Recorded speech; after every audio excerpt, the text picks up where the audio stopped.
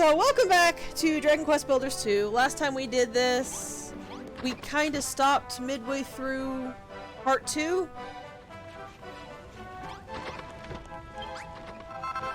Because I was starving, and my father was actually nice enough to bring me lunch.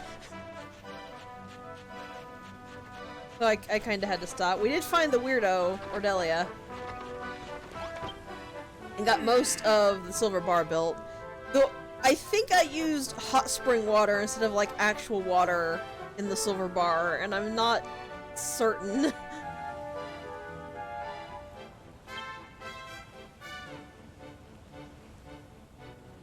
Also, wow, Malroth, rude.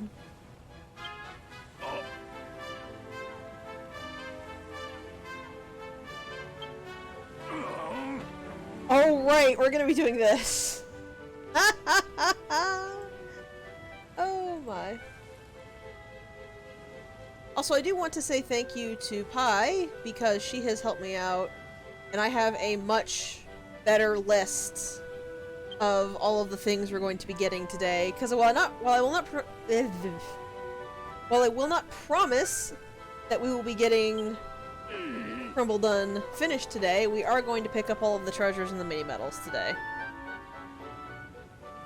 And I am just not going to comment on what Digby is saying here.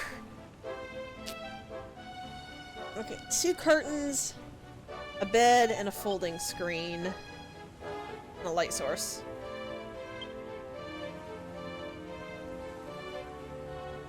Also, the bright enough comment is irrelevant. I don't know that any of the lights actually have brightness.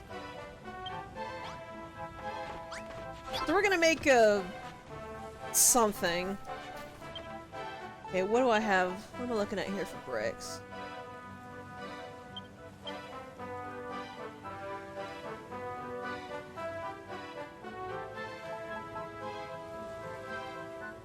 This is gonna be like a relaxing room. Let's make some more with adobe.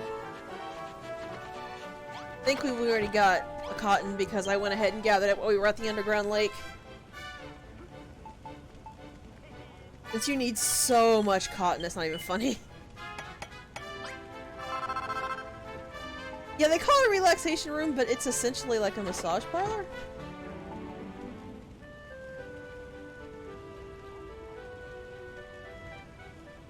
Does it actually need a torch? I think a sconce is just fine.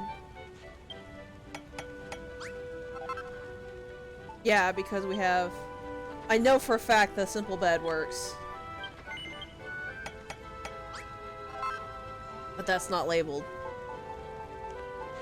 And he wants a pair of curtains. I'm still so terrified of the day when I actually have to seriously gather cotton.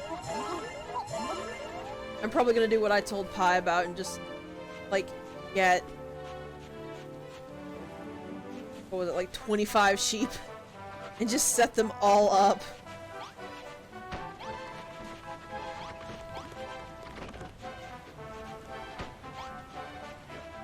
Oh, they all ran down to the mine, okay. I was like, what's going on? What's everybody doing?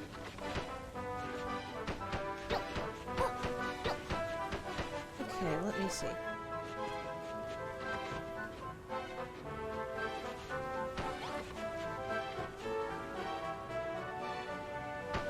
I have a very specific idea of how I want to lay it out. I'm just not sure if it's gonna work. I think I forgot to make the full. Yeah. Whoops. Where are they? There they are. I don't think we've ever specifically discussed room types, but for the most part, if you do the description of a room just more, it will still count as that room type. It'll just be that room type except, well, more, basically. This all needs to actually scooch it.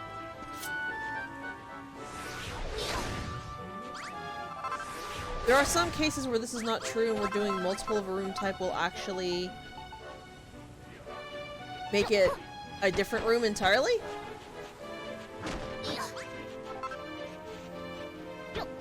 Like, for instance, there's a communal type of shower room.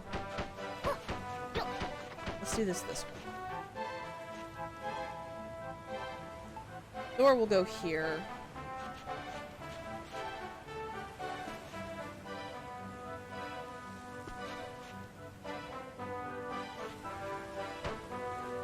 In order to do this the way I want to do it, I actually have to.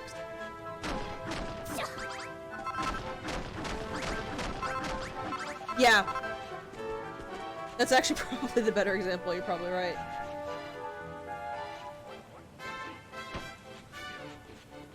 I need to make more adobe walls, that's alright.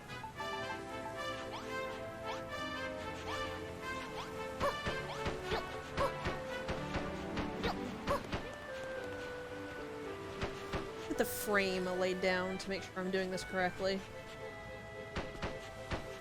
That's too small.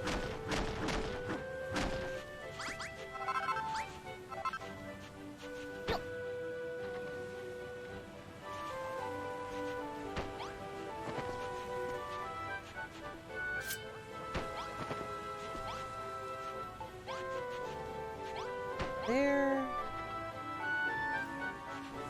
Bed can go here. Yeah, that looks about right. Frame of the wall there.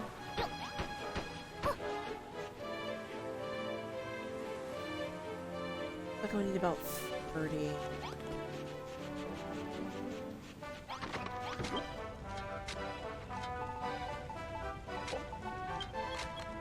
I'm gonna need to get some more stone when we actually go back down.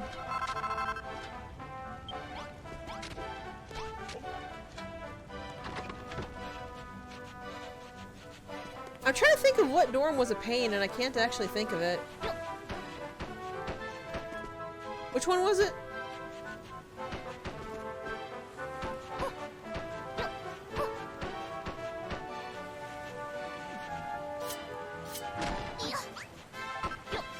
That gives us a big old room.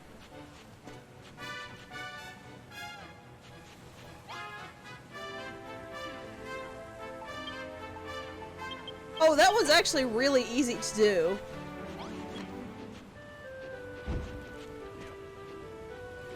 You just, you use the modern day beds. I used those and it was surprisingly simple. It's gotta be huge though, you really have to make a big room for that.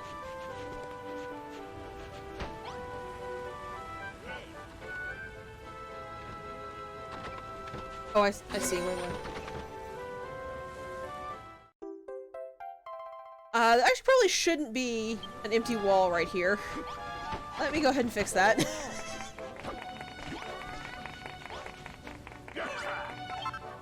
Anyways, now the miners have 2 rooms they can use for this, and it's really hilarious, actually, when they actually use it.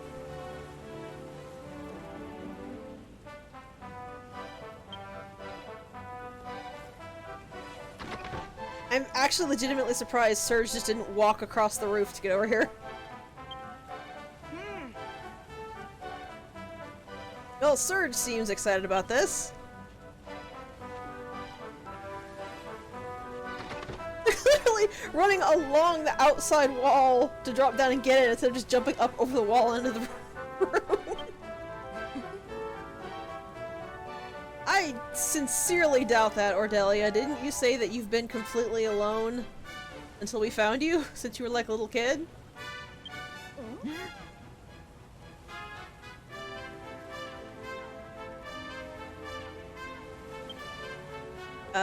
Digby, what uniform are you carrying around?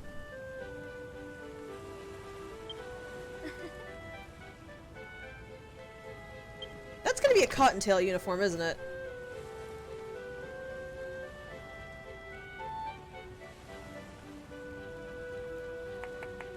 I knew it! Also, of course, she gets bunny ears.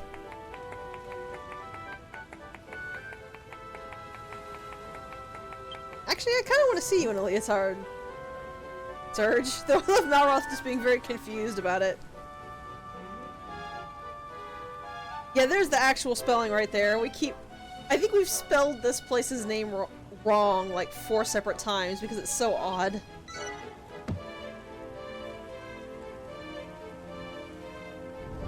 Uh-oh. Yeah, I had a feeling that's what that meant. Honestly, part of it's... Oh.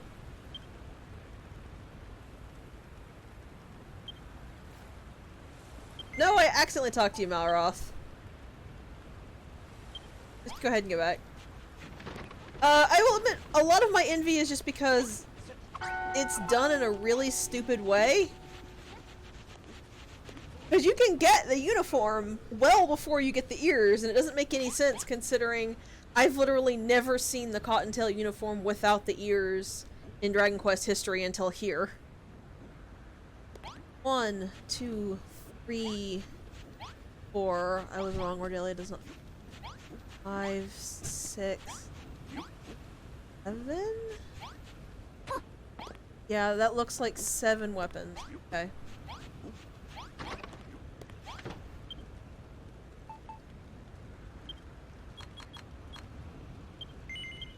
Oh, I need to make one for myself as well. I think I counted myself actually. Let's go ahead and hand this out and see first.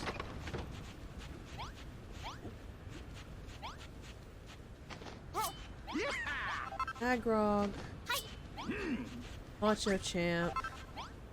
All y'all are a bunch of little wusses. Gets one.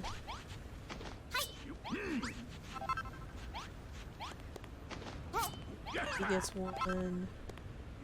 Abs gets one. And no, there's one for me. Well, I did that count right. I think. Trying to double check and make sure I've actually got everybody equipped here. Does look like I have. I don't normally save, but I want to save now.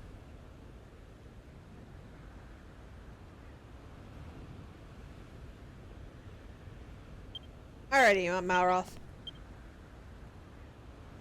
What did I just call him?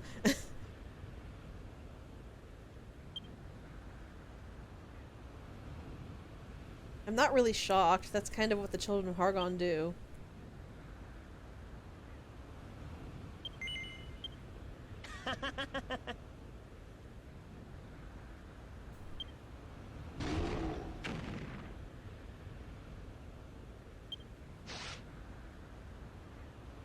That's what I intended to say, so I guess it came out right then. For some reason, I thought I called him, like, my Malathi Malroth or something. It's like, what? How did my tongue even work that way?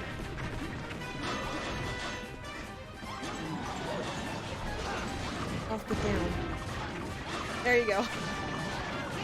You too, Goldie Rocks! Y'all have to actually get down there to fight them.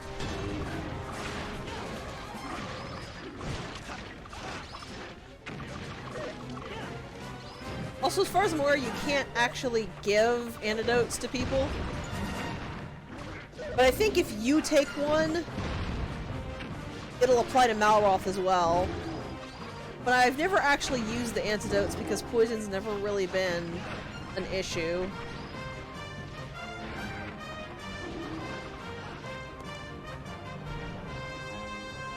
People are gonna start going down here in a second.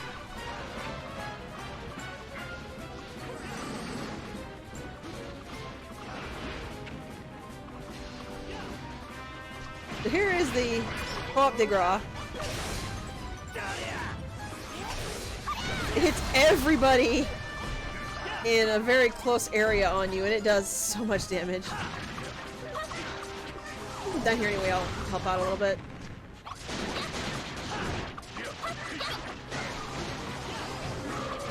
Down. Oh, get away!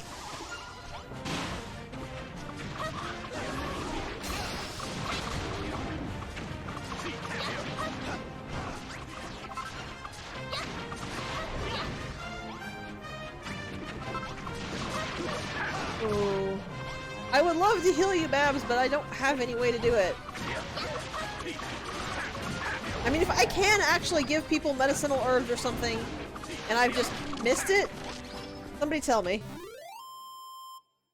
Oh, I just kind of dumped Babs right on the floor there.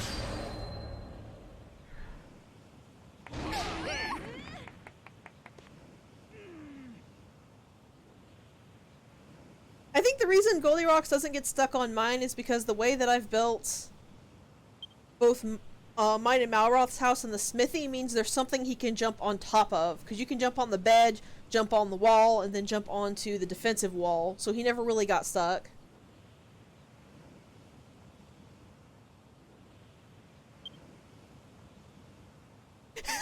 Malroth! Babs is exactly just in armor. She's barely dressed in anything!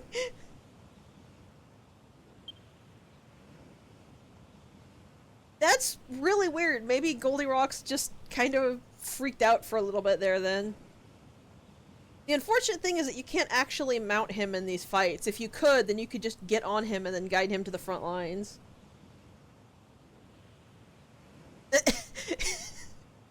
Goldilocks is like, nah fam, I'm just out.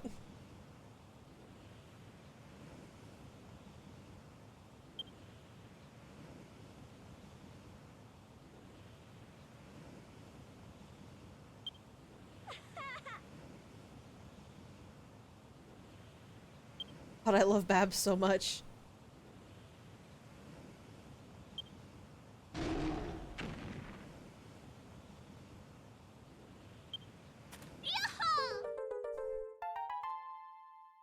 I will say that for all my grumbling about this upcoming section, at least it doesn't last very long.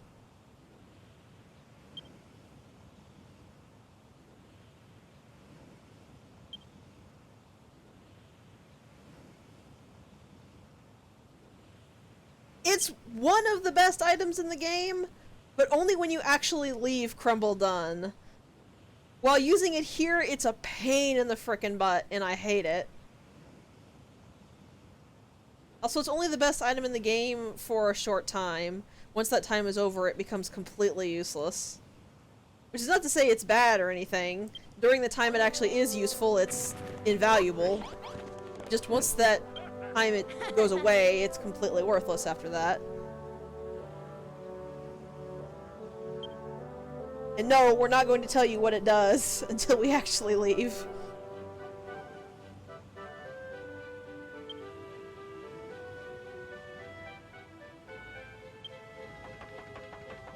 Alright, we need to go down to the old lift.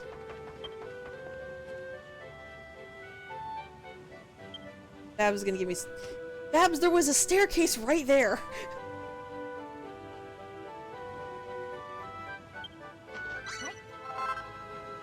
I haven't even modified that staircase!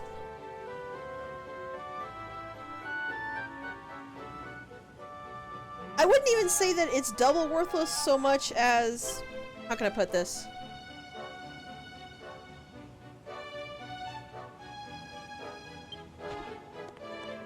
An item being useless after its intended use is not a bad thing.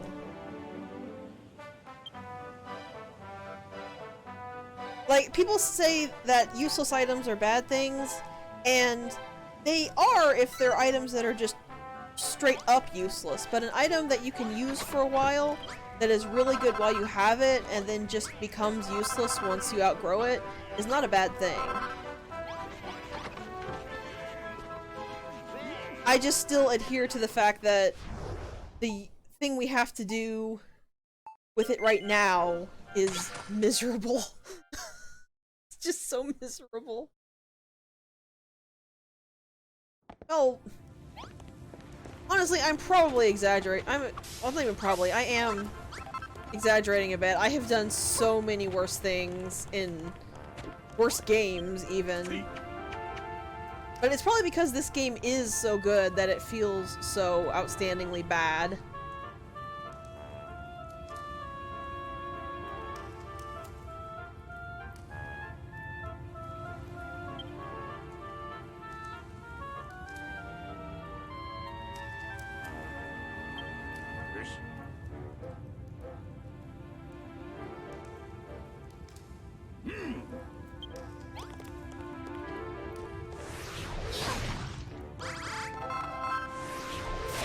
I'll talk about that when we actually leave Khrumbul-Dun, because I have a thought on that, Kai.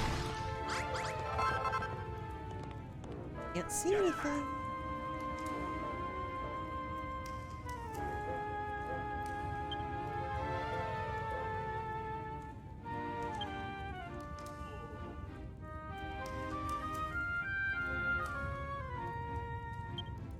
Okay.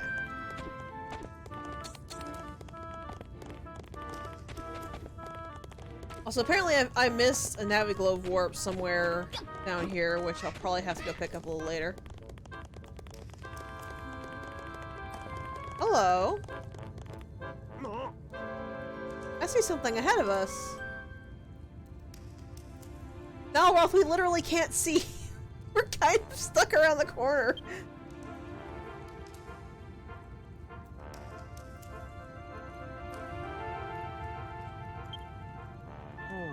So apparently this is a temple, I guess. I can't tell from here.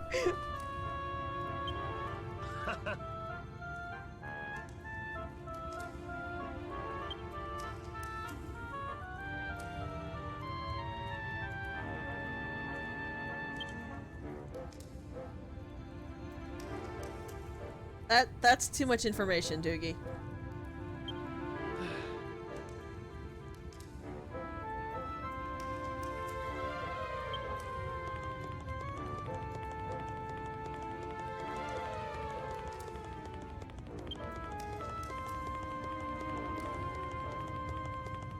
I will say this, for as cowardly as Doogie is, at least he's actually making himself useful. Like, yeah, I can't help you directly with that, but I'll do something else helpful. So here is the temple, and yeah, this is definitely a temple. Definitely a huge temple. That. Go ahead and press the Naviglobe.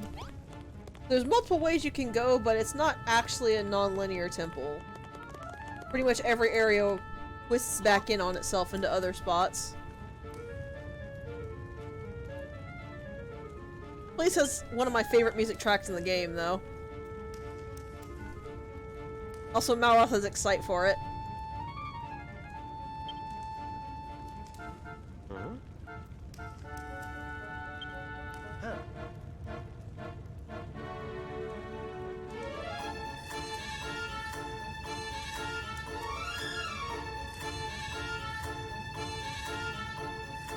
That's probably a puzzle. Not a fucking chance in hell.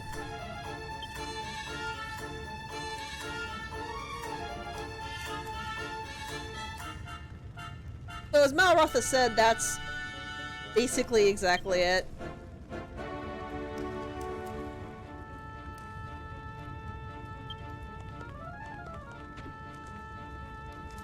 Can't actually control the camera right now.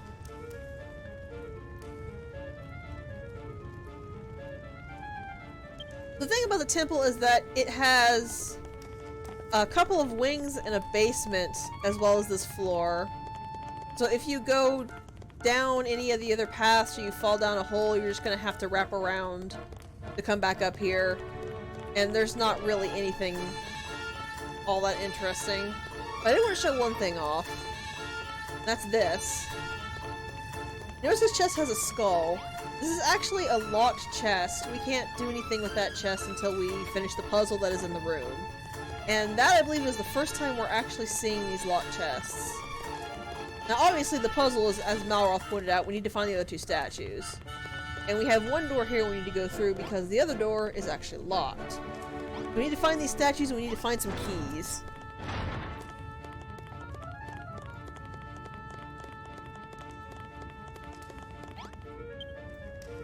If unclean touch be so forbidden, then by what power be movement bidden? Summon hence the stone of red, the field of blue, its resting bed.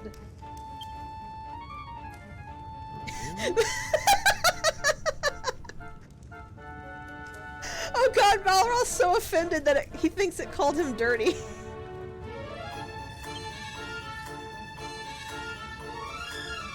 No, Malroth, baby, you appear to be actually following hygiene rules. You're fine. Nope, get around. It's fine. So basically what that means is that these red blocks here, with the hammer, you can't pick them up.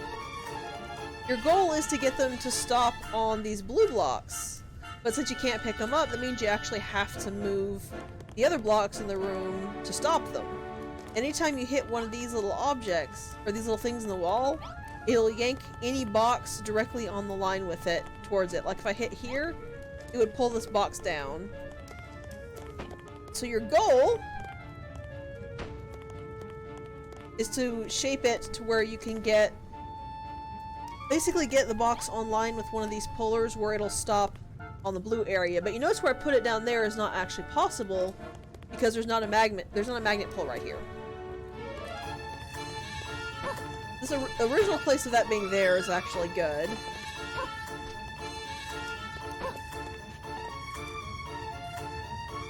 And in fact, this is already set up for us, I believe.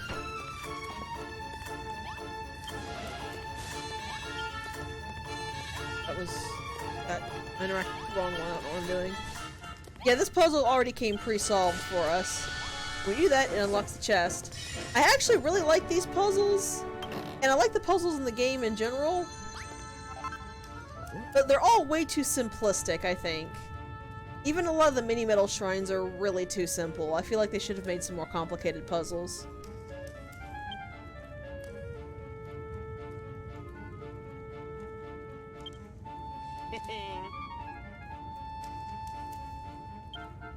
Especially because you're a builder and you have so much you could do, they really should have made some of the puzzles a bit more... anything, really. The one thing to watch out for is that some of this floor does in fact crumble, and if you walk on it, it'll dump you into the basement and you'll have to walk all the way back up.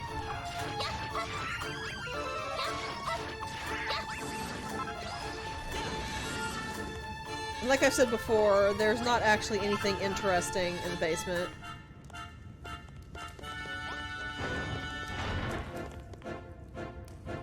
Huh, I wonder which of these chests is actually dangerous.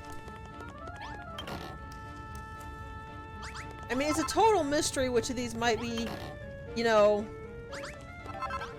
not safe to open, isn't it?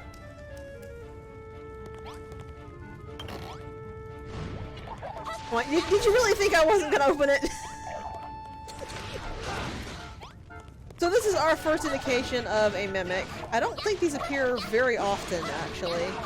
Though as you can see, they're really dangerous when they do, because look at how much damage that did to Malroth. Admittedly, his defense is lower, but still.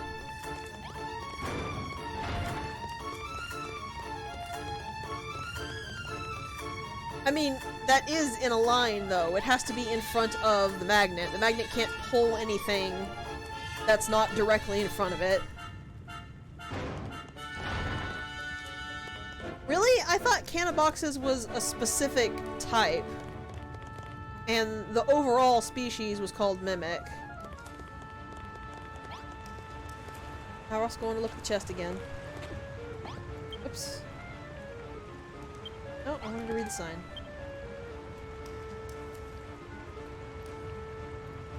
Huh, interesting.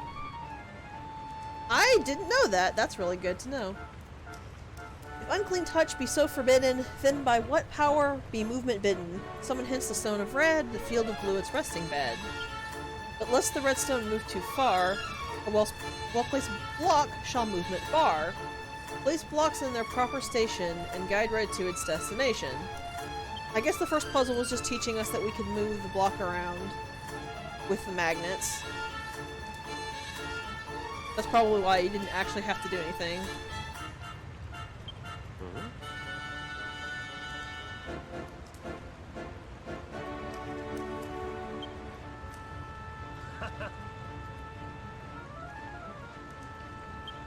Also, just in case you thought you might get cheeky,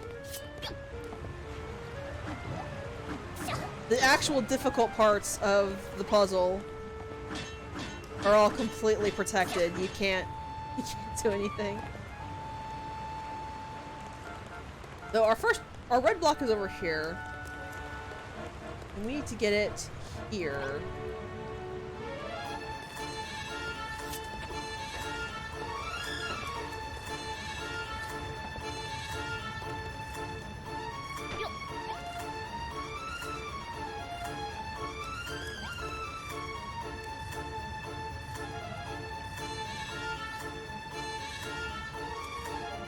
Hmm.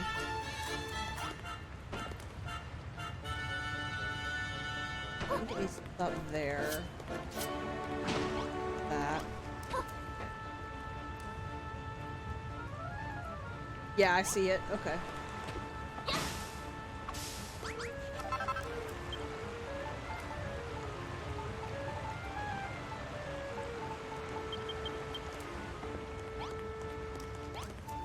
And put that there.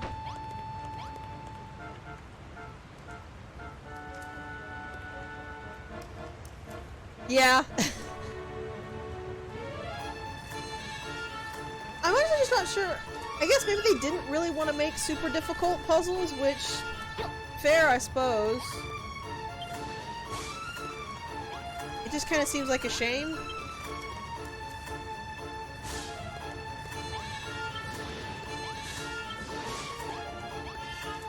Let me put the final one here.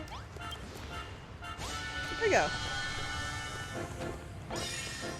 Also, all of the braziers in this place are just normal ones. So you can't get any smart ideas of stealing the braziers to finish up the silver bar.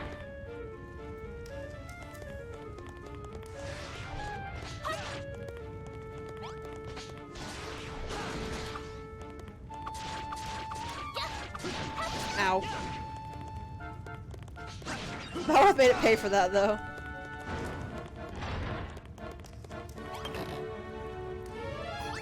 And we have just gained Ancient Runes, which is the music for this area.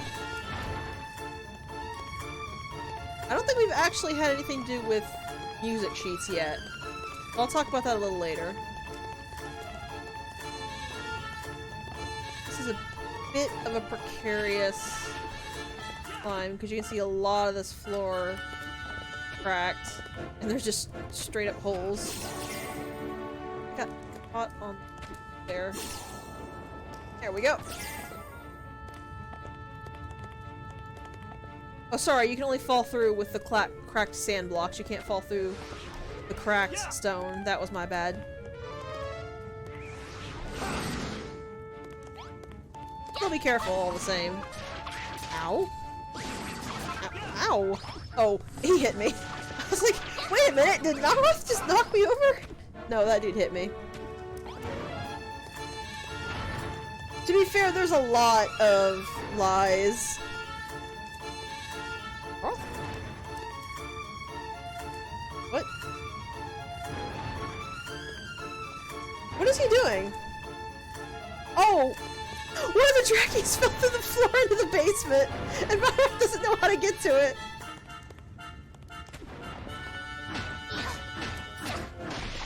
Alright, there's the first statue we need. This gives us a gold key, which should unlock the lock on the other route.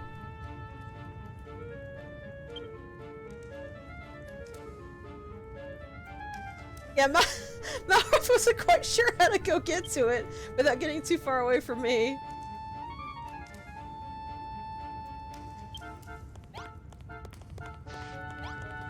But we're gonna go ahead and fall down intentionally. So welcome to the basement. This is the basement. Isn't it cool looking? Also, I think Malroth is still up above me. Sitting right next to me.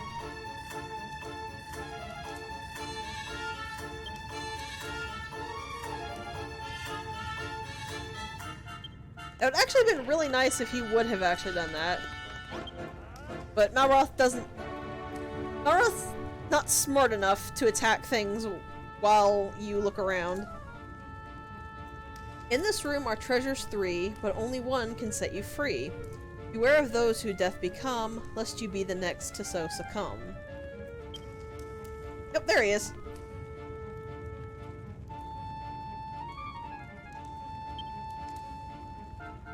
Basically, yeah, there's 3 treasure chests in this room. One of them has a key, the other 2 don't. It's legitimately that simple. Right now I'm trying to kite everything together. Come on!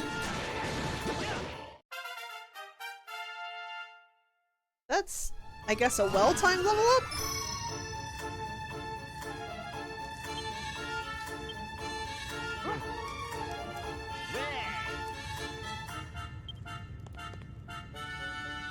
This is not- this is not a fantastic time to have this conversation, Malroth. But I forgive him because we're about to get one of the best moves in the game.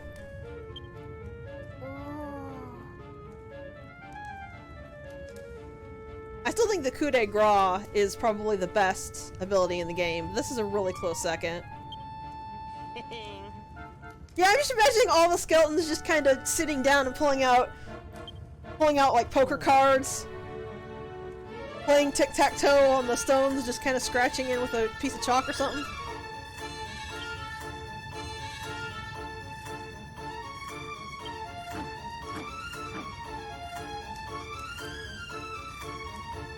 So this is exactly the same as the skill I've been using up till now, except it smashes a much wider range of blocks, and it uses X instead of Y.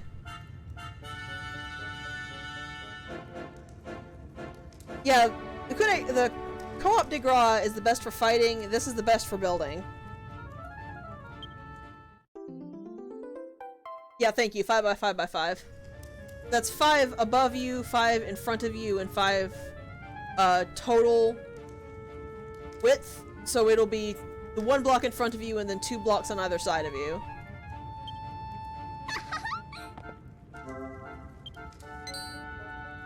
Okay, seriously, I'd like to move!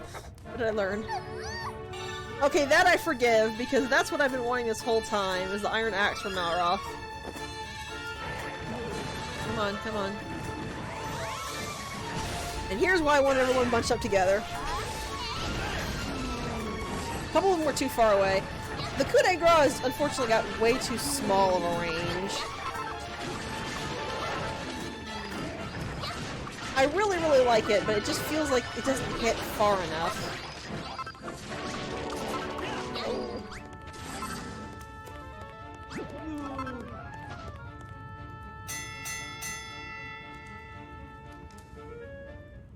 Yeah, Dracula said it was gonna take a pot shot from far away, which is probably not the most unwise of situations, but it really should have just taken the chance it had to cut and run.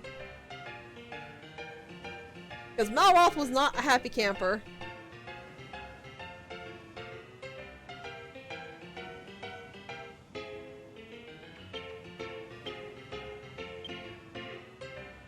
I got a bunch of metal waiting for me when I go back up. Luckily there's light everywhere here in the ruins, so I don't have to worry about the ghosts spawning. You can quickly finish this up. There's the key. The other chest is over here, which has 3 iron broadsword, which is actually not a bad thing. I'm gonna hold on to that for later.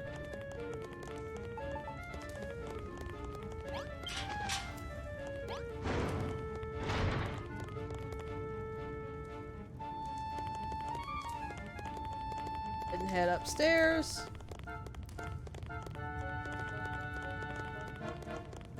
And now we're back up on the main landing. And that's basically the only other area in the temple besides the wings you go into, so a lot smaller of a temple than it actually looks like it is. Let's head down this way. Got 2 ways to go here. It has chests, though. As you can see, it tried to be a little smart about its trap.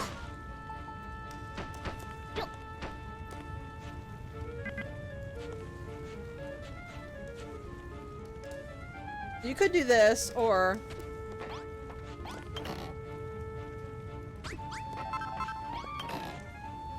see, the builder has mastered the ability of opening treasure chests from the side. Something that her predecessors never quite figured out. In some cases.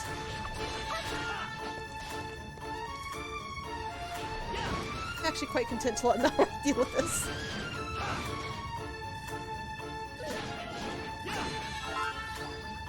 Yeah, pretty much on both cases.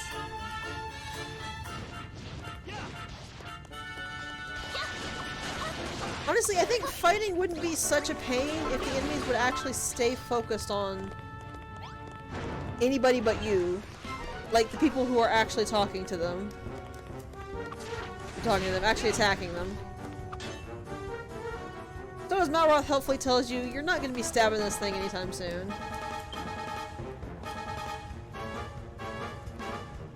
As Malroth points out, yeah, your hammer does tons of damage to this thing.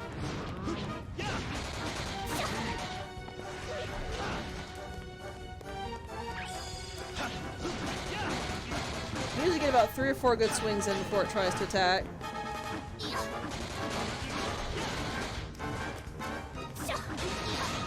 I should probably actually make one of these medicinal herbs. Just in case something really bad happens. Pretty much, yeah. 11 is just like sweating, trying to figure out how to get it. And the builder just sort of sides-eye him and just jumps over and reaches over to unlatch it from the side. Actually, can you open chests from the side in 11?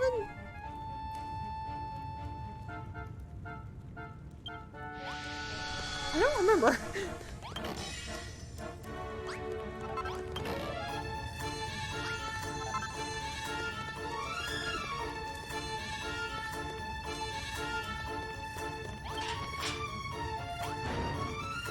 I know that in the first few Dragon Quest games there was no sides because of the way the tile-based system worked. You had to step onto the treasure chest to open it.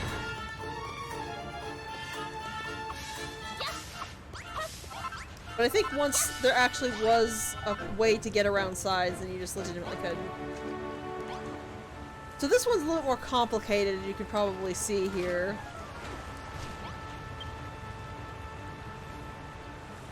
If unclean touch be so forbidden, then by what power be movement bidden? Summon hence the stone of red, the field of blue, its resting bed. Encountering the mass aquatic, holy red falls sadly static. That doesn't rhyme. Prevent its path from being drowned, and to its home the stone is bound.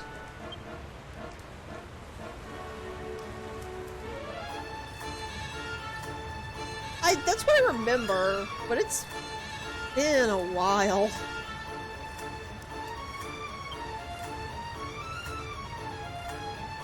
So even though Malroth has given the suggestion, you can't do that.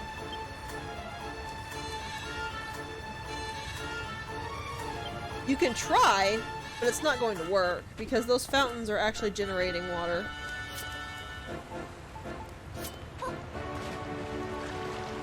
See? It just goes right back in. What you can do, however, is stop the water from progressing. So first off, you barricade this one. After that one,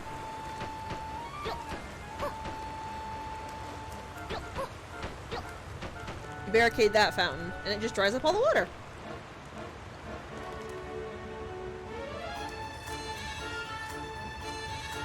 You pronounce it aquatic? Because that's the only reason I can think that would rhyme with static. Also, yeah, if you notice, I tend to kind of work backwards from these puzzles a little bit.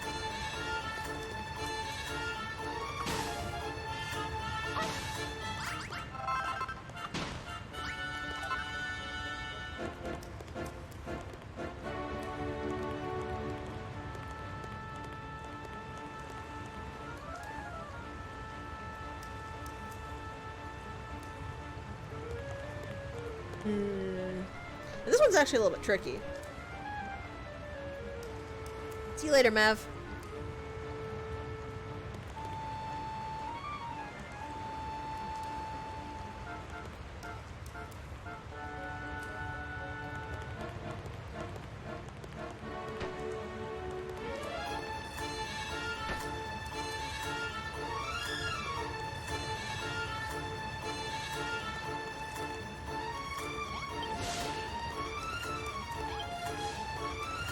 If you're right, then this should pull it up.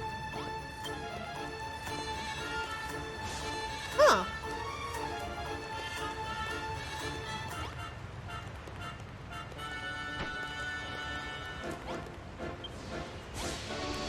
Alright, I thought it actually had to be on the line. I guess it just gotta be...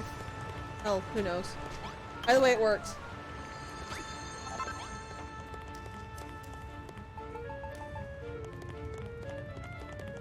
That's another key.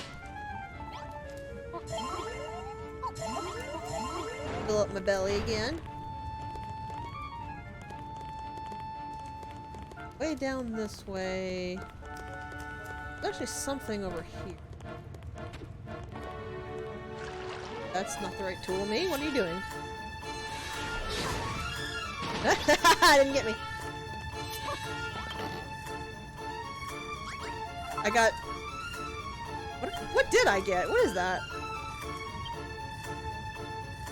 Schnitzel! A seasoned cutlet of choice meat, battered and fried. That actually sounds kind of good, though. I don't think we should probably eat schnitzel from an ancient ruin. That seems perhaps not healthy?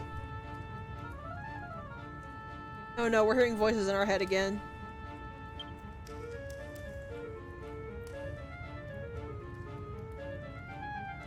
Sure, go ahead, why not?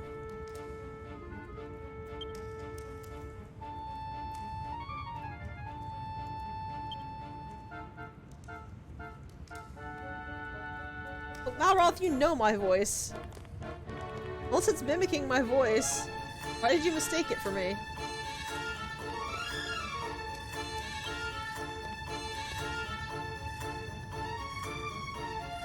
Somebody didn't get the memo today.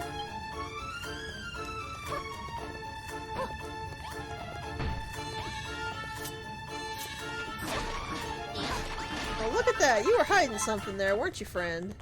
I can't see.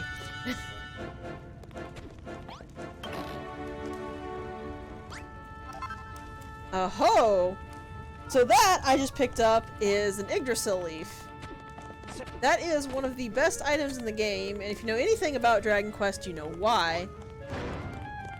When a character dies, an Yggdrasil leaf is actually the only item you can use to revive them. Dragon Quest, unlike things like Final Fantasy, does not have easily accessible revive items. I don't think there's been a single game where you could just buy the revive item. You basically didn't die in the first place, and somebody going down was a huge, huge problem.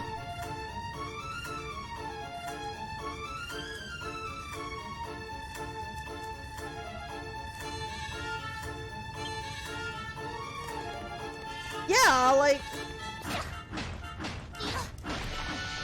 My only thought was that the masks were mimicking the builder's voice or something, which is why Malroth was confused. Yeah, much like the other games, the Yggdrasil leaves in these games are painfully rare. So you want to hold on to those for actual problematic fights. And I'm going to be saving all of these for a certain section in Chapter 3. I've actually gotten through Chapter 3 without dying. If you're really careful and have a lot of healing items, it's not actually that difficult.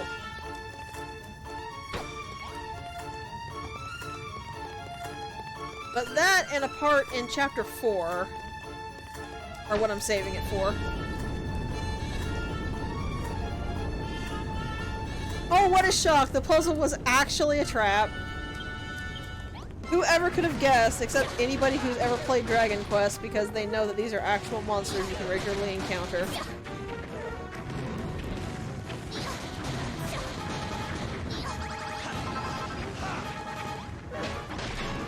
This is one of those cases where this is one of those like very few cases where you're going to be doing all the work. Because you might be noticing Malroth's actually not doing damage to these things. Ow.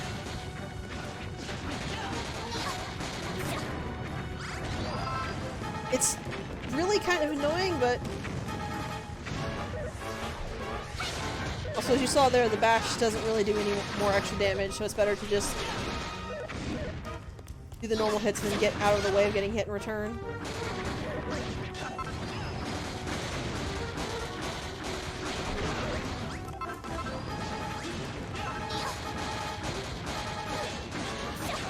Bye-bye, statues. Thanks for all the stone.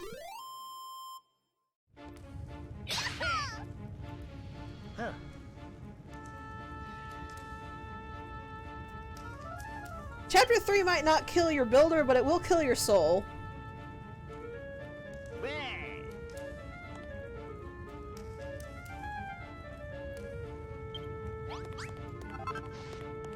And we have the Coa de Gras saved for a little bit later.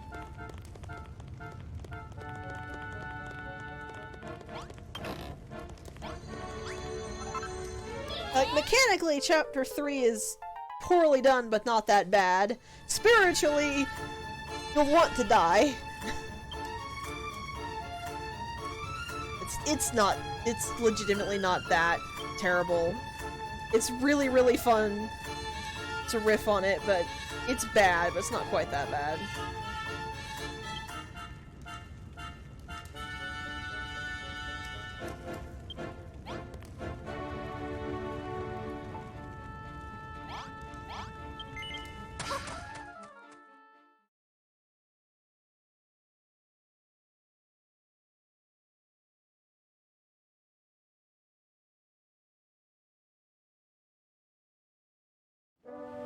Hey, Goldie Rocks, we found the thing.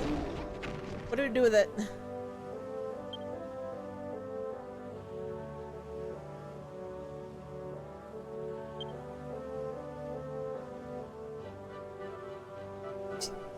She's part of the Children of Hargon. Why wouldn't she break something? I think that's a shorter list.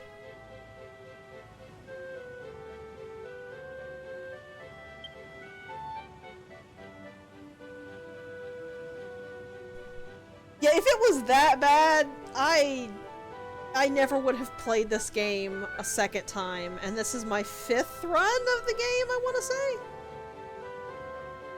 Maybe 4th.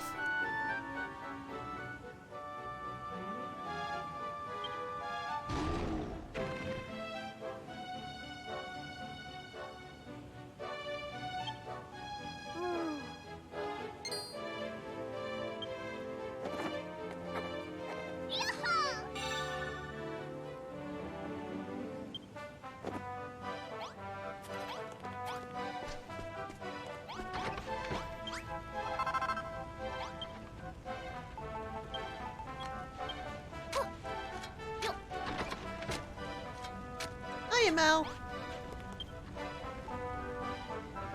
We're lower on iron right now than we are on copper, so let's go ahead and get that done first.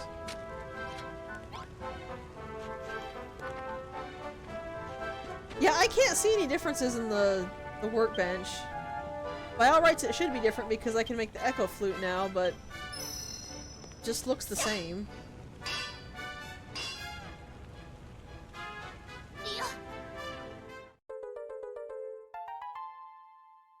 Toot to find a route to treasure and loot.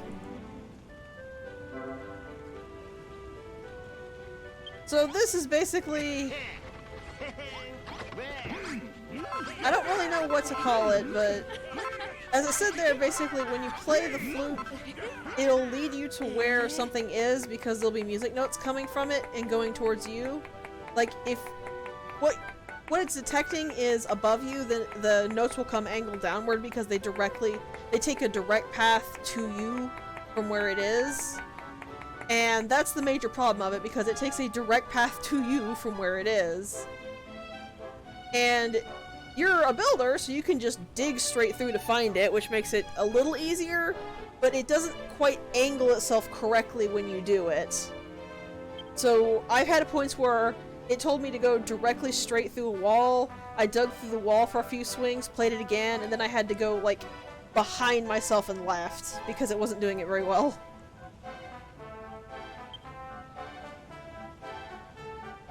Ah, gotcha.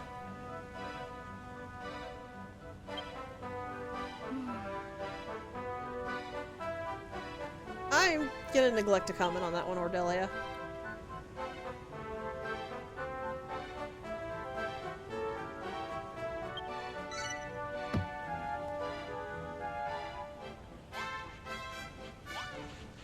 Why didn't you talk to Magrog?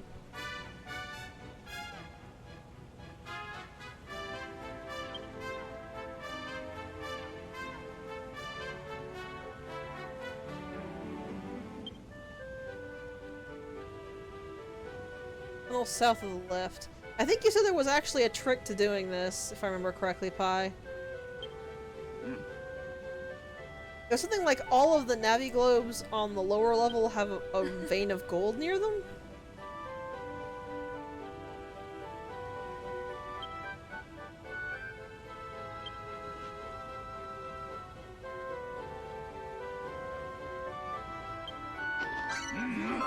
Everyone's so jealous! Babs keeps feeding me!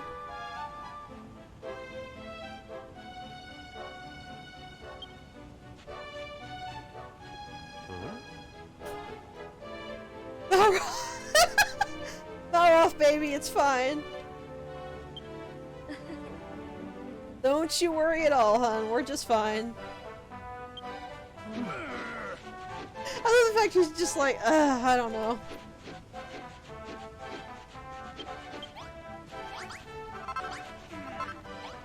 Okay.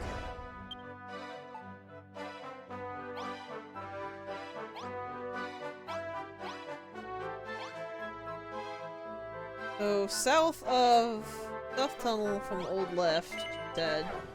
It's probably going to be closer to the tunnel side than the other Naviglobe.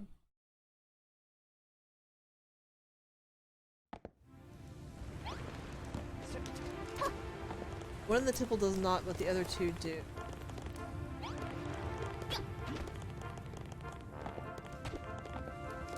Let me run here. So here's how this works.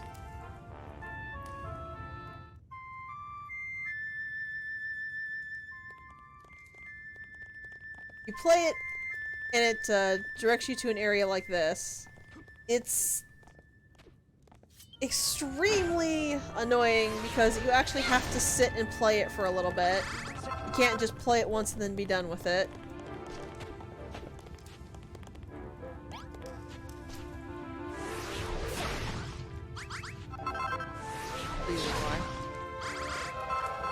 This is the bigger bash.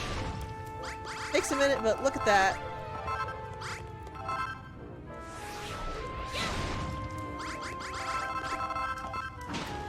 Here's the first vein of gold.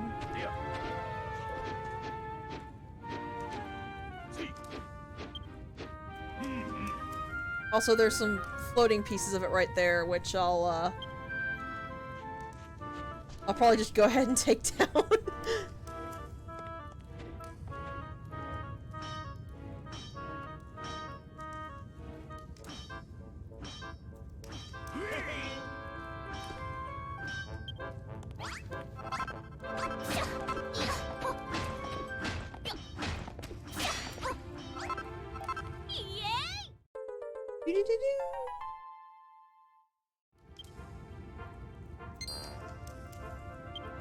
And this will let me make gold ingots. Malroth is absolutely stoked we found some gold.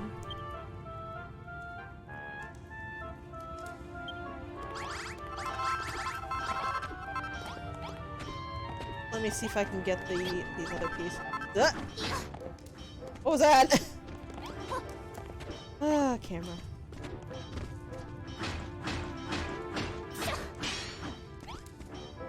Malachite is actually something you want to keep.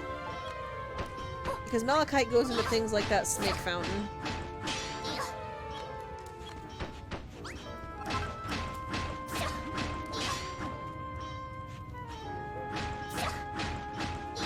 There we go.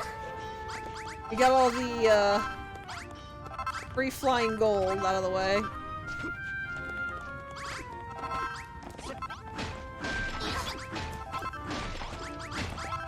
Now, okay.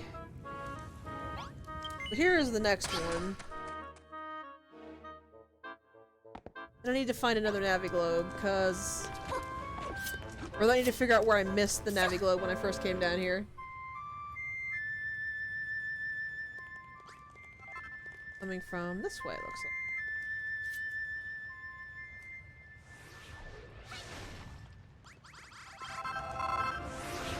Far away means it's actually pretty far down.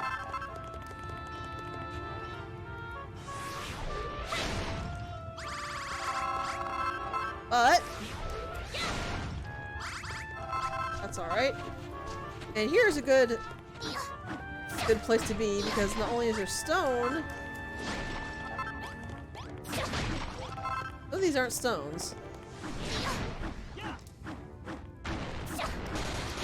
Meet the rock bomb enemies. Their major threat is they blow up on you. They will not actually do this if you kill them first, and they give you rock bomb shards, which are actually really, really vital to stuff. There's a couple of really important things that you can create with the rock bomb shards. And the wrecking balls are only part of it.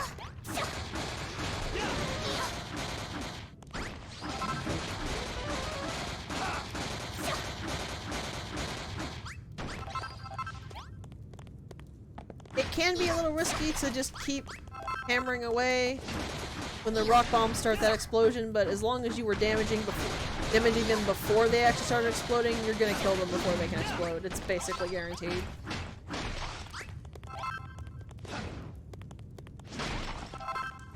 Also, as you can see, they're invincible when coming out of the ground for some reason.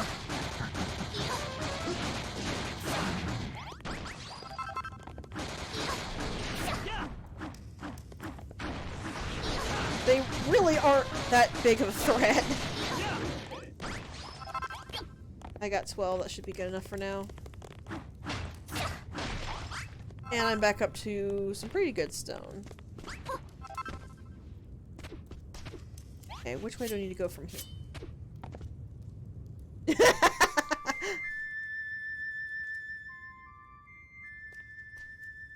fact, right this way, as I was already going. Enemies aren't a lot of invincibility frames.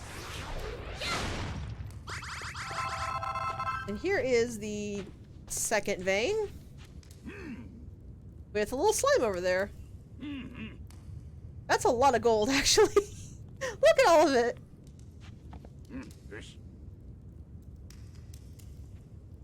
Why do we need a third vein? This is like a ton of gold.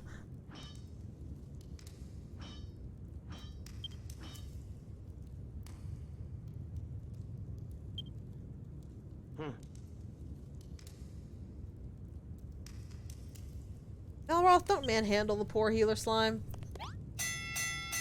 Oh wow, I found this literally right before the evening report. That was some pretty good timing.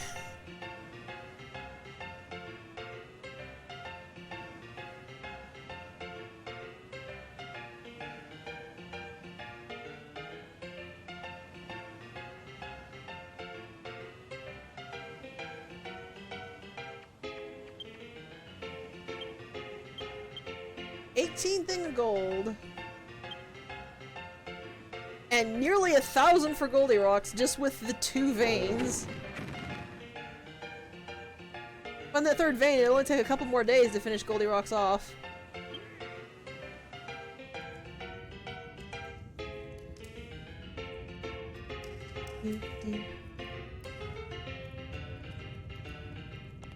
Alright. I'll be able to make a few gold bars when I get back up top, but we're a little bit busy right now. Healer slimes are actually really adorable.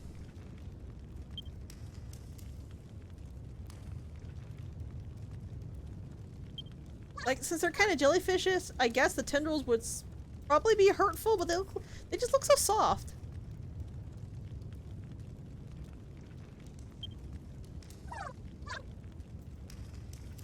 Oh, I see. I missed the Naviglobe and the grotto, didn't I?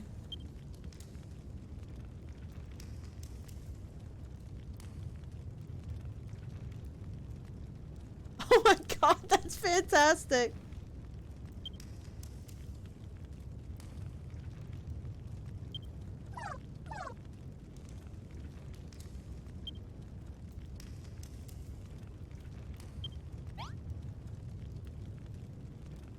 Oh, this was the mushroom area, so I need to head north. Find the Naviglobe I missed. The funny thing is that's one of the Naviglobes that I always miss. I just always forget there's one in that mushroom area. I don't even really know why. I just kinda do.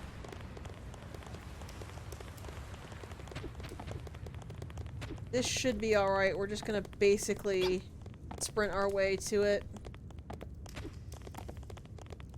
With any luck, we won't have much trouble. Also, I said last time I didn't really see much of a point to lighting the torches. Unless you were trying to mark where you've been. The point is actually the ghosts. To keep the ghosts from spawning on you. I just recently realized that. Where was the mushroom area? I think it was this area up here. We're gonna take a much more direct route this time.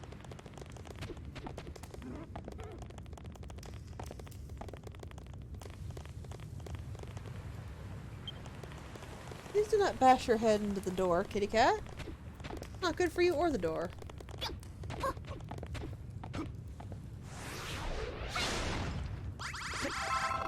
Yeah, that's actually probably it. It's also because the mushroom area is so open you can pretty easily see everything in it, but the way they design the Naviglobes, those can be a little difficult to see.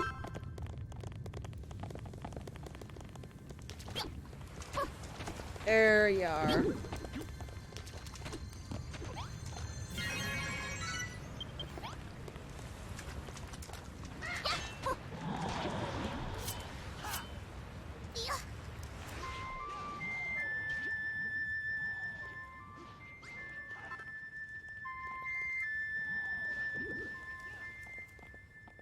That's a big old wall right there.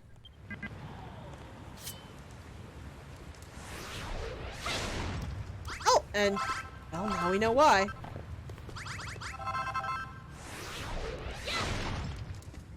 Whoa, I fell down.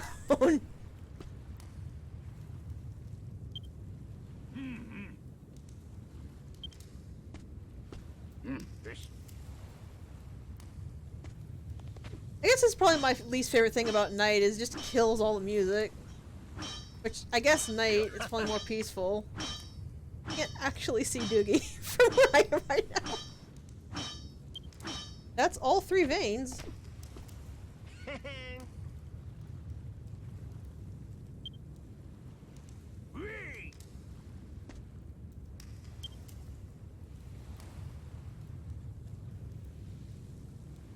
Considering I can actually make some of the pieces of the gold bar now, I might get all 4,000 come the next evening report, in fact.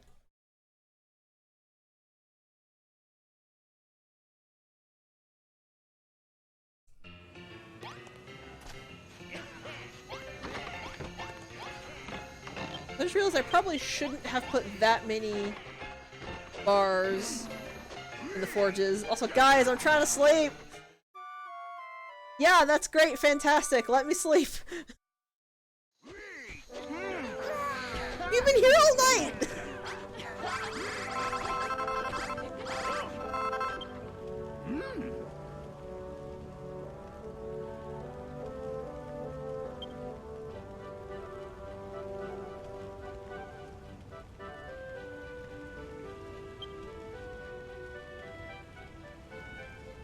I really do love this old idea that there was a golden golem that guarded a mining town and made the mine flourish. That's actually a really cool idea.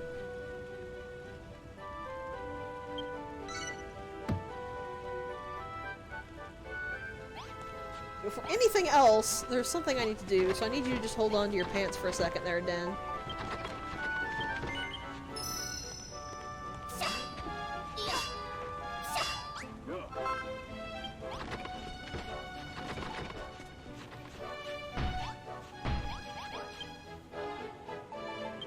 Also, gold is a little different, and I'm actually really frustrated that they did this.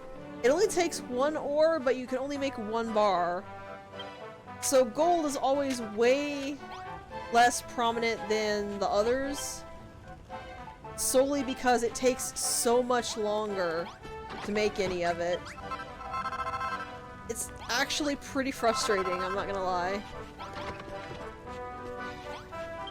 This needs copper.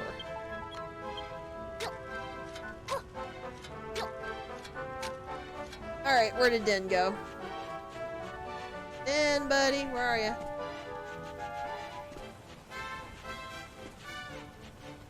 Go ahead and put this stuff away. There he is. I mean, who wouldn't be grinning? You found gold! Probably gonna be another one of the... Yeah, level up the base.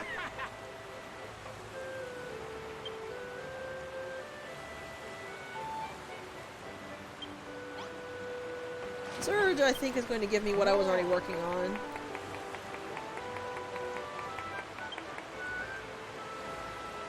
Yep, that's what I thought.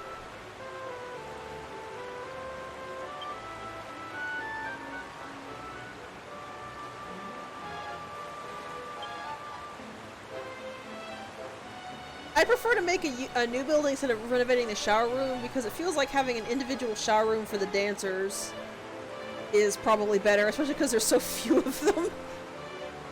Like, 4 women can share that shower really easily.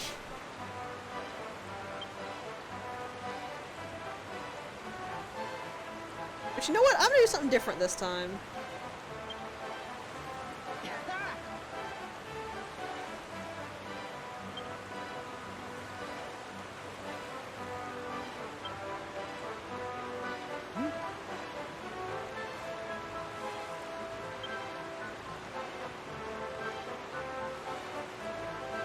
Surge wants to peek.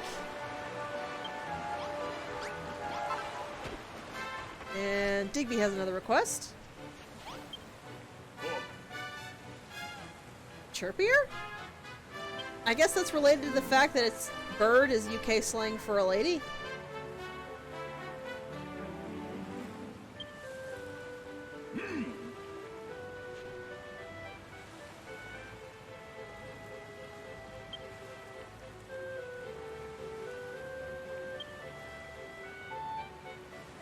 So this request is a little bit of a pain.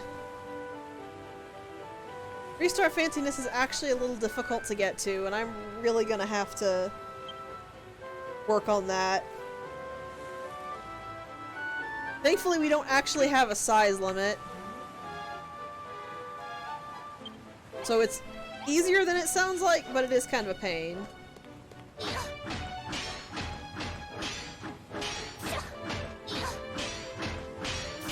First thing I'm going to do is I'm going to work on the shower room.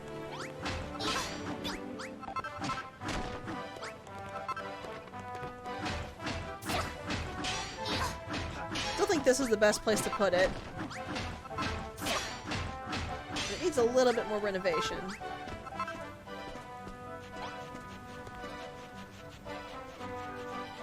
Start with, let's... Where are you? Let's make 2 for the girls and 4 for the guys.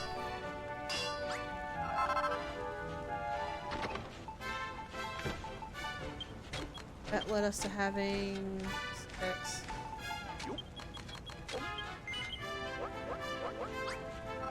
Oops, that was too many. Doesn't matter, I have infinite stuff for the towel, so who cares? Make unfolding screen. And I should go ahead and grab the connecting one. So I think I talked about it in the first video, but when something has this little chain on it, that means when you actually put it together, like side by side, it'll turn into a different look. Like how the adobe walls have the first one on the bottom is brick, and the second one is completely clear, then if you put a third one on top, it's got a white top. Stuff like that. I need to make this. I always forget something.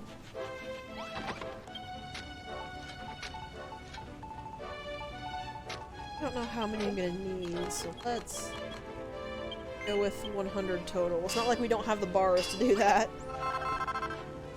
One more thing, I believe there's a little present Malroth is waiting for. Isn't it, Malroth? Get to him. Malroth! There you go. Hello, Burger. How are you today? I need to figure out how I'm gonna lay this out.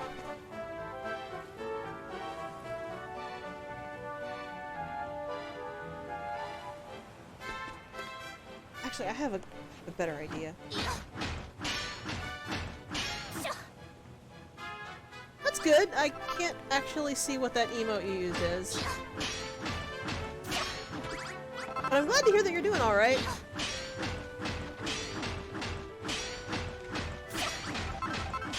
Pretty tough days lately, so it's always good when someone's having a good day.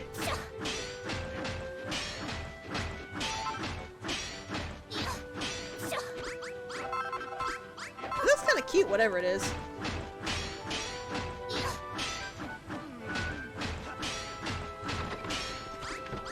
I want to get like a Malroth emote for my Twitch. But I'm not famous enough to get Twitch emotes yet.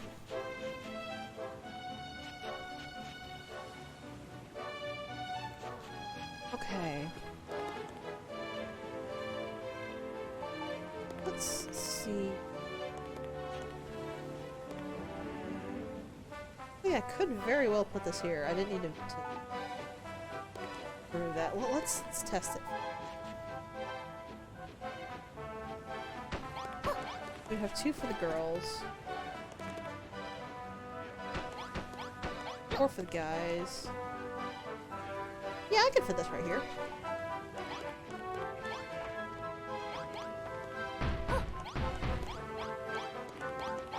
That is absolutely adorable. I love it.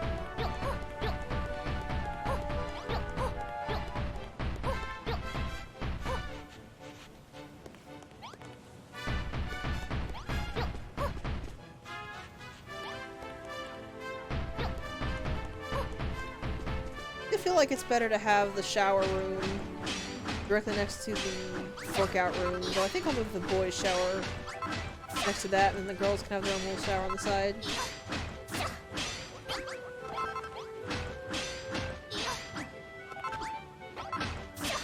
So is this your first time seeing Builders, or have you actually seen it before?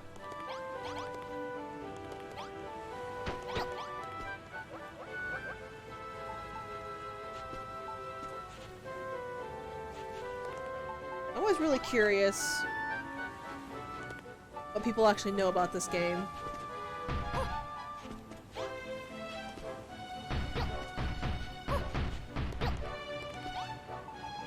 You have seen it. This. Just like this here. We put here. A nice little separator between the two.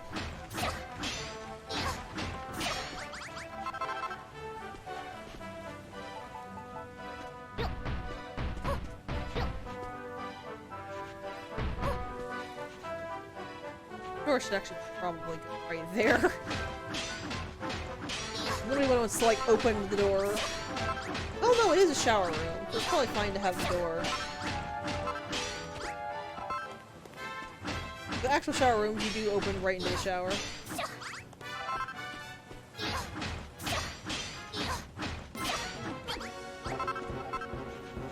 If you've actually got the means to play this one, I would suggest picking it up, because this one's actually a lot better than the original is.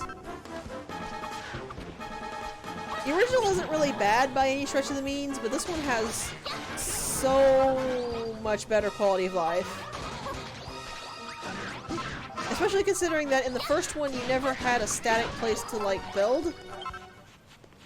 Each area had a unique chapter that you had to build in, and then once you left the chapter you had to completely start over, which is not the case with this one. Each of the individual chapters are their own contained areas, but you take the stuff back to a central area that you can build on. Also, this one has multiplayer, which, at least to me, makes it inherently superior. Especially because it's actually good multiplayer. It's got some problems, but it's really, really good multiplayer.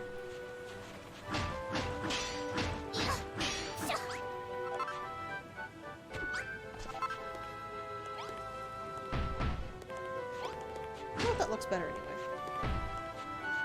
Up there.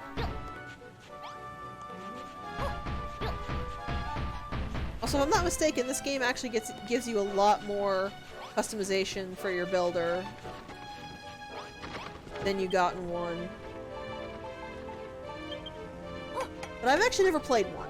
Well, that's a lie. I have played 1.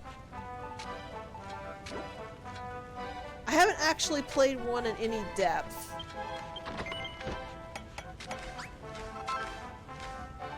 I did the demo of it, and I've seen the entire game.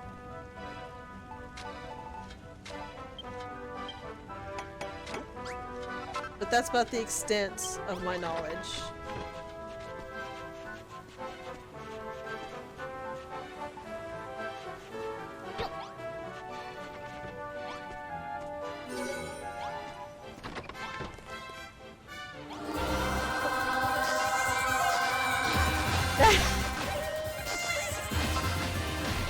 That actually startled me.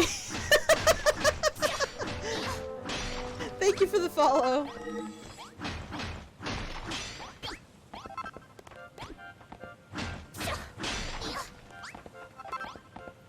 And there we go, thank you. Yeesh. If you have any questions about this game, let me know. I'll try to answer them.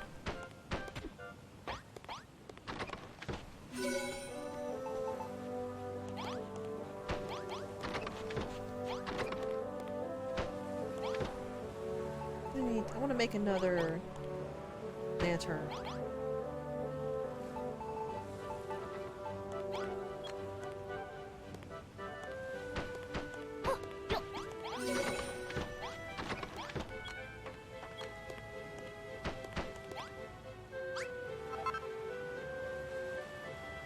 Okay, I'm missing something for the scenic shower room. I'm gonna talk to Serge. I have that. Okay, it specifically needs 2 of the folding screens and 2 of the light sources. Okay. So I need to go get more oil for the light sources.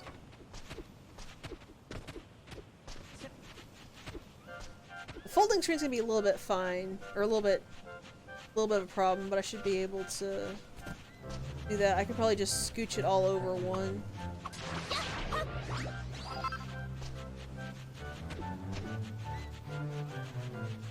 Two. Go away, Mr. Scorpion. You know I don't have any kind of business.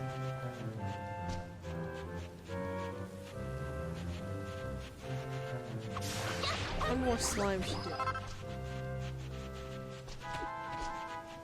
Here, Slimy, where are you? Oh. Evening report time. Well, I don't want to play with it. It plays mean.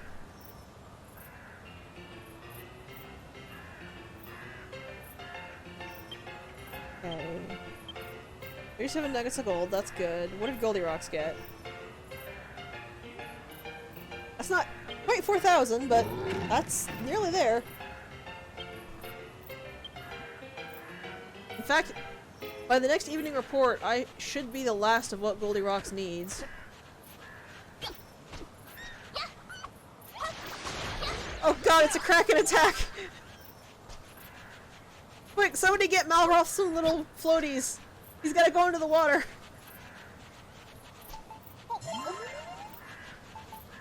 This should be enough.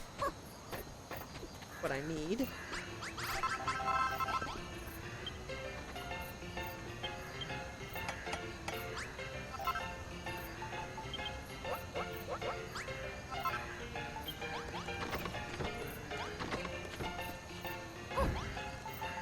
Now I can make stuff I need to.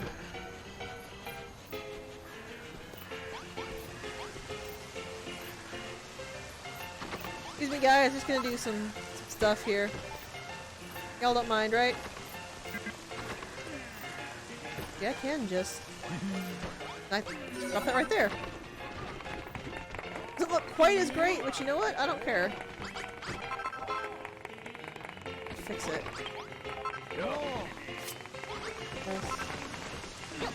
There. Not quite even, but you know what? That still looks nice. Now we have a spot for guys, a spot for gals, though they won't actually divide it.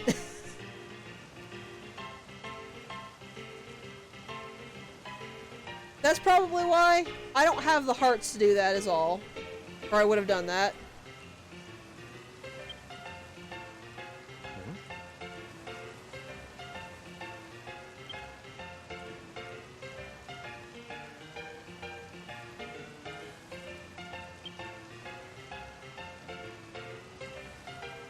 Yeah, so while I won't deny Surge probably wants to peek, he actually has a legitimate reason for doing this.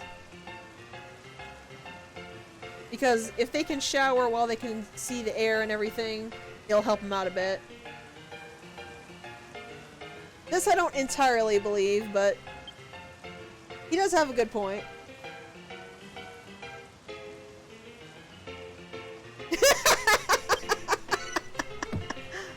That could very well be... That could very well be it as well, Pi. But I'm nice, and I'm gonna give Surge the benefit of the doubt. Okay. I'm gonna go ahead and go to bed, actually, because I don't want to be killed by ghosts. First, I'm gonna look at this. Or I was, but then Babs stopped with the massaging. Yeah, as Pi pointed out, that's a massage parlor, though they call it a relaxation room. You go in there and you actually get massages. You can actually see the NPCs do it.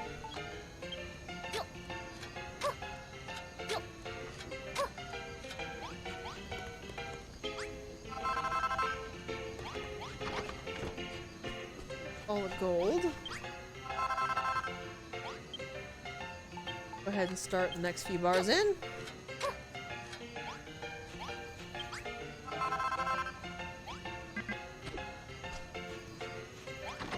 And let's hop into bed so that we don't get slashed by the... What are those ghosts called, I wonder? I know they have an actual name because they're an actual enemy in Dragon Quest, but I don't know what it is.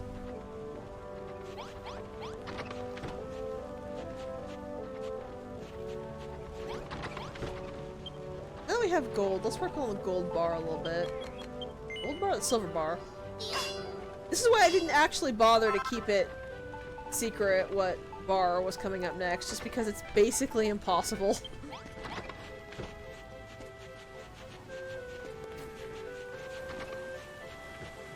Because they're just so... All of the bars are unique, but they're themed the same way, so it's so easy to mistake one for the other. Back in there. On the edge. I think that's legitimately everything I can create for the bar. Yeah, all it's missing now are the light boxes. And we can't make those.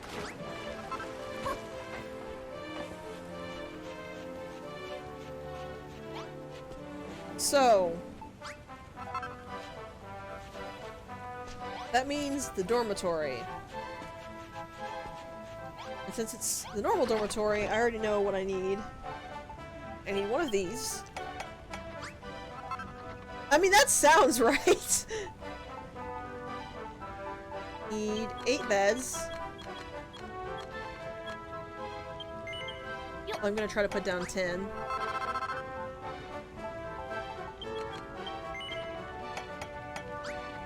Three pots and the light source.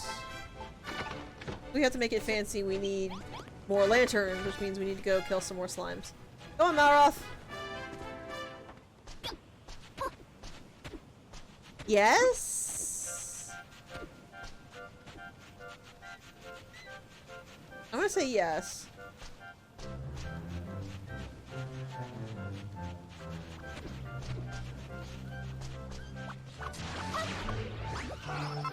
I really wish the game let you get infinite of every material.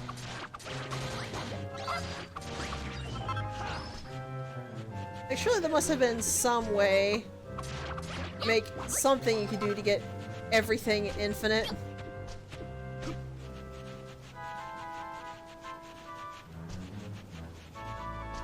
Alright, back into the base.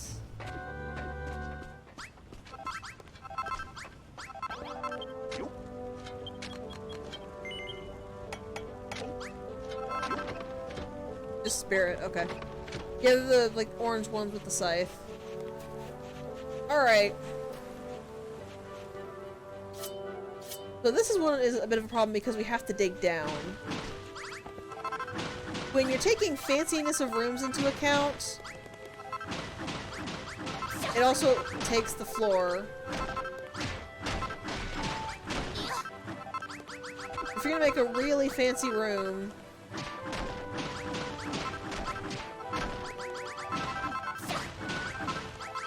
you put an actual floor down.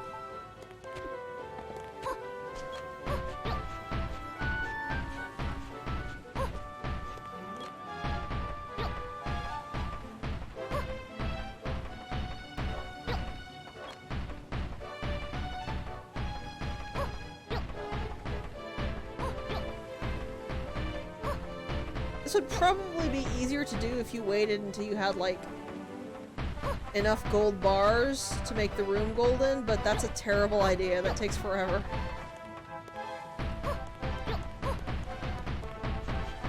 But for now, I'm going to set out what I actually have.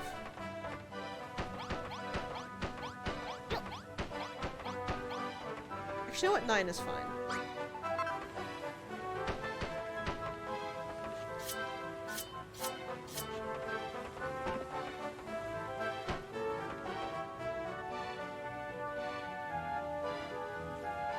Let's go get some more stuff to put down. I'm just trying to think here.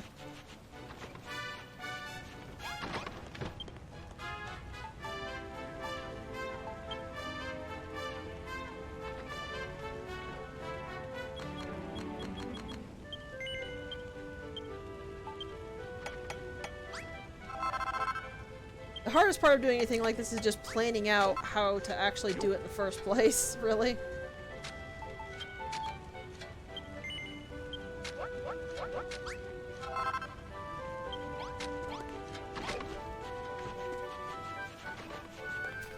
I will put these pots.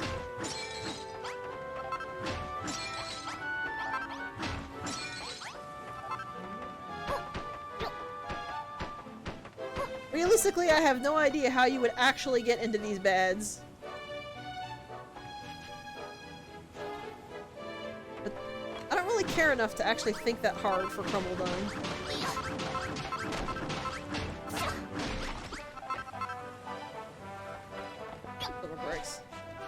What did you do?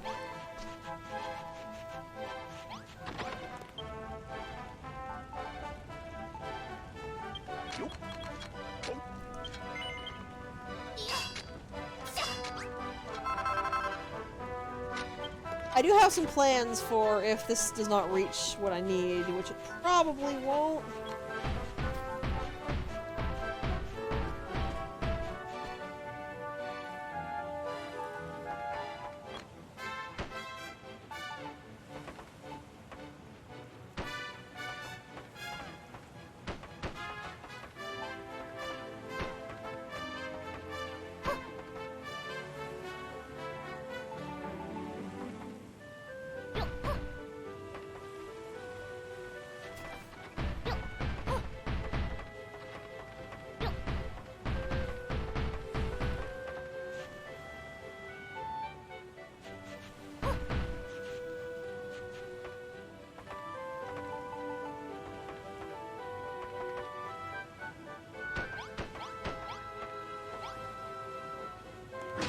Move this sign.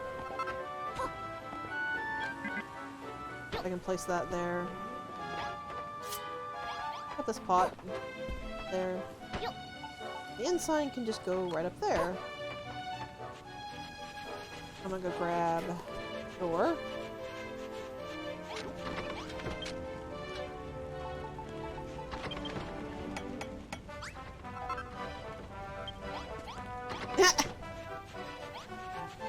I should have grabbed the treasure chest. I didn't even remotely think of those. I could have lined all of the bottom of that with those treasure chests. Maybe not all, that might have been too many. Okay, where's our standing with this right now? I always forget doors. This is actually 3 stars. Or this is actually well into 3 fanciness. Wow, okay. That was a lot easier than I did it last time. Oh, it is a nice looking little dorm anyway.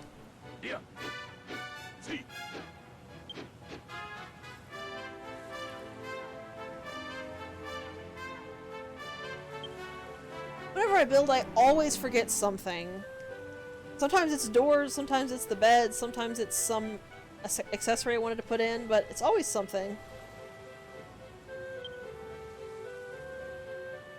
They're minors, it's fine.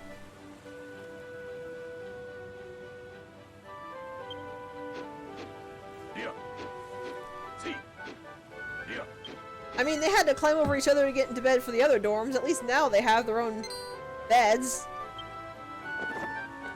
Technic words. I guess finishing duties let me put that? Okay. This actually should be enough. Ha! I was correct.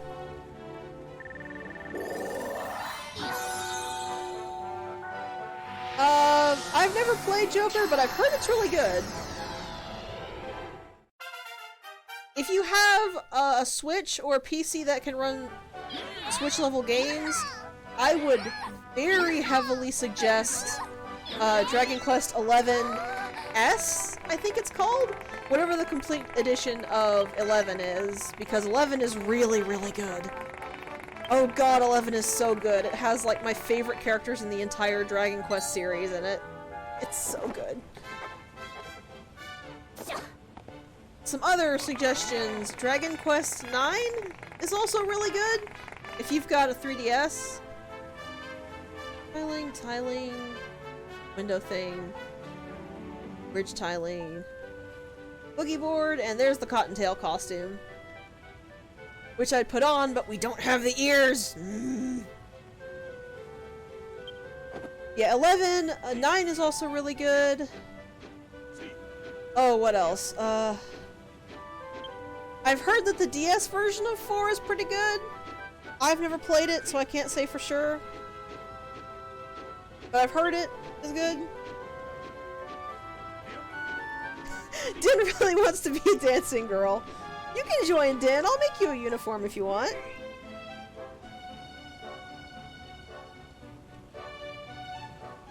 Uh, 11 on the 3DS and 11S is basically completely different from what I have heard. Because the 3DS just flat out cannot do the things that the Switch or the PS5 or the PC can. So I know for a fact S has a bunch of new stuff, like it lets you marry any of your party members. Sort of.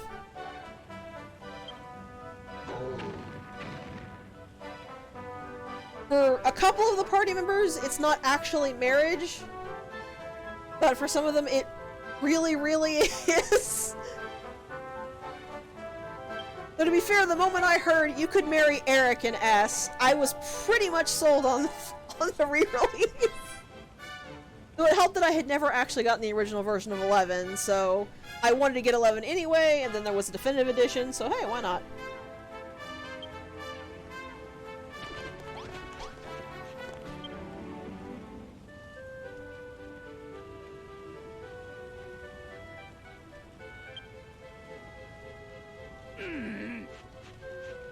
Yeah, I honestly cannot think of any other Dragon Quest games to recommend besides 11 or 9.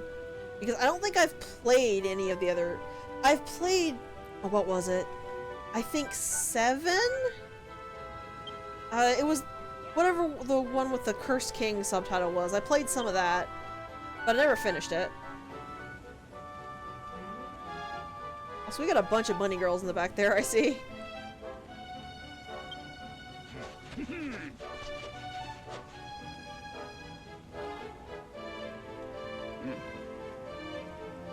Oh my god! 8! That's it, thank you. 8 has some interesting characters, but I didn't like how heavy into the fan service it went for Jessica.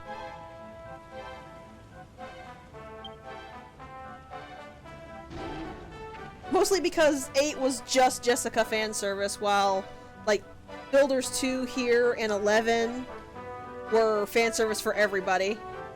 I completely forgot about the miner who fell in love with Goldilocks! I did in fact forget about this dude! Also, I love that all of the bunny girls were totally on board with Goldilocks as well.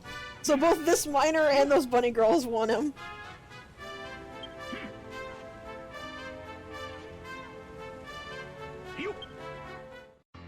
3 more miners, a bevy of bartenders, and a troupe of dancing girls joined Nyx's base. Yeah, like, as you've been seeing in this game, fan service is usually pretty even in Dragon Quest, and 8 was just like, actually, we're just going to give you Jessica fan service. You don't get it for anybody else, and it was, like, really boring.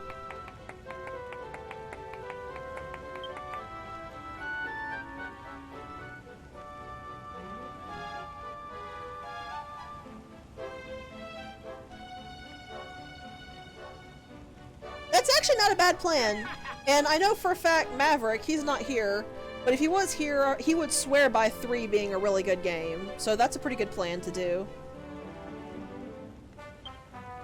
I will say that, from what I can tell from what Maverick tells me, it is just very light references, it's not really anything in depth, but Maverick knows more than me on that.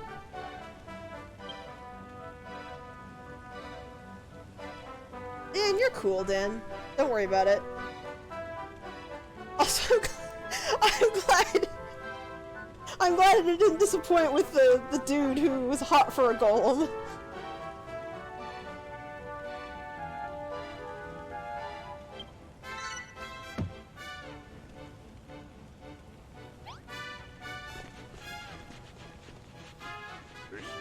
Okay, all of the quests are done, which must mean I just need to make the light boxes to be able to finish, or to be able to move on. Go ahead and put the...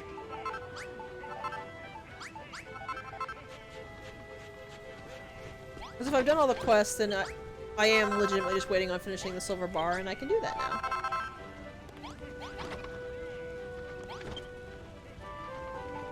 Where are they?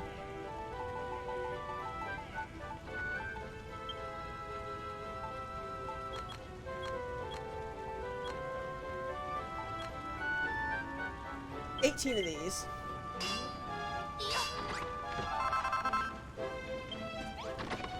Yeah, this is the last thing I need for silver bar. I'll just go ahead and finish it off. So, one go here, go here. That's not actually correct. 11 is not in the same canon as 1, 2, and 3. It uses a similar story.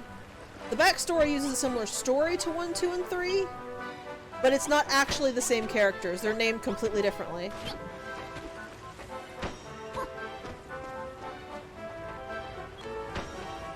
That's why I said it's a good plan, though you don't actually need to have played 1, 2, and 3 to understand it. Because while it is a fairly reference heavy, it's not identical. I need right here. Yep, there we go. There's a silver bar.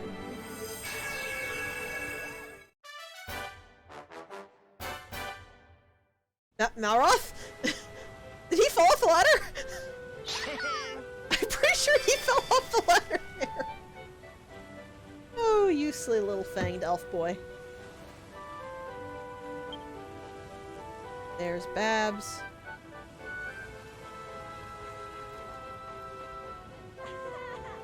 I would too. This looks like a great place to spend a night.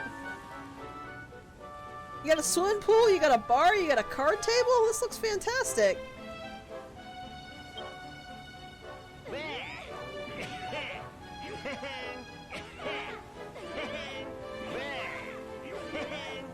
why are half of you in the pool without swimsuits? Okay, to be fair, considering how hot it is, I don't think it really matters. They'll dry out really quick.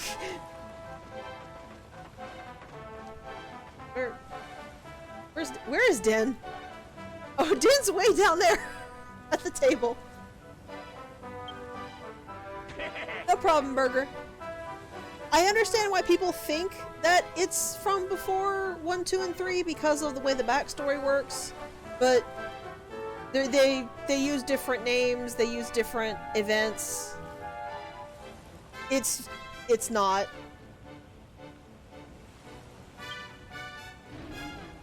Goldilocks is still way over there, I think. Oh no, he actually sort of came up. Also, Ordelia, you are way too close to me right now.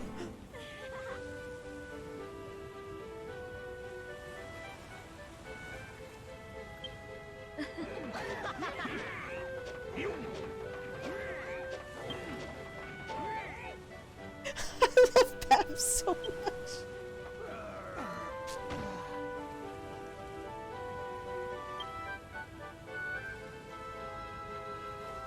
Goldilocks just sits in the middle of the town lonely and sad.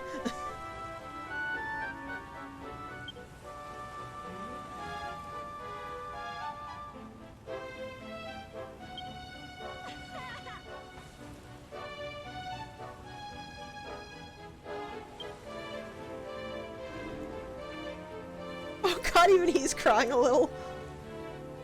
Poor Goldilocks.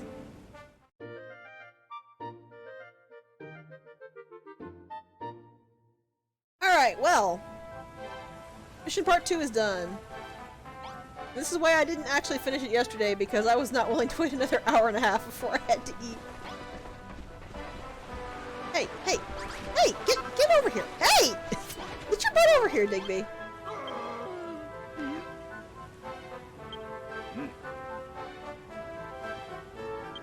Digby!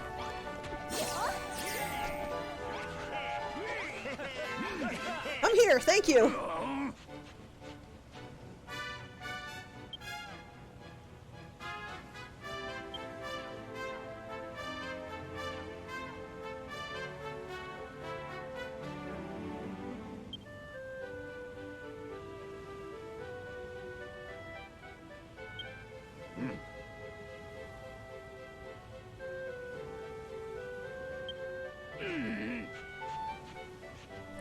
I wasn't really doing anything else, so, not really hard. Where are they? They're the boogie boards, and I'm gonna go ahead and make one of these. And show you what it looks like. Sorry. You keep telling yourself that, Magrog. Also, oh yeah, you can change your gender at will. So here is the Cottontail uniform on us, and it looks good! I like it. Just not willing to go with it without the accompanying bunny ears.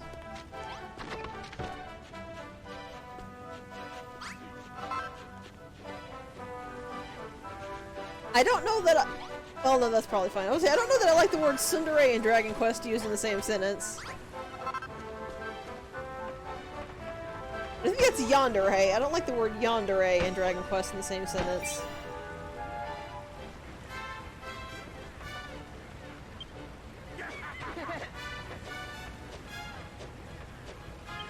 Also, fun fact, you can use these boogie boards as well, which I'm going to do once they release me from this cutscene.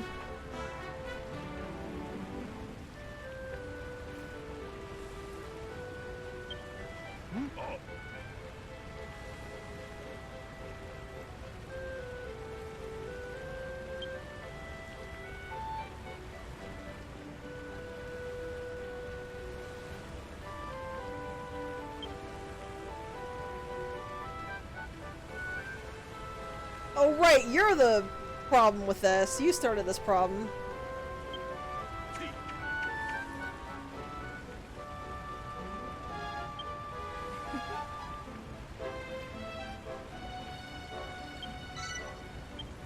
If you actually walk over and do it, you start dancing on it. Which is really adorable, really.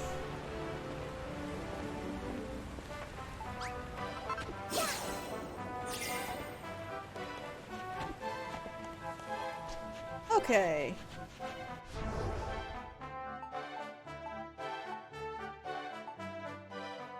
I think the old lift's gonna be the fastest way to get to the goodie bag.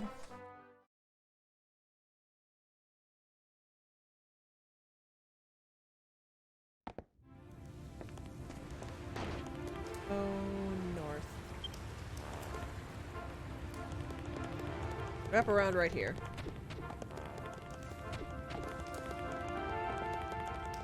You know, one type of food I wish they had included, which would have been really nice, would have been an infinite stamina food. Eat it for like 5 minutes, your stamina doesn't drain when you sprint. Sorry, breath. Hello, dude. Know where any of that shiny blue metal thing is? Jolly old Eek again.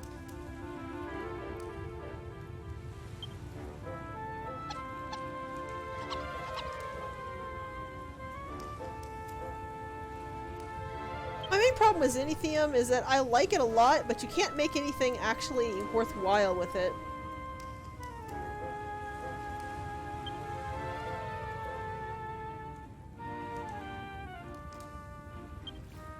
Unlike the Echo Flute pieces, it's actually a thing you can use to make stuff freely, but you make so little with it that it's just...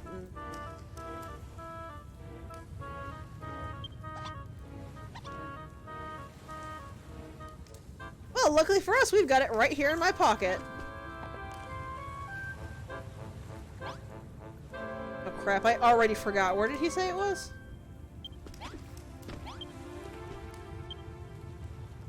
Home to the east. Okay. So, this way.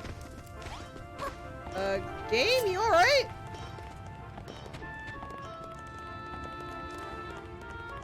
Kinda completely lagged there for a second.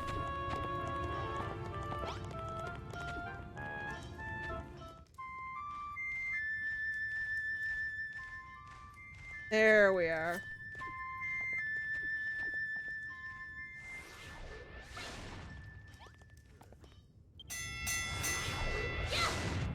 It actually ate my bash. Okay, so this has gotta finish Goldilocks off. There's no way that they wouldn't get the rest of the ore, especially with the silver bar now finished.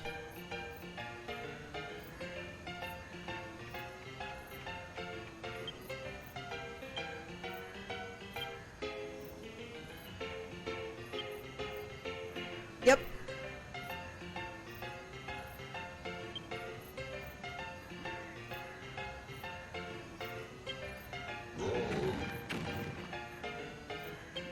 So when I go back up, we will turn Goldilocks back into his gold golem self.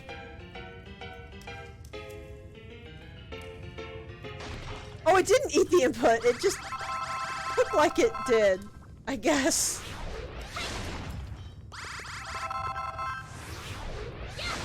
Excuse me.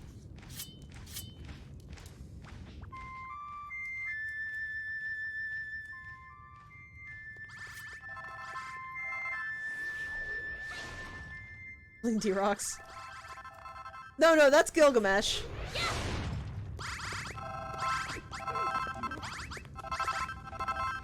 Little slime? No, it's a scorpion.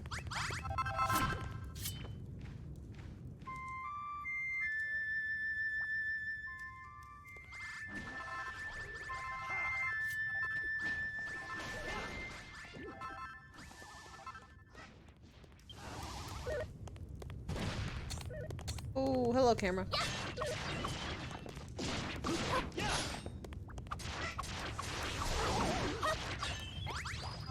Yeah, you just, you handle that.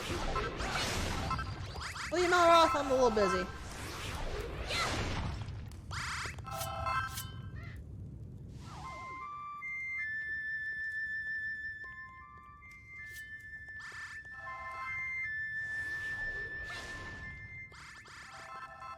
What's over this way? There it is. I say very nearby. He's gotta be basically on top of it.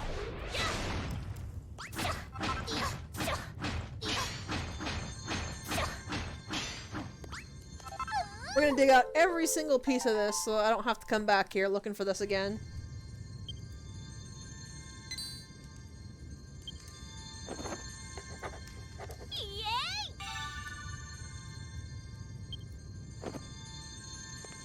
Also, since I like Babs, I don't really mind so much that I'm making her a billboard.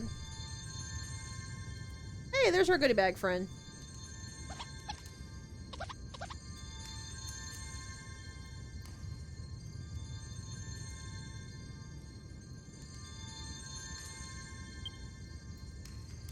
A big, giant, shiny neon shine?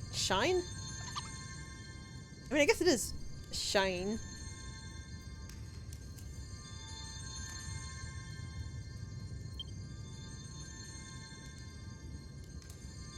Yeah, pretty much. That was my issue.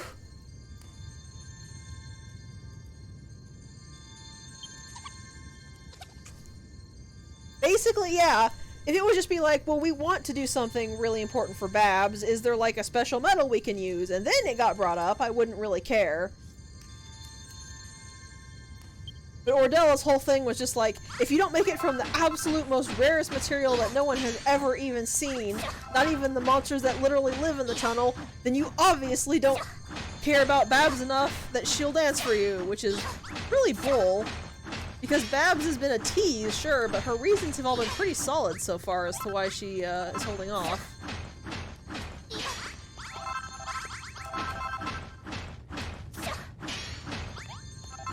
I wonder if one of the normal wrecking balls could have blasted this.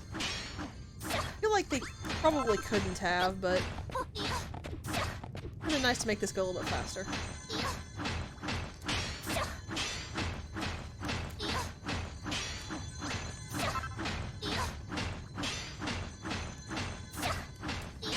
Also, Babs' whole- or not Babs, Ordella's whole thing of, oh, you don't understand a woman's heart because you're not getting her the most expensive jewels! Or whatever was pretty cringy as well. Like, I love the sign idea, just... not Ordella. Nothing about Ordella. The bash doesn't do any damage. I tried when I first revealed them.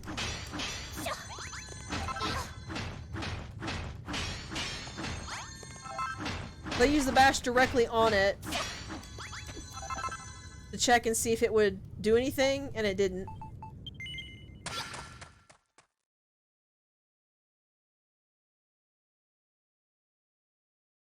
Okay, so firstly we're going to be turning Goldilocks, well, gold. Yeah, pretty sure.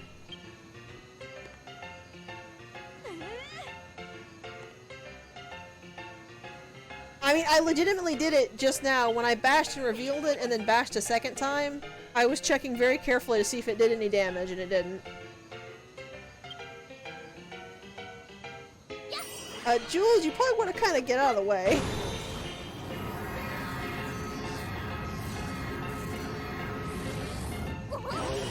Ooh, look at you, Goldilocks! Don't you look fancy?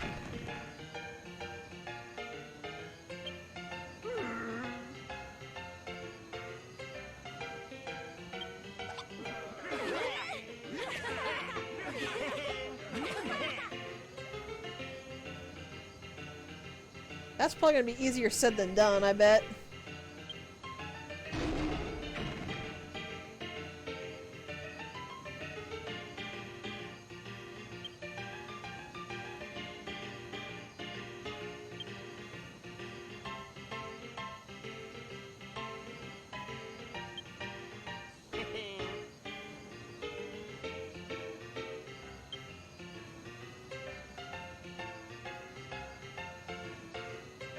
Doogie, she literally attacked Goldilocks. I think it's probably justified.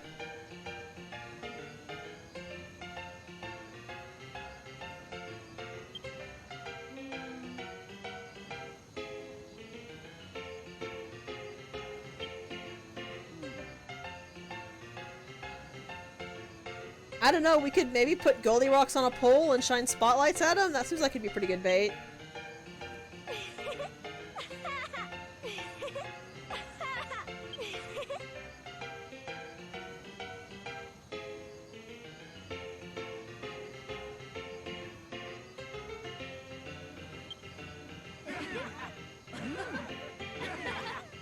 Alright. There we go. It's like, where am I? Where's Jules?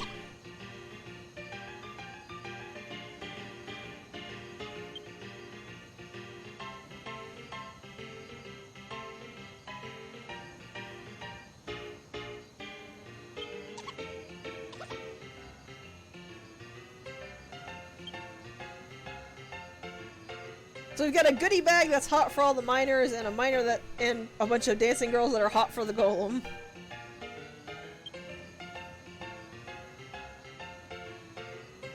Have I said I love this game yet? Jules, you're chill. I don't mind.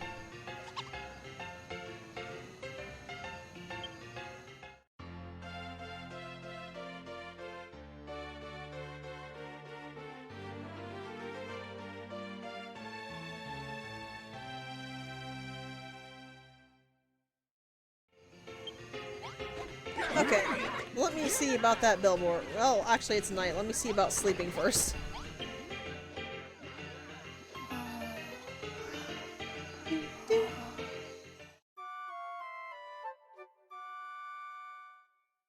Aw, that's cute!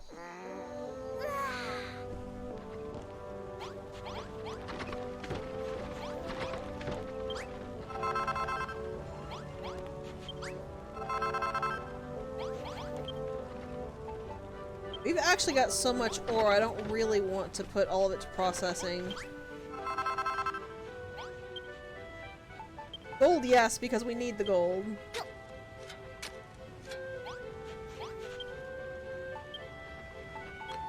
That's actually not that.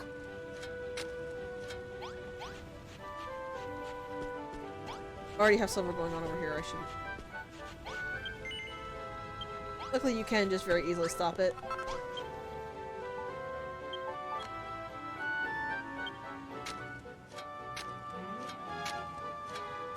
Actually, we had less ore stockpiled than I thought we did. This will probably be the last round that I actually do it, because I'm pretty sure I have enough bars to finish Khrumbul-Dun with now.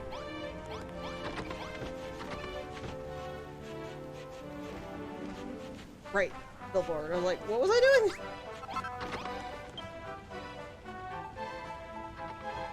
Here it is.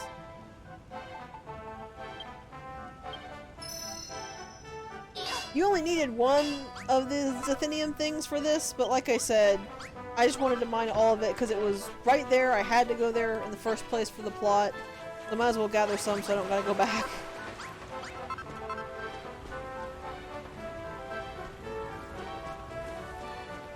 Now we place Bab's billboard. There. This is kind of a problem I have, is that this billboard doesn't fit.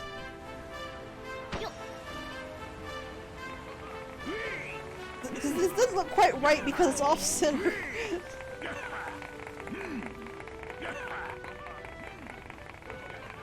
That's actually a pretty awesome billboard, though. Babs doesn't have green hair. And again, she also doesn't wear pink bunny ears, so I guess it doesn't matter.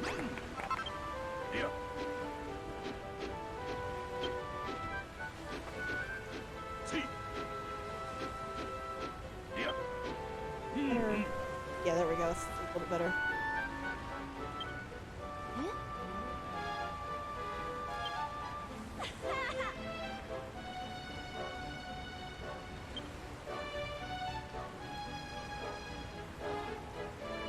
You're the apple of all our eye, Babs.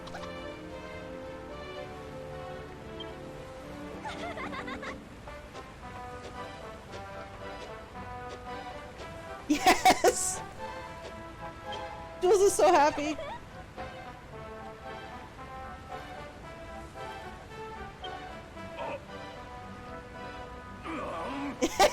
They're mad at me.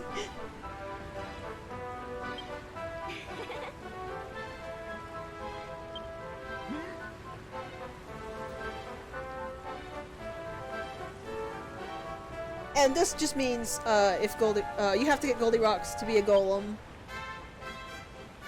Or sorry, you have to get Goldilocks to be a gold golem. Because you actually can get this sign up before Goldilocks is golden.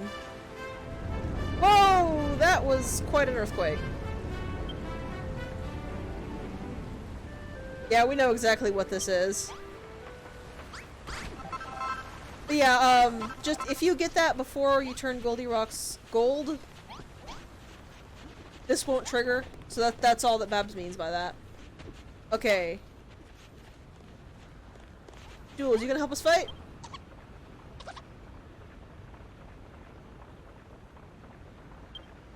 I'm gonna guess probably not from that. Anybody new who needs a sword does not have one. All the dancing girls are cowering. Both of the bartenders are cowering.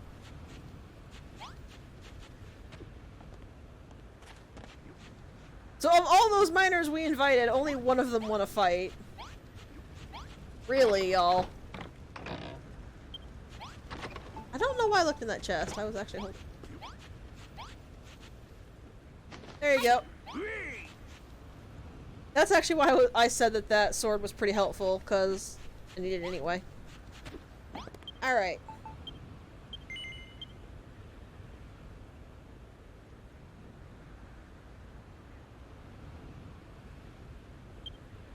What's coming at us this time, Malroth?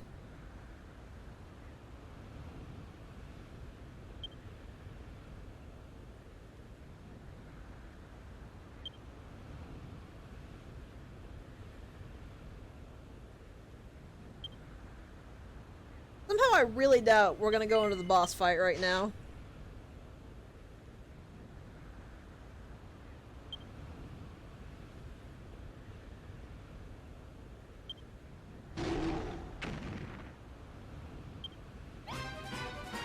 Actually, I wonder, can I get on Goldilocks' back? I tried a couple times, I didn't see the pop-up. No. I can't actually ride Goldilocks during this, that's unfortunate. You gotta actually get down there, guys. There you go. That one guy looked like he just did like a mosh pit dive on the monsters.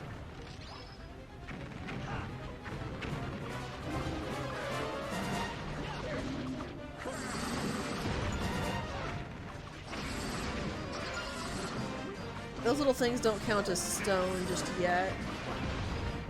There's probably going to be some of them coming in.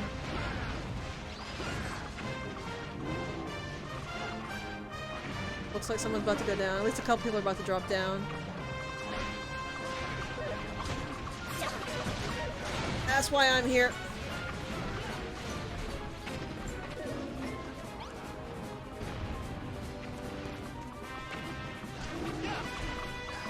Somebody else dropped, didn't they?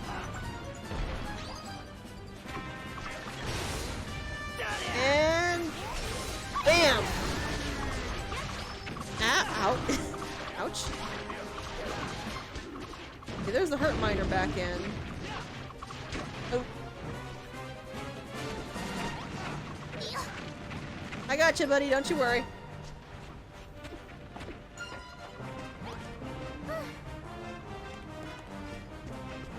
And now I actually need to be in here. Or, I guess not. My hammer's not doing any extra damage. With there being only one monster, it actually is perfectly viable for me to come help. Oh, that one guy's fighting with his fists. I thought I armed you. Hang on, actually.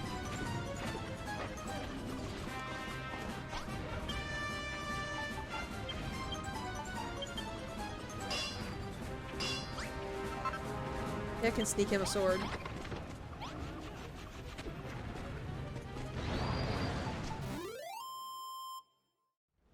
I don't know if that worked, but I did it.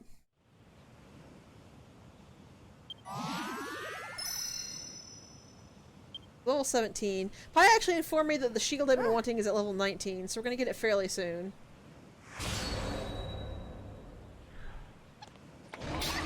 Okay, I don't think I actually got the sword to the miner. It's really unfortunate because you can't tell when they're idling around who you can give a sword to beyond just mashing your face against everyone and seeing if the pop-up shows up. I wonder how I missed him, though. He must have been over in the corner or something. No, Digby, I think he's got his priorities straight.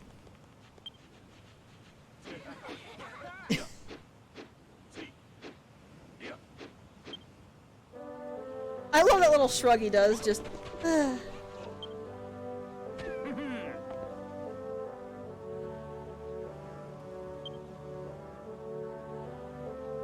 Alright, let's go ahead and do this party.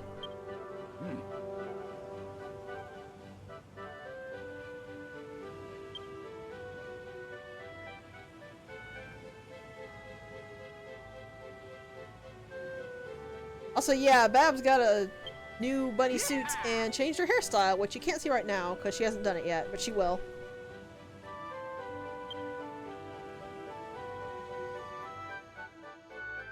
Party time with the gold bar!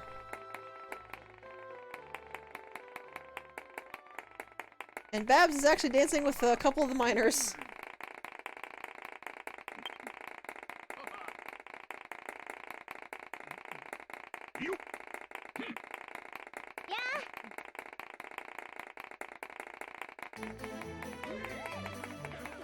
Babs has a really super special bunny suit there. I really love the jacket.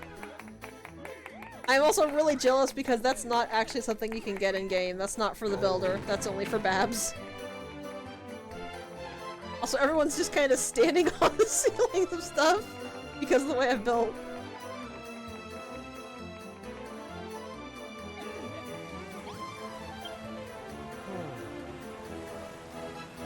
I wish you could too! I would kill for that outfit.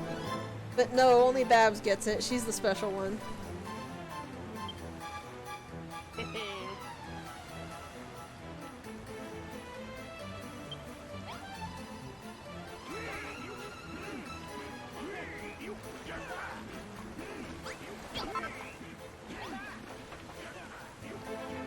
I think actually that's... Look at Malroth! He just stopped celebrating to start swimming.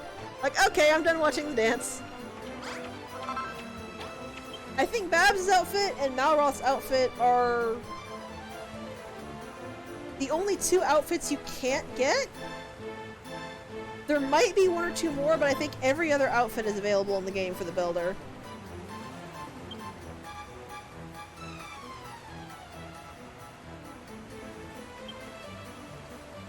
Also, God, I love the big burly men just doing the, like, high kicks and butt wiggle up there. It's so great.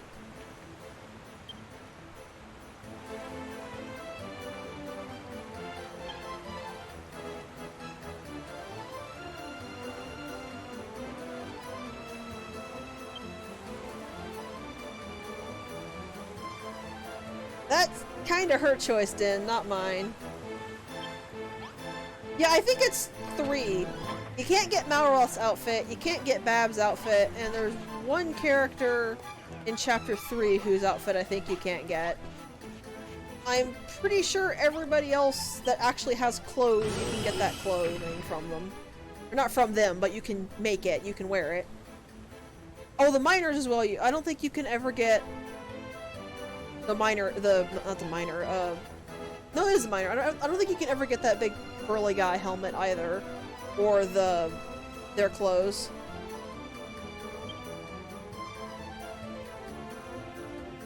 It's just kind of curious to me what is and isn't available. You saw when we arrived, I was wearing the same clothing Babs was. You can get the clothes that the bartenders are wearing, you can get which is just what Din is wearing. And I already showed off you can get the cottontail uniform. I mentioned that you can get the ears. Also, Goldie Rocks, that's kind of her decision. I get that you're a monster, but maybe ask first?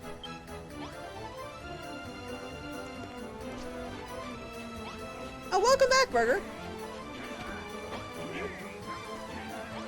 You're actually just in time for something to happen.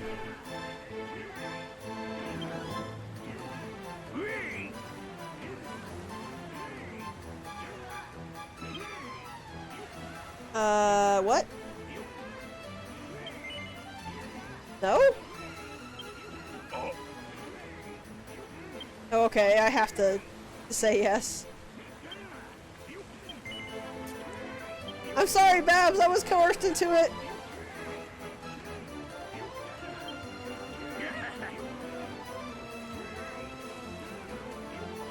Also, that boogie board, I actually think if you put it down, Malroth will use it as well at some point. Which is kind of hilarious.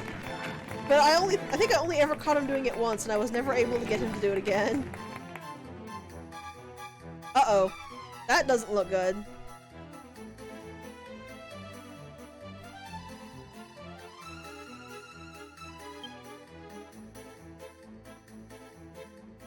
Methinks this is our Medusa that we've been hearing about.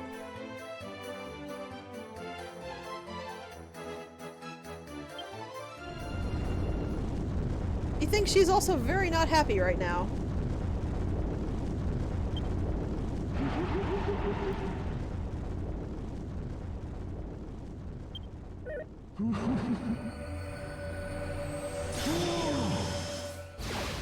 Oh! That's not good.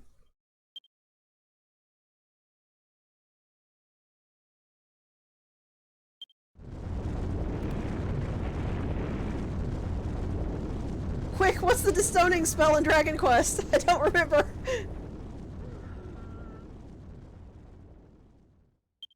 Huh.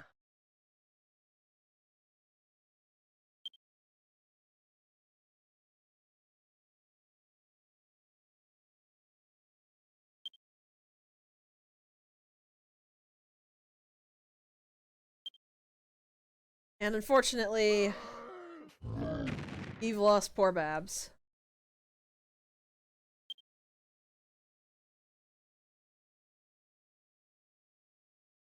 I like to imagine the attempts were just like, can you put some beer on it? Did it work? Try putting more beer on it. Like, I like the miners, but they don't seem like very purse breaky sort of people.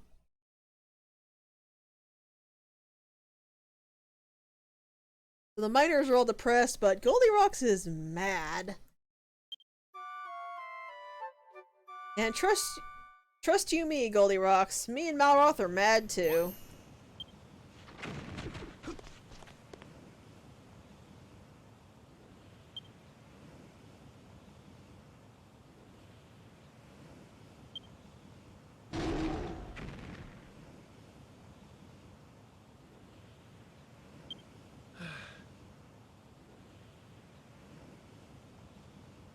Well, we already know we can force her to appear if we get the right sort of bait. Babs proved that much.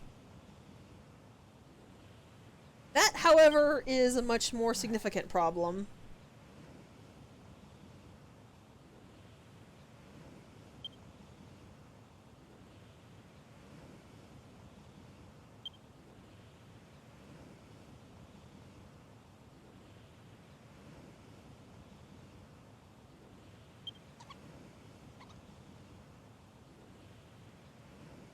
Well, Jules has the right idea.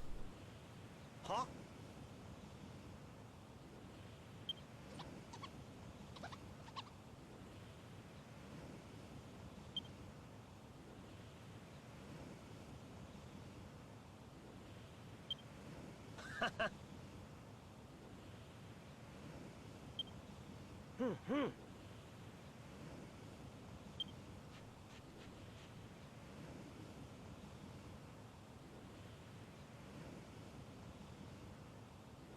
I really like the... Okay, that was weird. I really like the decoding you're doing for Jules, because I can mostly understand what he's saying, but not quite a whole lot. Also, Malroth, why don't you help? You're good at breaking things.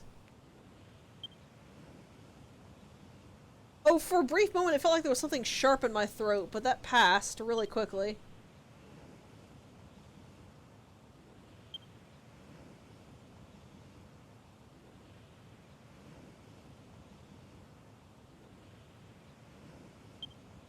Also harsh, Malroth. I mean, justified, but harsh.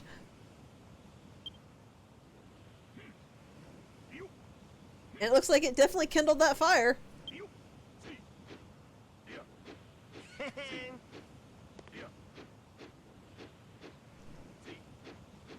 What's wrong with his head?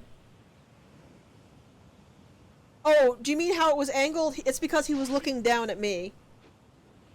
The way the gold golems are modeled, they look a little weird when they look down.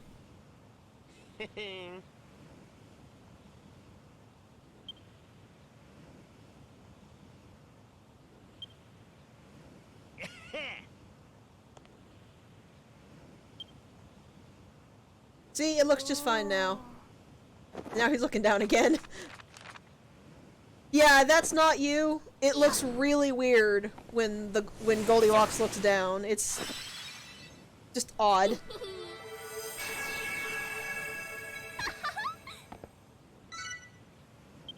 Here's the first level of the gold bar. It's actually pretty swanky looking. Like I said, this is technically my favorite bar, but we're not gonna really see all that much of it.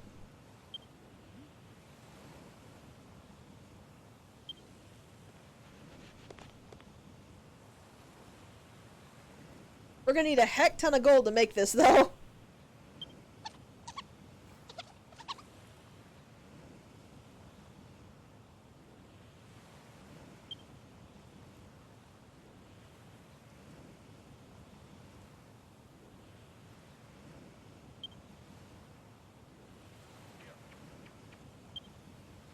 Also, I love you, Malroth, but...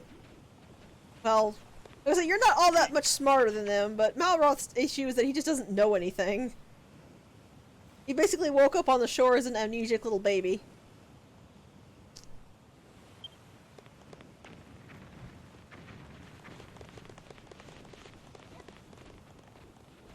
I forgot just how many people you get in Khrumbul-Dun, my lord.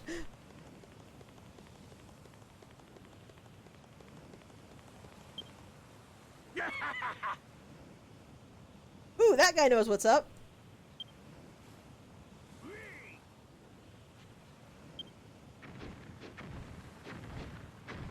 Goldilocks? What was he doing?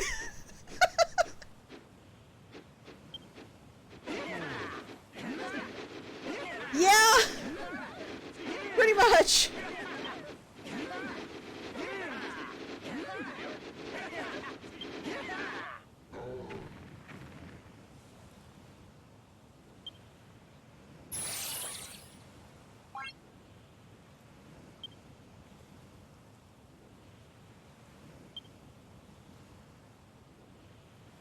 So as they said, just like in Furrowfield, they're going to do the majority of the lifting for the gold bar. We're just going to have to run around to get some special things to add to it.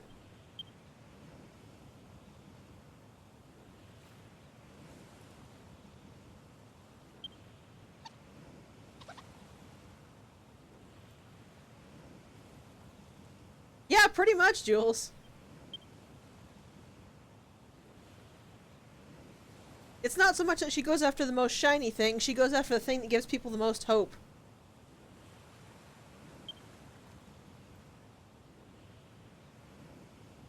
Actually, like if you cut off Junko's head, I guess, and then reanimated it.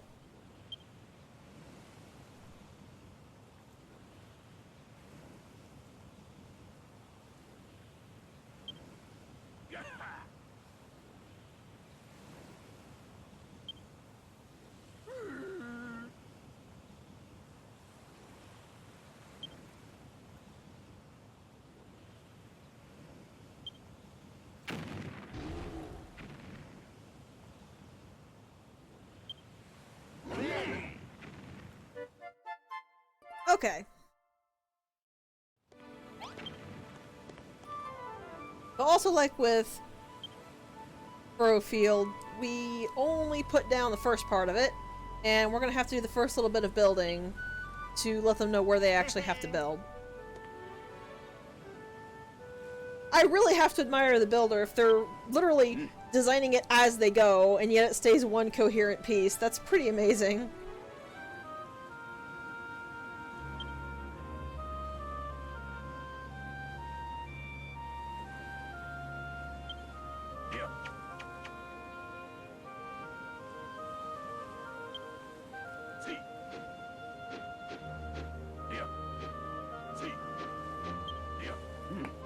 even Digby's getting into this.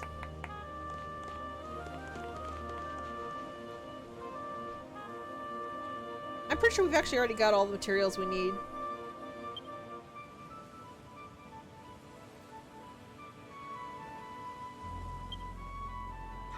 Yeah, no kidding.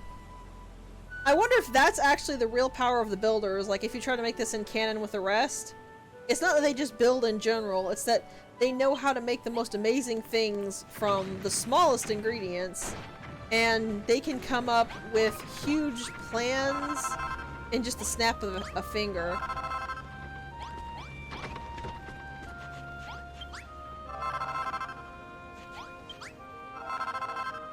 Alright, so we need 50 gold blocks. Also, you can see we already have a lot in this blueprint.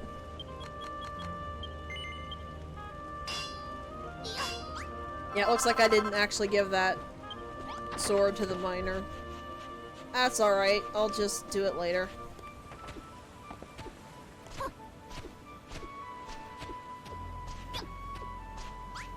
Oh.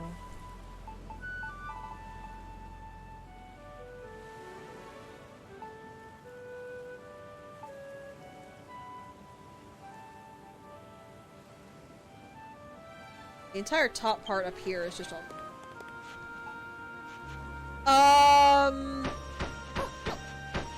So you are the builder, which is a legendary type of person who has the capacity to build anything, basically. You start the game on the ship of the Children of Hargon because they have outlawed building, and you are being taken to be executed for the crime of building. That's why they constantly say things like, well, we can't let the Children of Hargon find out, because the whole thing is that the Children of Hargon has made a religion where destruction is good and building is bad, pretty much. So you arrive on the Isle of Awakening, and basically just decide, you know what? Let's help people and build stuff. So you go to every new continent to find certain things you need. Like Chapter 1, which I was bringing up, called Furrowfield, you went there to find farmers and food. Chapter 2, which is where we're in right now, which is Khrumbul-Dun, you came here to find metal. That is pretty much just... The story is just, you are a person who likes to build things, and you crash landed on an empty island that was given to you to build as you please on. So you decided, you know what? That's a fantastic idea. Let's do that. When you first crashed on the island, you found Malroth. Which is the little... Well, it's Malroth. You've seen him so far. He was just on the seashore and he didn't really remember anything. He said he's just always been on the seashore. He didn't know what a lot of things were. And he's slowly learning as you take him along with you. Like, what do you mean, where do people live? Like, what houses do they live in? Or, like, what? I'm sorry, I don't quite understand the question.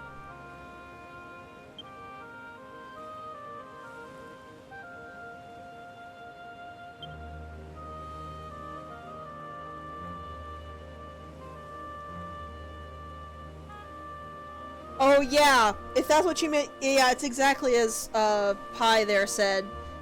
Creation of anything is banned, so people just sort of sleep in the rain. And like Pi said, the Children of Hargon just kind of bring them food to eat so they don't die. We don't really know what happened to the scions of, what was it, Erdrick? Who initially fought Hargon? It seems like they lost, because the scions don't really come out. Yeah, basically. They either just live out on the open, sleep on the ground, or in what small ruins of buildings are left because they can't fix them.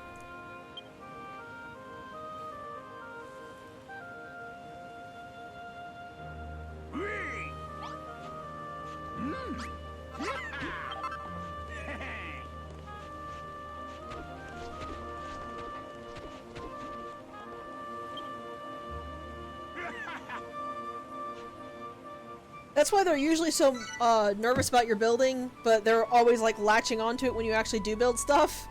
Because nobody wants to just sleep in the rain.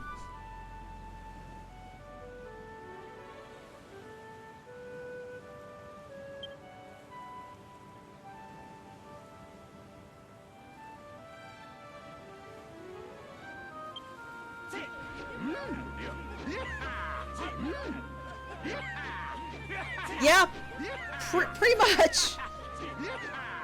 Literally the only reason those kids didn't die is because we found them and took them out of the hole.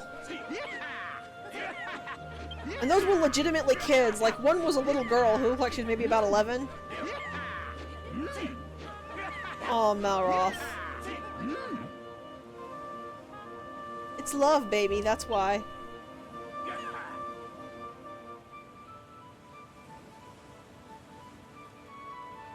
Also, to give you an idea, they just haven't. The children of Hargon are too strong. Like, just look at the Medusa alone. She can just flat out turn you to stone, and all of the children of Hargon generals are that powerful. So they just don't have the strength or the will to rebel against them.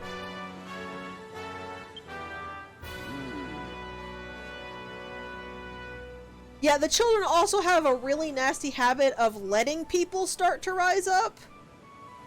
Like, letting people build, letting people cook a bit, and then once they actually have some hope, they sweep in and just crush it all to the ground. So people who actually have enough hope left to fight against them are pretty few and far in between as well. Yeah, for whatever reason, these islands are very sparsely populated as well.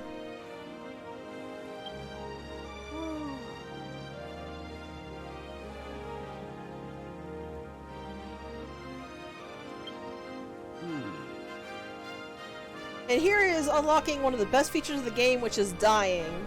You can die on a ton of things in this game. You can dye your clothing, you can dye furniture, you can even dye some bricks. It's so great!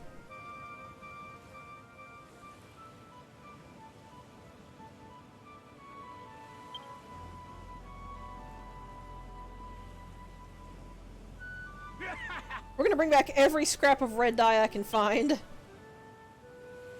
Don't you worry, Magrog.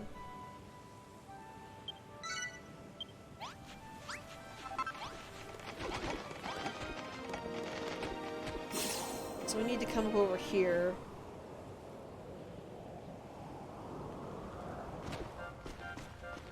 It's pretty much just the case of nobody is rebelling because nobody has the means or the strength to rebel.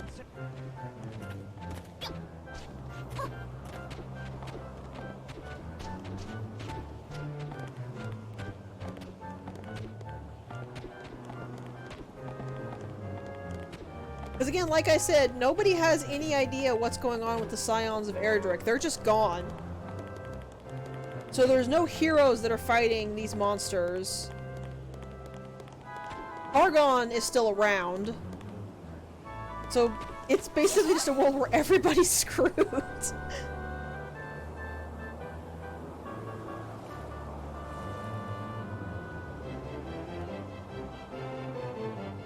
And now we are finally into the second part of Khrumbul-Dun's area. First, I'm going to hit the Snapper Globe. And second, we're going to fight this King Slime. Oh god, agility decrease makes me so slow.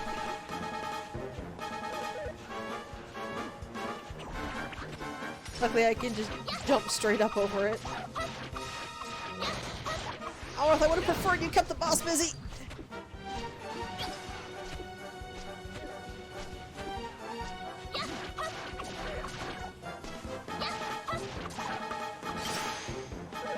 No. Have you finished Builders 1? Because if not, what I'm going to tell you will be a spoiler. Yeah, I really should have made some medicinal herbs before we got into this fight, but it's alright. I'll just say it right now, spoilers for Builders 1 about to come up in 3, 2, 1. In Builders 1, the idea was that it was based off of a what if from Dragon Quest 1. Because the hero in Dragon Quest 1 accepted the Dragon Lord, I think was his name? Accepted his offer to rule together, and that's why the world is in complete and utter crap. This is completely disconnected from Builder 1. This is based off Dragon Quest 2? So it has absolutely no connection whatsoever to Dragon Quest Builders 1. At least not in plot. It is only related to Dragon Quest II, the actual RPG. That's the only game it has any kind of relation to.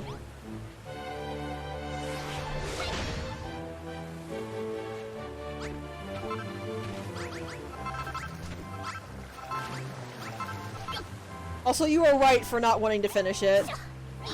It's not... I've played worse games,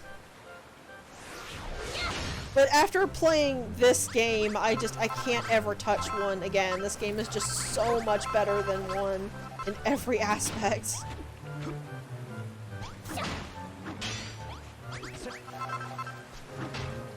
Especially with bestest boy Malroth here.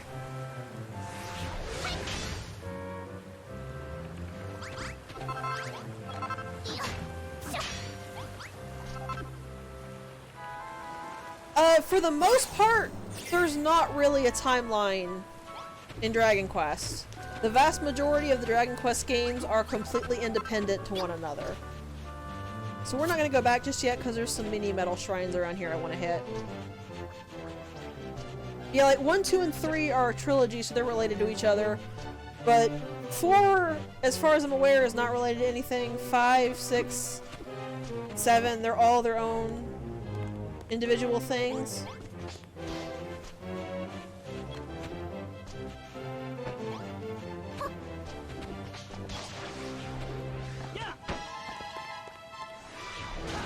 There's not really a timeline for the majority of the games.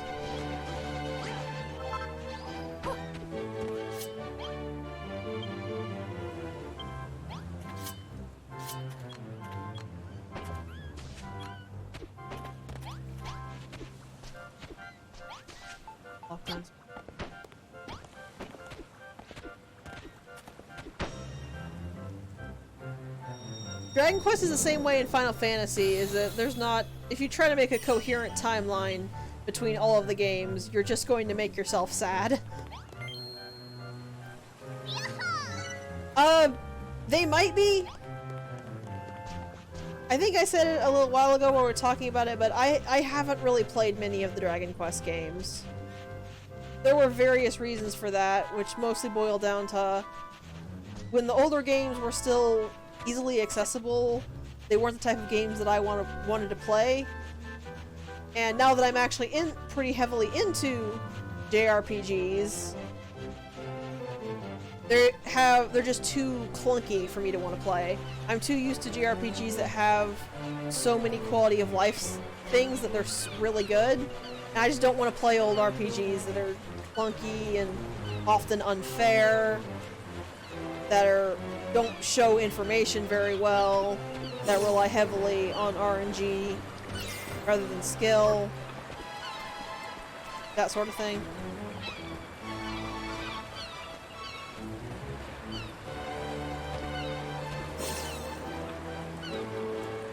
Okay, so it's a white flower in the middle.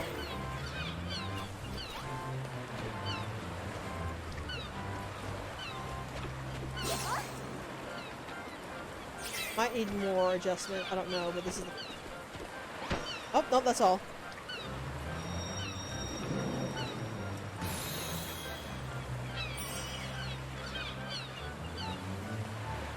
I really wish Mav was here, because Mav has played every single Dragon Quest game that's been available in English. I think the only games he hasn't actually played are like 10, which wasn't ever released in English. So he would know if they were related.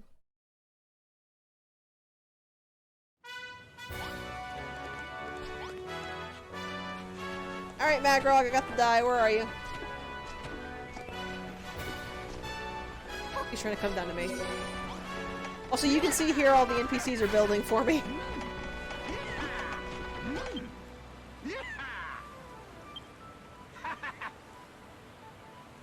There's like 10 shades of dye. There's a lot.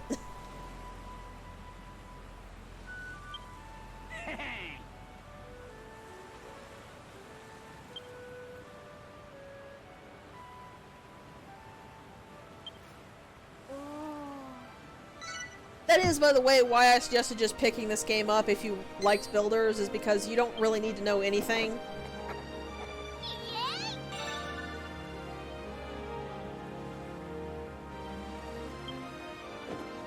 Like, it helps if you've played Dragon Quest II, but you don't technically need to. Right, there's 8 colors, not 10, but I was close.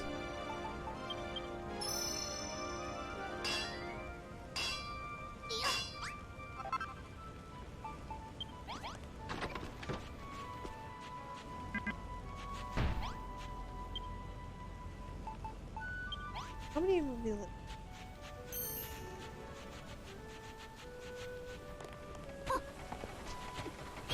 Once I actually finish the story mode of this game, I'm gonna put stuff up on my YouTube channel of how the multiplayer works, because there's gonna be recordings of all of us playing multiplayer, the Starlight Gamers. I don't know when that's actually gonna be. It's gonna be quite a while, I think. But if you're interested, that is something that's going to happen.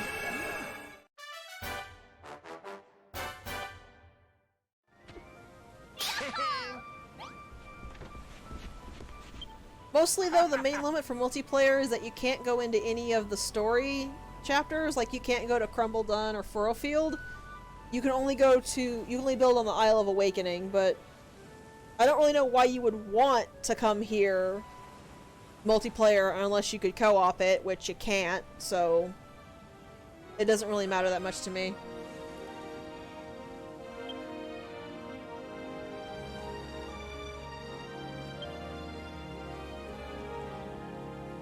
Synchronized fist pumps are the greatest. Also, the way he puts this, I feel like we just dump it in the tinting tune and then pull it right back out. Which doesn't work for some of these things.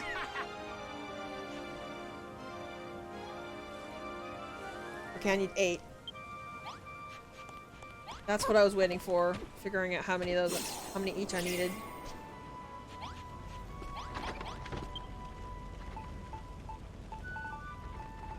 While I'm here, I'm just gonna go ahead and make all of these.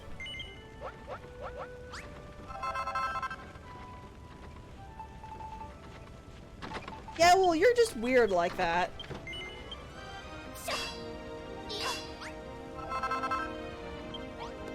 I understand why people want to, like, clean up the chapters. It's just not something I would ever want to do, because it just feels pointless, because it's in a place you're probably never going to go back to.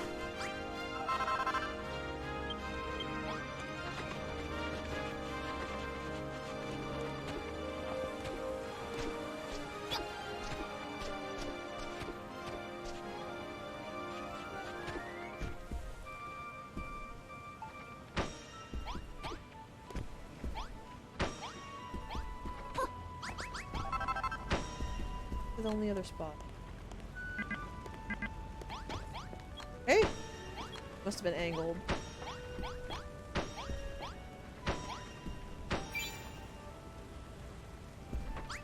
We actually have been talking about it pretty much since I started the game. But the one major weak point to this game is Chapter 3. It's kind of funny because the chapter after that is really, really good. The chapters before it are really good, and the intermissions are kind of eh. I just never understood how they went so wrong with those points on Chapter 3.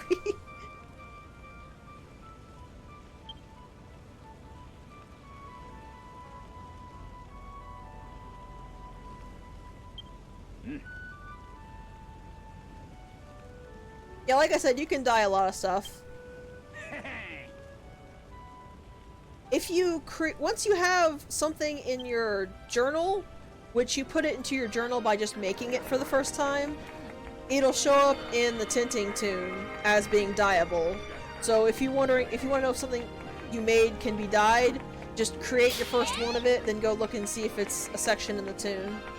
If it's not, you can't dye it. If it is, you can. And if you can dye it, you can dye it all 8 colors, so...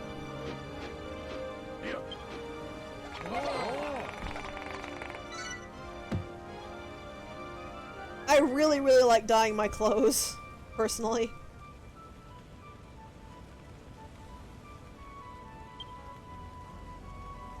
We know, Magrog.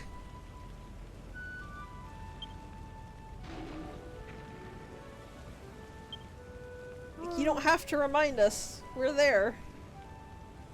We saw what happened to Babs. We know what we're doing.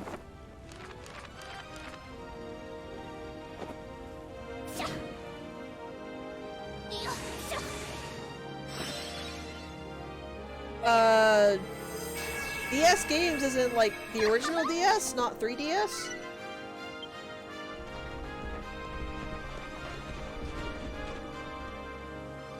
Look how nice this looks.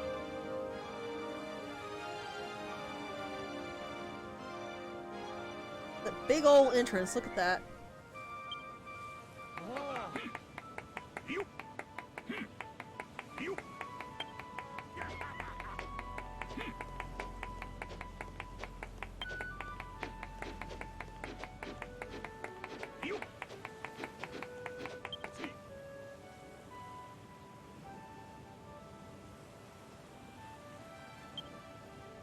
I'm trying to think, but I'm not really coming up with any.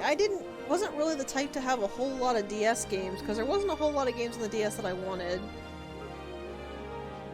Did you say that you did not have a Switch? Because I can think of 3 if you don't have a Switch, and then 2 if you do.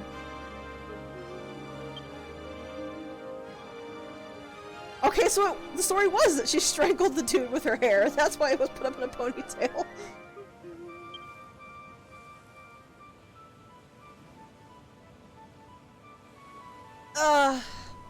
I would say pick up Dragon Quest IX. If you like card games, pick up one of the Yu-Gi-Oh! Championships. The other one I would have suggested would be pick up Mega Man ZX.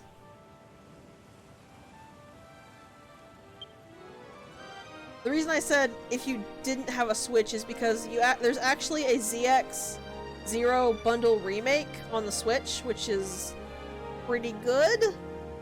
So I would get that over the DS version, but if you don't have the Switch, see if you can pick up Mega Man ZX, because that's a really, really, really good game.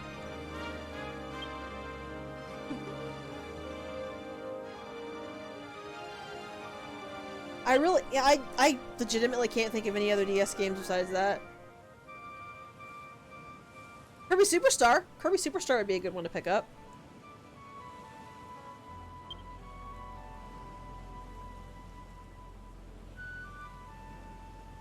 Also, I talked all over that, but yes, apparently the Medusa was in love with Goldilocks, and Goldilocks was like, yeah, no.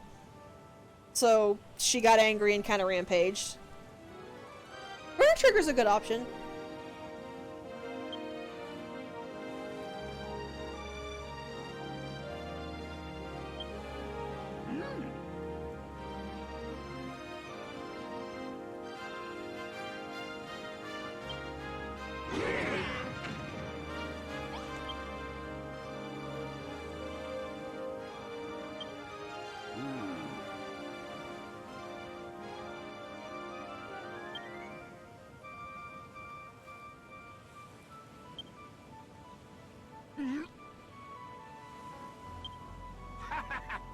Chrono Trigger is one of those games that's I'm kind of conflicted about.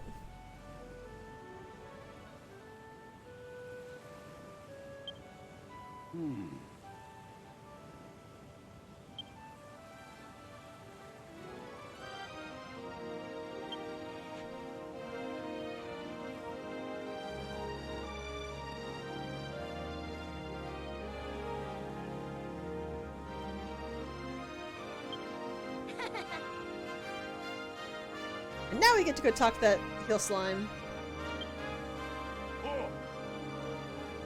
We need to bring break 15 this time. Alright.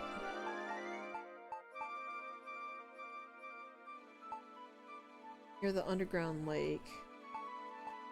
Actually, I'd be better going to the old left and then climbing back up.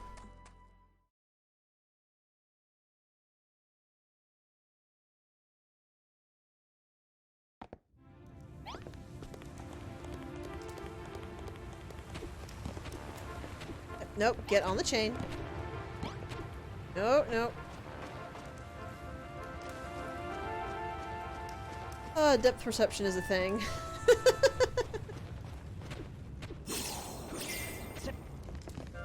Now we just need to go back on that heel slime.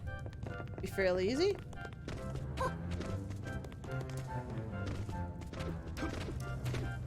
I didn't. Whatever warp I took, I was gonna be walking a little bit.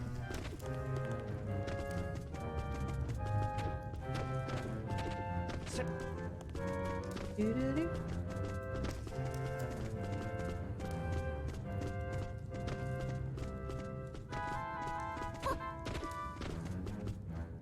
I don't think we actually get the evening reports anymore because everyone's working on the gold bar.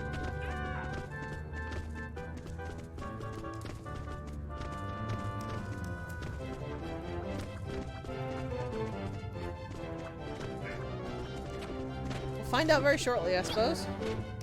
You don't know. That's unfortunate.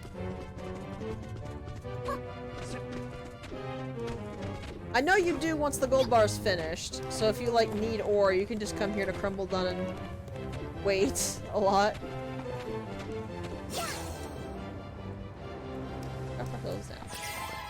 Hello, Mr. Heel Slime.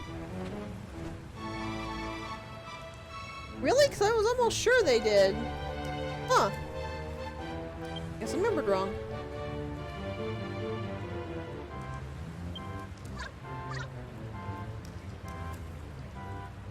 Well, I guess you better get all the ore you want to have before you start the party then.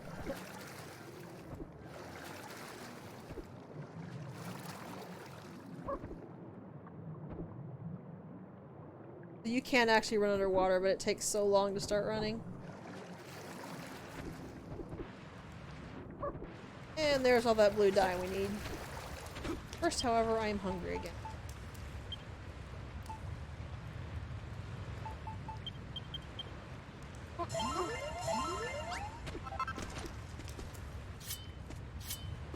I also should have made the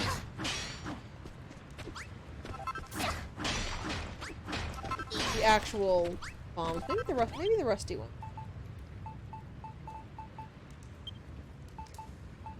Maybe they will actually blow this up. Let's test it.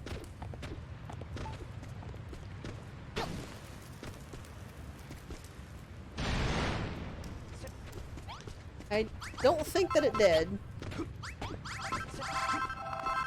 Yeah, it can't break through this. Oh, that's unfortunate. This means we do this the old-fashioned way.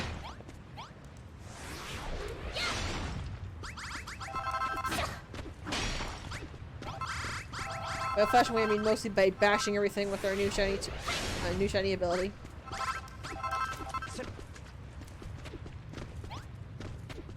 The bash isn't high enough to hit all of it, is the main problem. You gotta kinda chip your way through some of it, or build paths in order to make it work.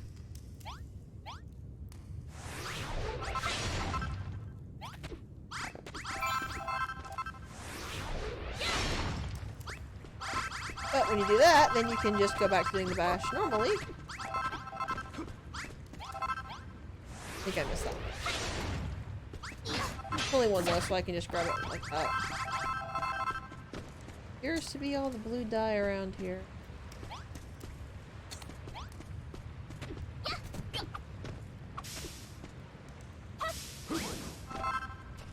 Alright. Back to town with our new shiny blue dye. Well, I guess it's not shiny.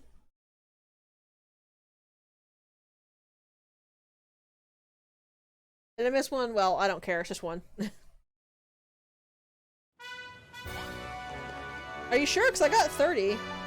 I thought it was 30 every time you went to get some. Alright, so I'm not going to be getting any more metal. Let's go ahead and pick everything up. I'm sure not gonna have any deficit of coal, that's for certain. I'll leave those. They really make the place look nice, so why not?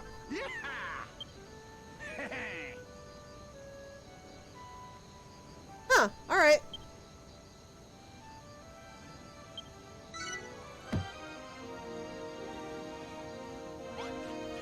Let them finish the blueprint. Okay. So I've got two. That's iron and copper, gold and silver, and then glass. And then there was one more type of bar that we won't get until a little bit later. That should be one forge for every bar type. Oh, hello. Speaking of bars, there's that gold bar nice and done. Agrog should be running back down here any minute.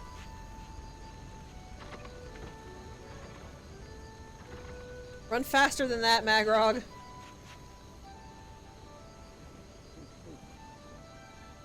There you go, buddy.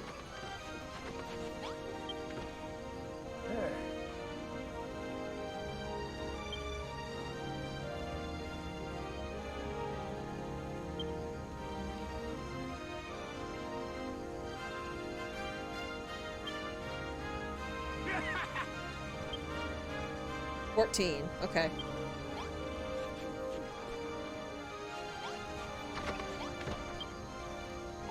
Well, he needs to learn how to make his tiny legs go faster.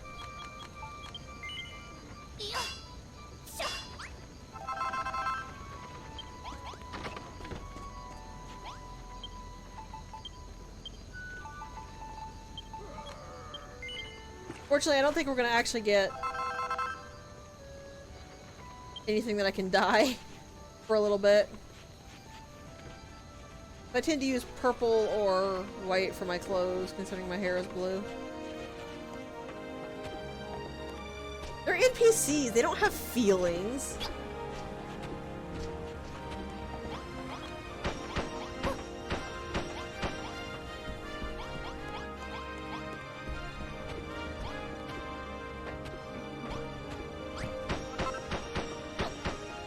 I've really got to use that in one of my own creations, that wall of light boxes behind the kegs. I have no idea, because I don't know what that game is. Oh no, I can dye other stuff, Pi. I just don't have the actual color to use it. Like, if I had the outfit I'm wearing on me, I could dye it blue if I wanted to. I just don't have the colors that I need, because we don't have white or purple dye. We only have blue and red.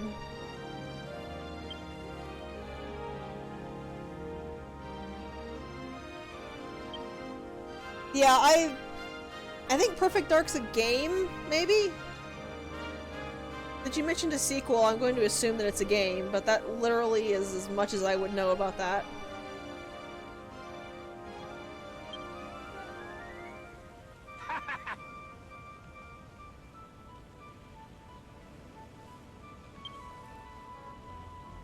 Oh, isn't it like some kind of FPS game? That would be why I wouldn't know about it.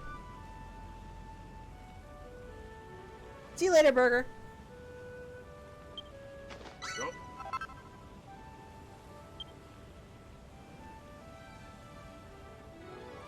I know there's an FPS game people really want a good sequel to called GoldenEye or something like that, and it's just like, I'm not into FPS games.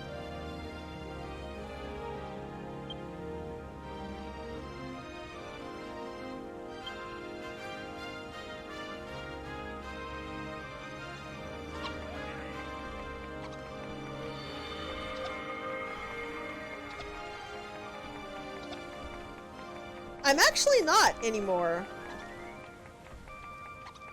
I played the first Halo when I really liked it. When I was like... God, I don't remember how old I was. 14? 15? Maybe 16, depends on when it came out. I played that a lot, but that was really because there wasn't really anything else for me to play. And then once the other Halo games started coming out, I really fell out of interest with it. The main reason I was a Halo fan was not the game, it was the books. Because I got for my birthday, it was a set of, I think, 3 novels about some of the other Spartans. And I absolutely love those books. I read those books until they fell apart. But it was never the games that really made me a fan of Halo. It's not that it's a bad game or anything, it's not. It's really good. I'm just not really that big on FPSs.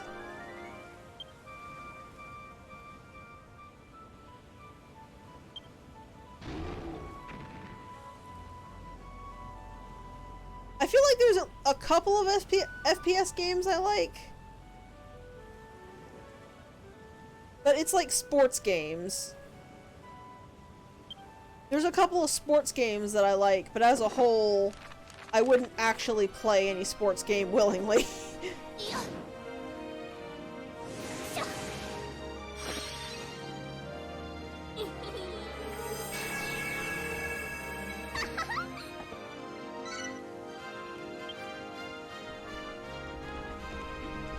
Oh, hello!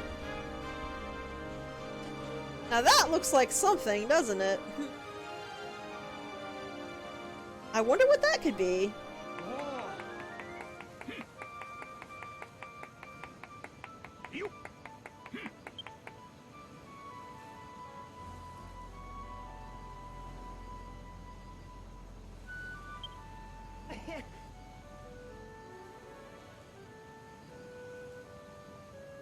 I mean, to be honest, I wouldn't really believe anybody who went around destroying my house and refusing to let me cook.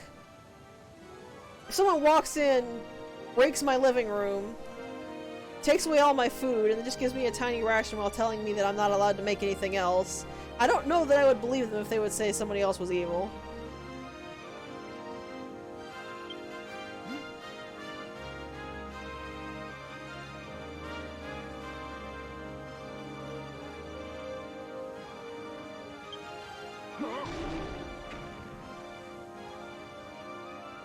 So a builder built a golem. That's pretty cool.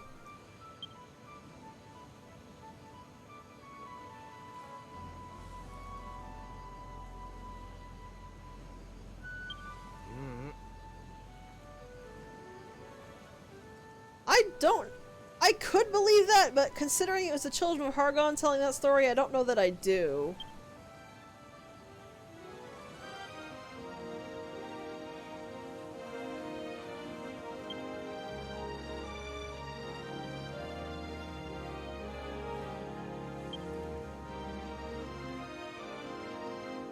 Or maybe it was, and just the miners when the Children of Hargon first came around were a bunch of jerks.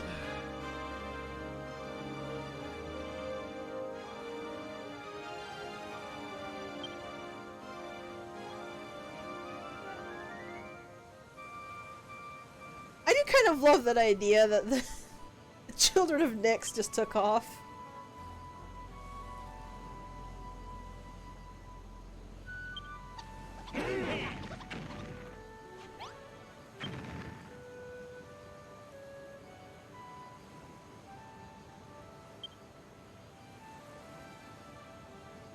Probably gonna make another color of light boxes.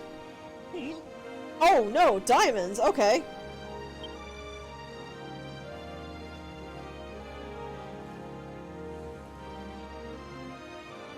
You know, we use rare as hen's teeth to denote something that basically doesn't exist, but there are some birds that have teeth, if I recall correctly. It's as nightmare-inducing as you think it might be.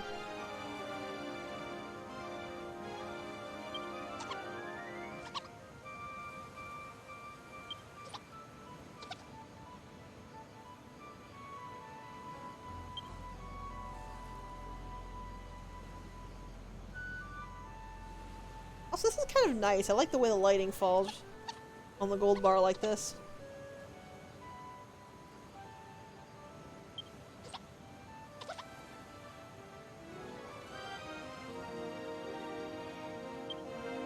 You don't have fingers, Jules.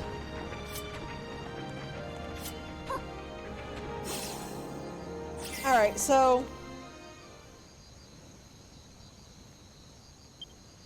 Oh, I thought it was in the base, pardon.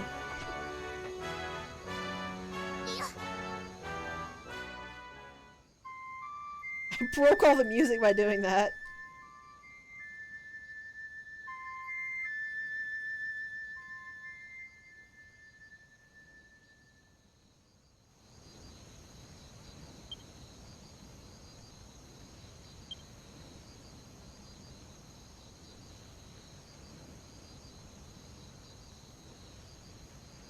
So if you had actually tried to build in that spot before, the game would stop you from doing that. I actually did try that once. I wanted to go down there and get something early on so that I wouldn't have to, so I could skip this whole section, but then the game was just like, no, you can't do that.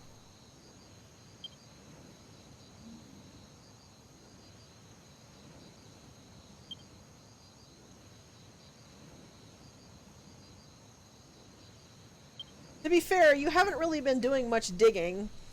You've been mining the ore, but I'm the one you've been making do all the digging.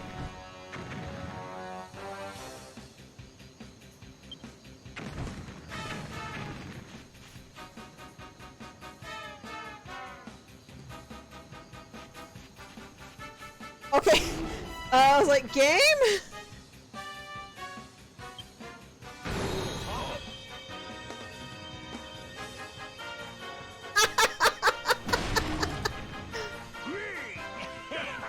Whoops!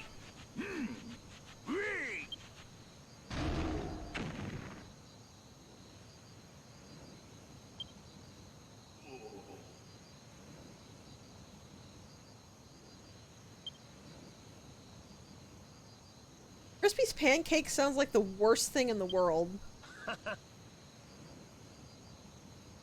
Oh, Malroth, you sweet summer child.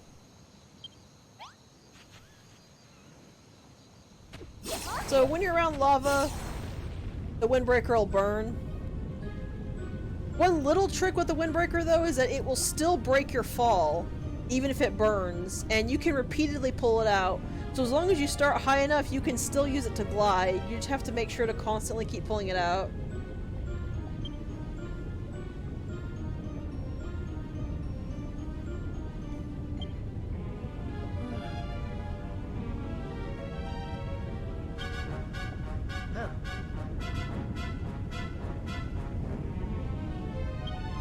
Okay, now if I recall correctly, there are actually 2 treasures down here that I need to find. Also, just in case anybody was actually wondering, lava doesn't kill you. It just does steady damage over time, and it's not even really significant steady damage. So if you need to take a swim in the lava, that's a thing you can do. Not even a particularly difficult thing you can do, just make sure that there is an area you can get out on top of before your health runs out. Also, other case you're wondering, didn't hit that.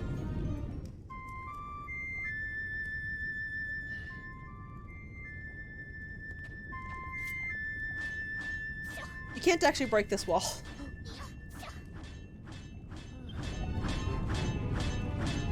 I think you might break that one. I don't know if it's different or not, but it's just not worth it.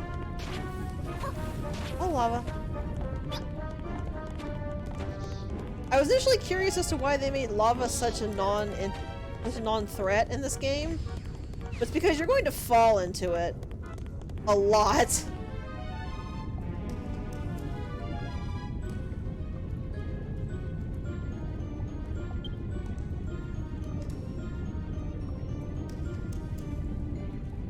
Also, Malroth is not really being truthful here.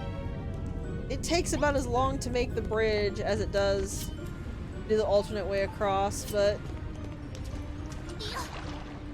No, I have normal water! What the game wants you to do is this.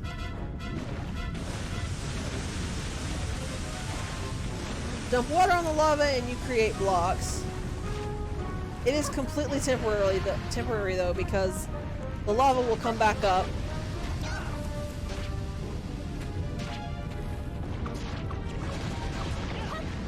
As you can see there, the blocks all broke. I think this is the correct way. I do have a guide, so if we miss the 2 treasures that are down here, I'll check the guide.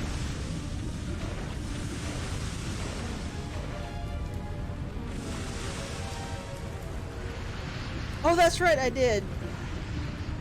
But the icon still looks like it did when I first made the pool. That's still the bright color it was when I first made the pool, so that means that it was always normal water anyway. I'm actually not sure if you can make a bridge here. I've never tried. It'd probably be a lot more consistent in the water.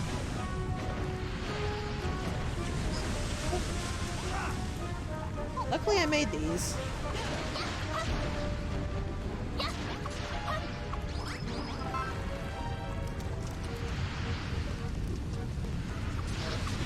Probably.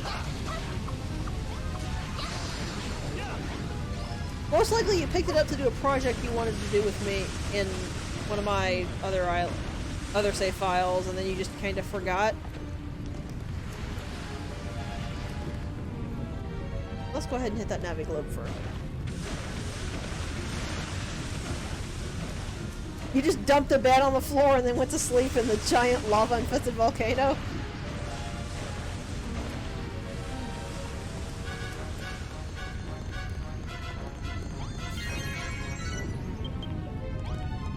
That way is progress, I'm pretty sure. This way is probably a treasure.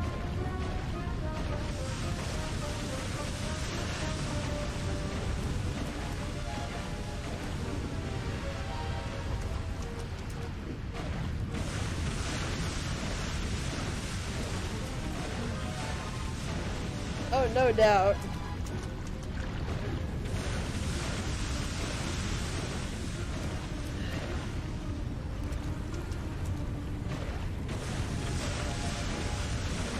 Malroth was probably just wondering why the bed didn't burst into flame.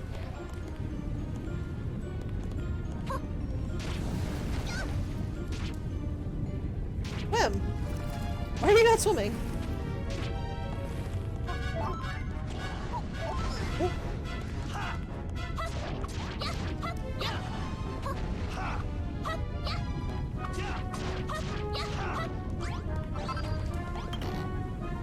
Here's the important treasure.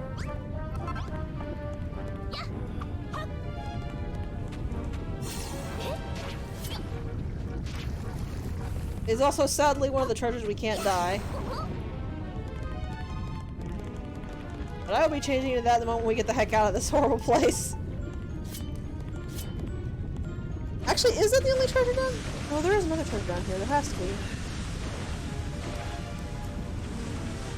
I want to check these out.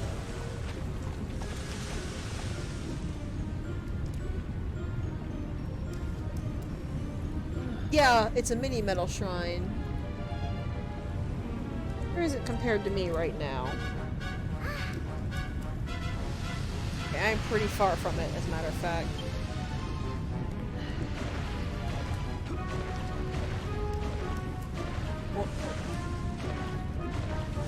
I technically consider the mini metal shrines treasures, which I guess I shouldn't because they aren't. But mini metals themselves are treasures, so I don't know.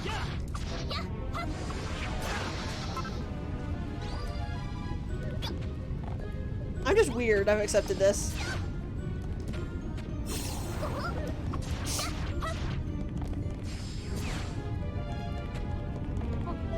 So whoever put those stupid eyeball things in this area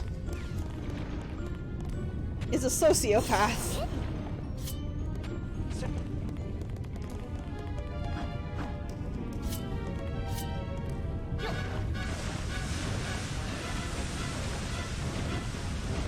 Yeah, basically. Treasure is a non-standard prize, I guess you could say. Something that benefits me in some way or is useful to have. Like, I wouldn't call the tools treasure because those are more usable things.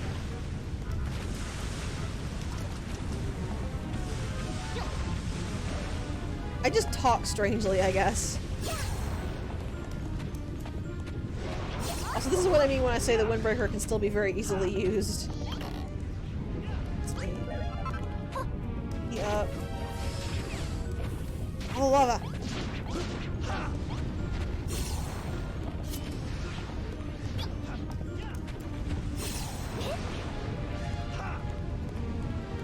Now we need to progress.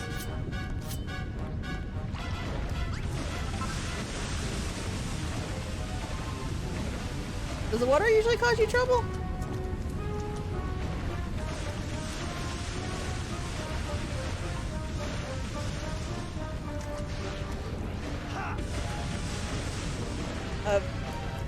Malroth, hun, I know you're eager to fight, but maybe wait until I've actually got the path down?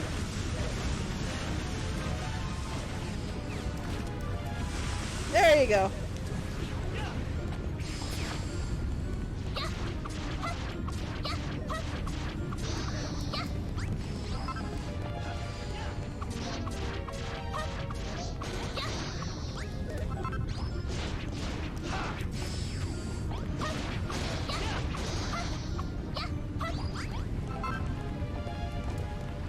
Are you holding down the button?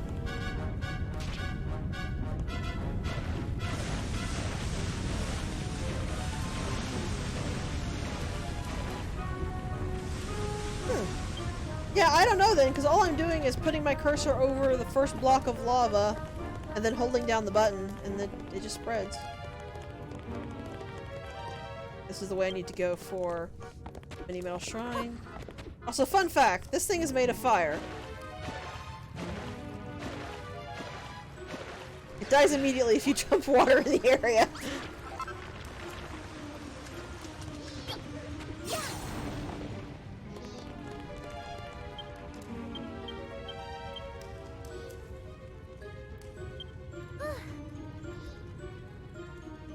Yeah, this looks like progress. This doesn't look right.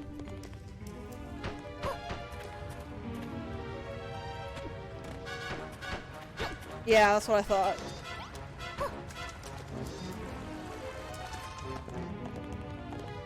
It's really hard to tell these tunnels apart. Ah, here we go. Here's the Mini Metal Shrine. Okay.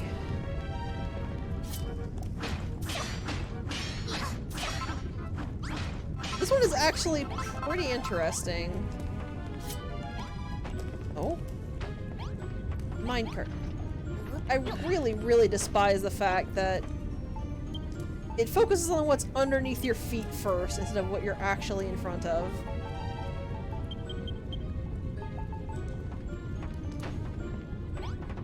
Here, get myself stuck in a mine track. Yes.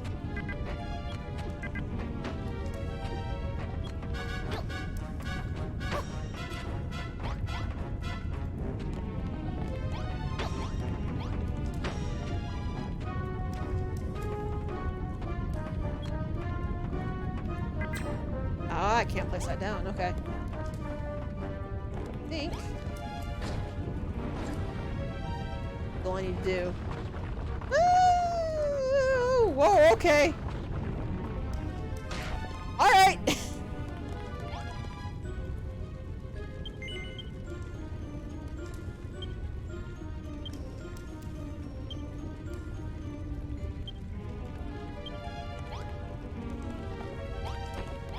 There we go. Getting up there was technically the challenge. They just needed to trigger that, I guess.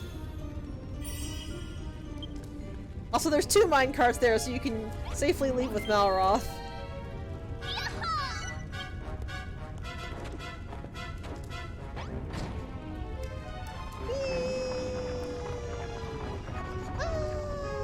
Oh! Crashed in the wall. Go ahead and eat that. Now let's go back to progress. You never noticed the fact there was another minecart over there?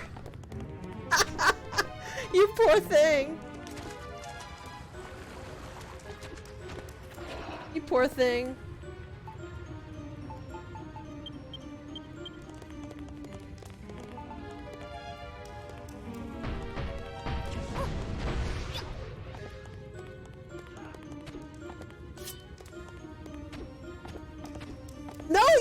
never do! I could comfort you and say that that I did that as well, but that would be a lie. I didn't. I saw that minecart from the first time I did that. Sinister. Oh, that is a sinister shrine. Oh my goodness.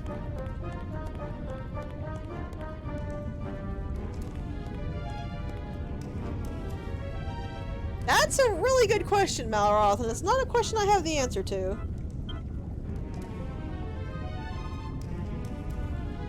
There's a person in there, though. Although not so much a person as a monster. This is creepy as heck.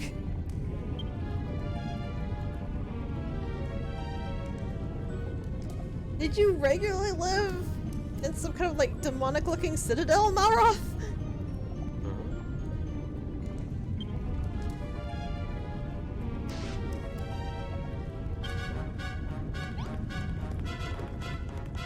Hello? Oh, I have to actually talk to them. I wasn't trying to talk to you, Mab. Mab? Mal! Malroth! I'm pretty sure Malroth isn't human by any stretch of the means. He's an elf at minimum.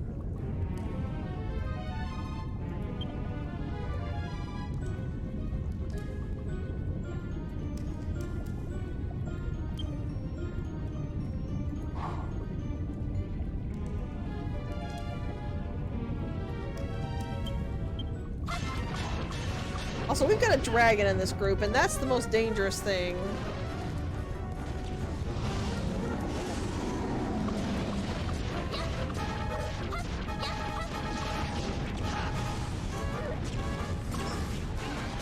I'm trying to get rid of these magicians first.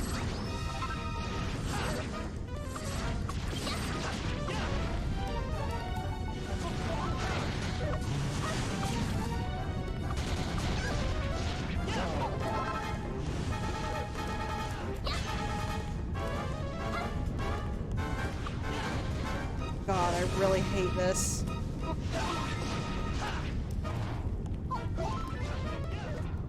So this is a pain in the butt because everything is impossible to freaking see. Because of the weird lava glow and the ugly puke green these blocks are, it's impossible to see anything of what's going on.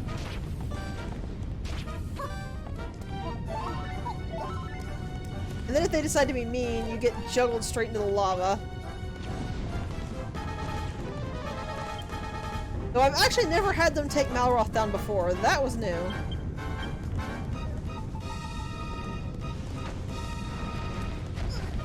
How? There was nothing there! What hit me? Nothing was there to hit me!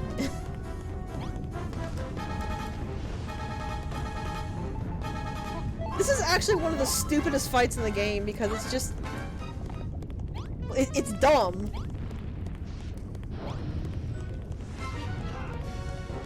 Thankfully, running away doesn't actually revive the ones you've killed.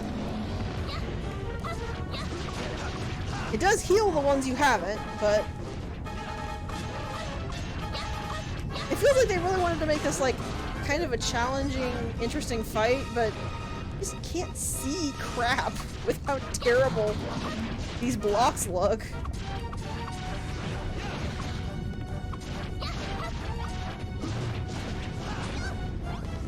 Also, whatever the heck that was, I keep getting hit by like bursts of fire that I don't know where they come from. Because it's not from the dragon, because the dragon's fire is directional. Like, I'll just get to the edge of the lava pit and suddenly I get hit by something.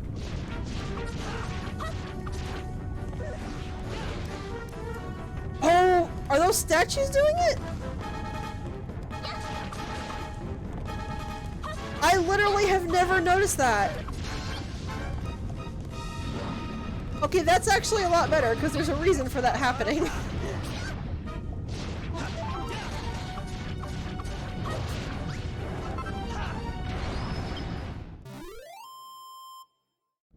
This is honestly the best demonstration I have of fighting in this game is so terrible. Because you saw all of them were like locked on to me even when Malroth was doing more damage. It's a pain in the butt.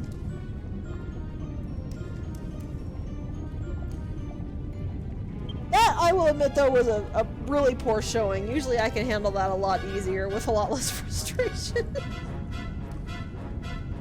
So, I don't really like what these guys are saying.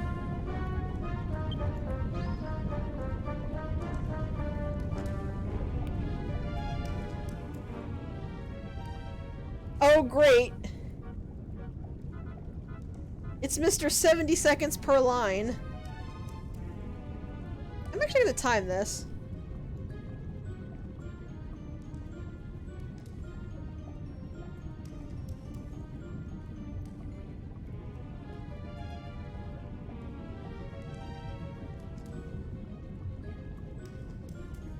That was 14 seconds. Oh, and also, just in case you missed it before, no, I cannot scroll those lines. When the individual lines out of the text box comes up, they stay on the screen until they auto-scroll away. That one was 14 seconds. This one...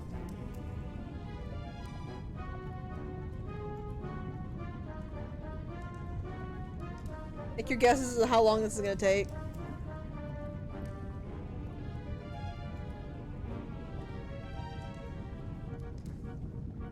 That one was 15 seconds.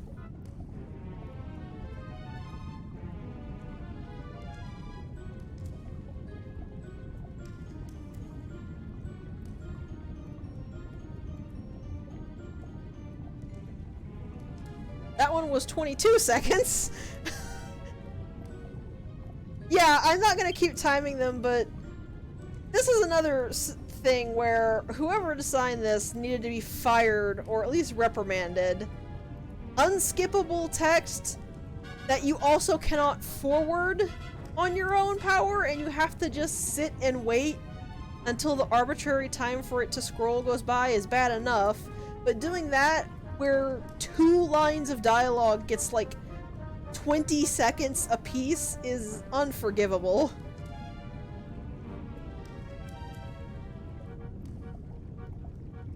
Yeah! Like, what are you talking about, strange voice in Malroth's head? They didn't worship us, they tried to kill us!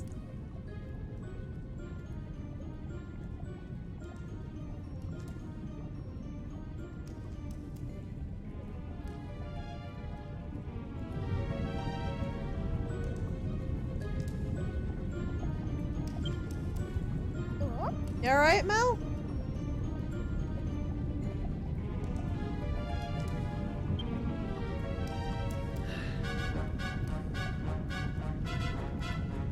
That's not even human!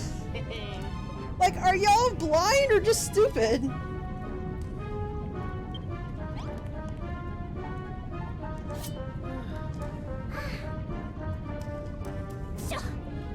The game actually wouldn't let me play the echo flute until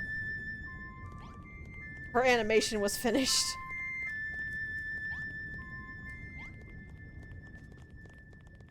Seriously, like, look at this! This is the most puke green, ugly color I think I've ever seen.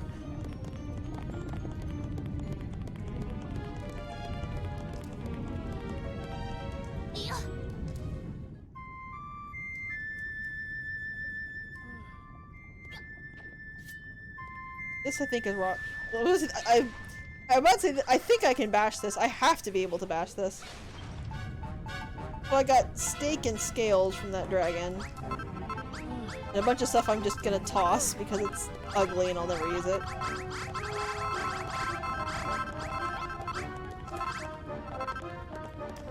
Hey, look at that! That looks like a diamond.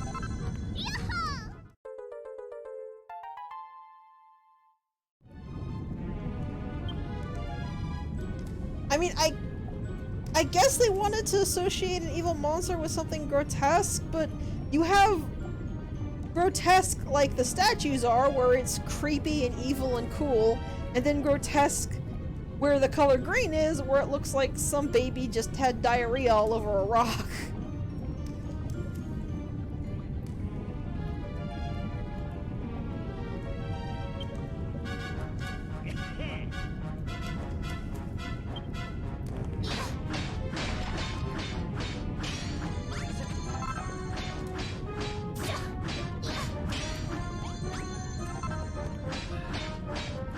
It's kind of sad, because if you wanted to make something super creepy, you could just strip that shrine down and bring all that stuff with you, but like, it's just so ugly, why would you?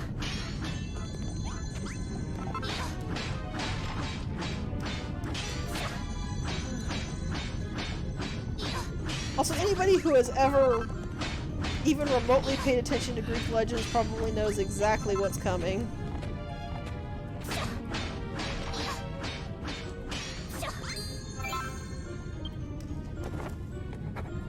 How do you be a Medusa? With a mirror.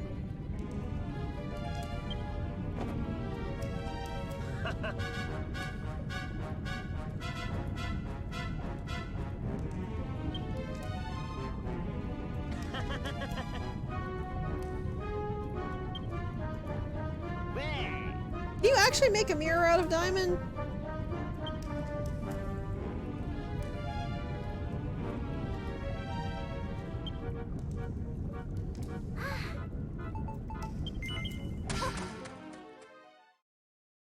Yeah, and it's just because all the sinister stuff in this game is just like ugly. Not even like it's not even I don't know how it's phrased, but I would call it attractive ugly, like say the Taranar, where it's not traditionally pretty, but it has its own appeal. It's just straight ugly.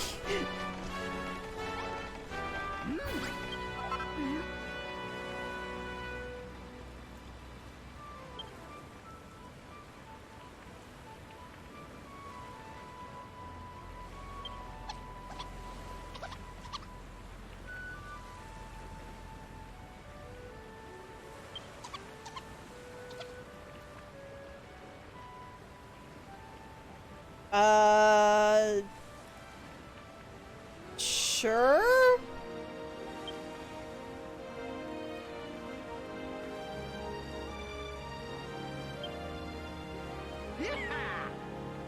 If we have any left over, we'll make you something, Jules, I promise.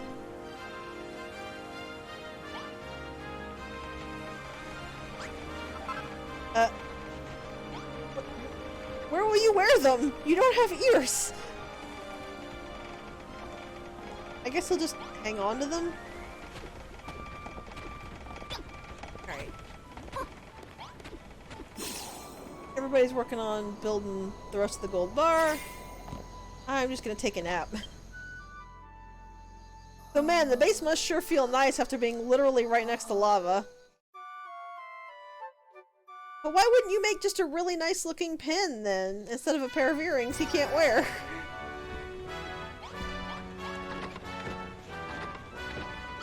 Go ahead and stash those. Okay, I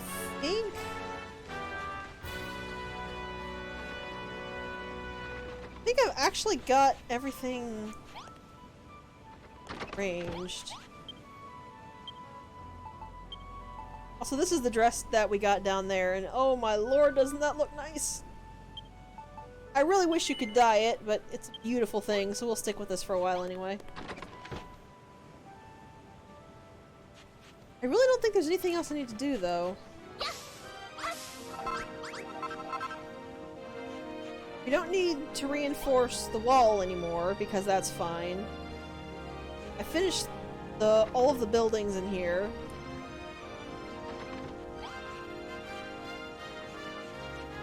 So I'm just waiting on them to get the gold bar done. Yeah, read the food.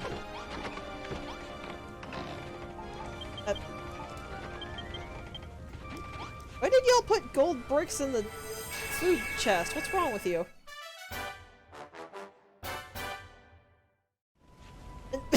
Malroth just appeared in the kitchen. Or maybe he didn't appear in the kitchen. He was just going in there for a snack because he was hungry. Yeah, that's what I thought. I thought I was gonna have to wait a little bit longer for that. No. Magrog. There we go. This is a nice bard. Like, really.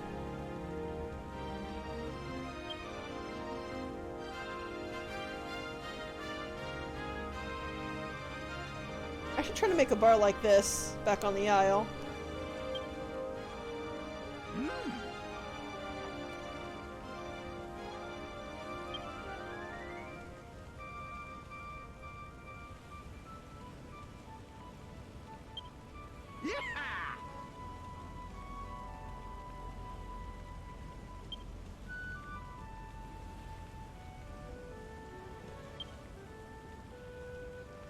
Yeah, I probably should have done those before I came out to talk to you.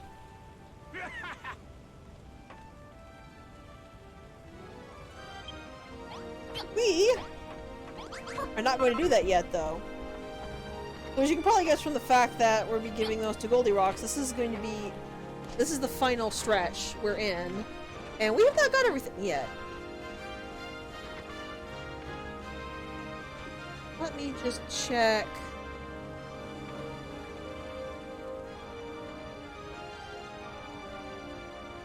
Check my little list here because we got treasures to find. To start with,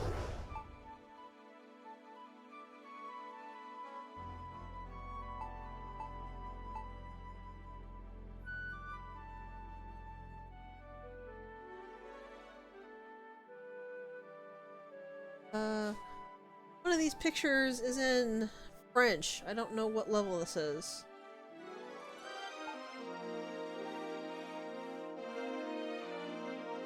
I think it's this one.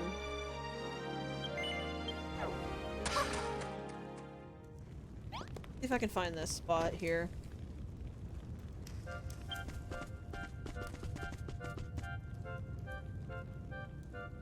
Ah, thank you. So follow the path to the sand edge instead of then going up and down the sand.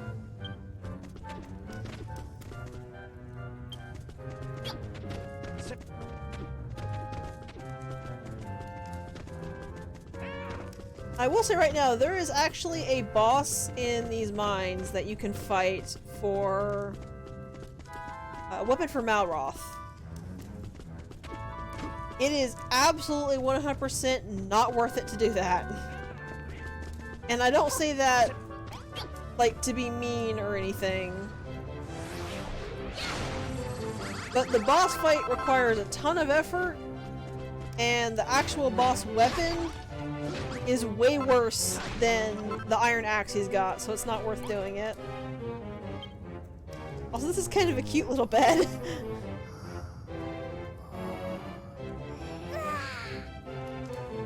This is the last treasure we have of Khrumbul-Dun, which is the rock bomb bed.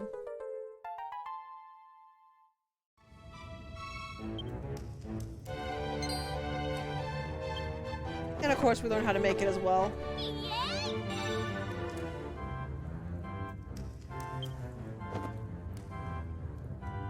I wish there was some, like, legitimately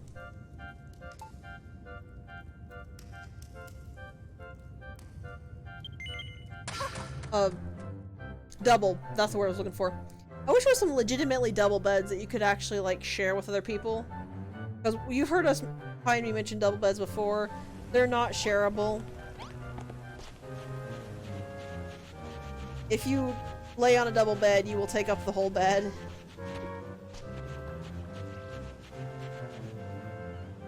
What was around here? Like,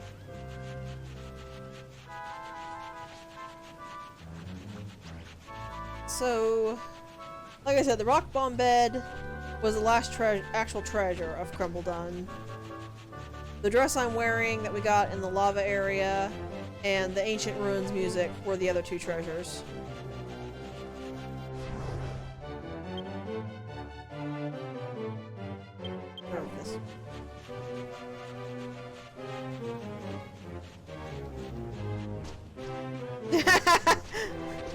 Malroth wakes up on the floor confused and the builder's like, splayed all over the floor, hogging the blankets. He just kind of sits up and glares surly, then goes to sleep on the couch.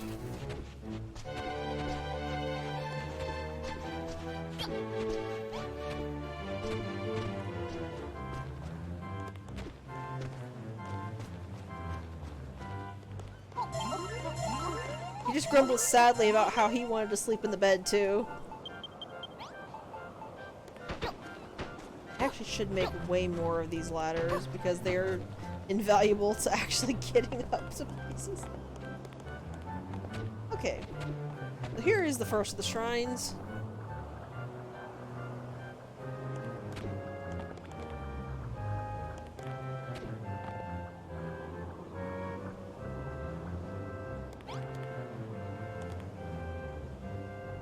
Thing?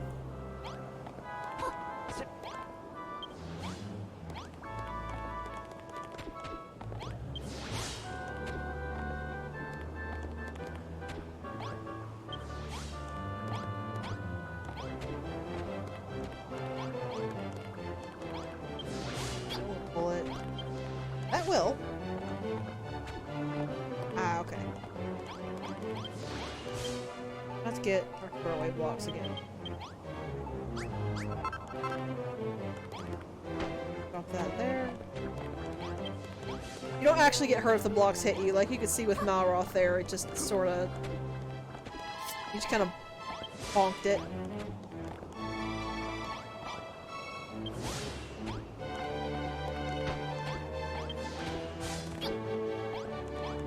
There we go.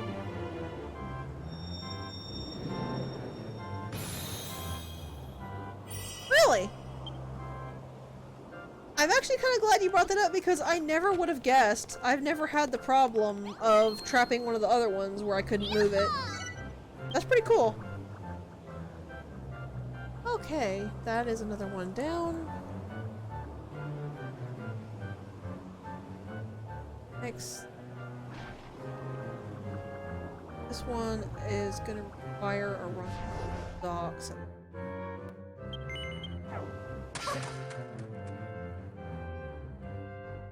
Yeah, I think I see where it is.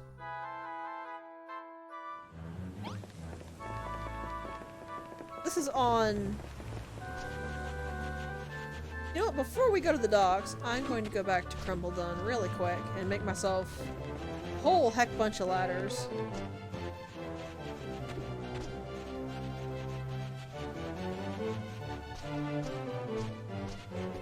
I feel like everybody's like super confused. Nyx, are you supposed to be making, I don't know, something for Goldie Rocks so the Medusa doesn't kill us? Nyx, hello?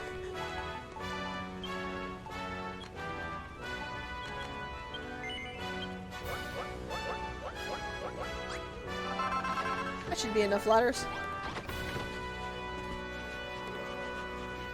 So, it looks like our best bet is gonna be... Go back up here. Take the windbreaker. It does make sense as to why that had the other blocks on the other side, because I could never figure out why that was the case.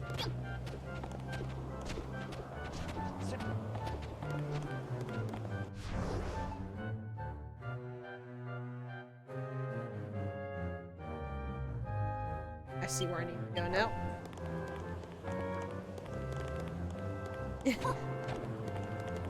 Nyx ran in, made 900 ladders, and then left. Everyone's just kind of looking at each other, totally baffled and unsure what's going on here.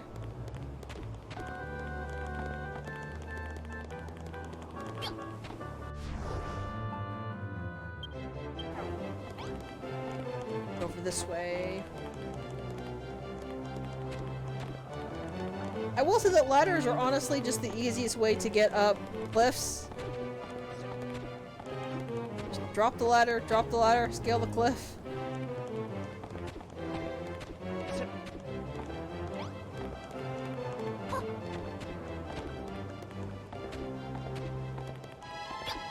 There it is.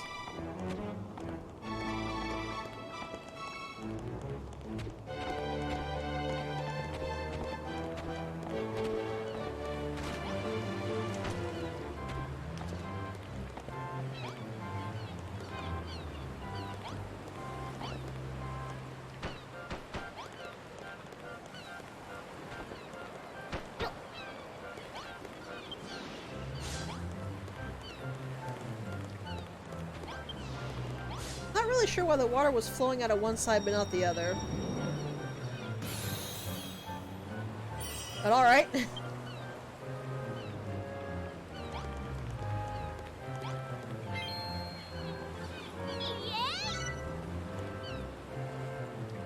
Oh, does the water actually stop it from going into the hole? Ah! I guess it was like that to like tell you needed to pour the water down, but it's just easier to put the holes in.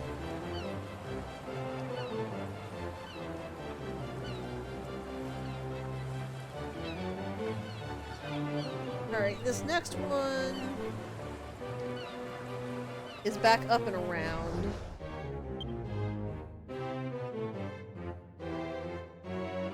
Yeah, I know precisely where to go for this one.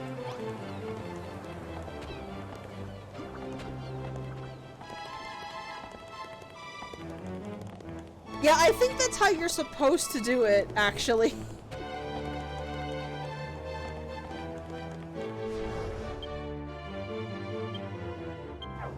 You're supposed to fill the other side so that the water pours down there, but...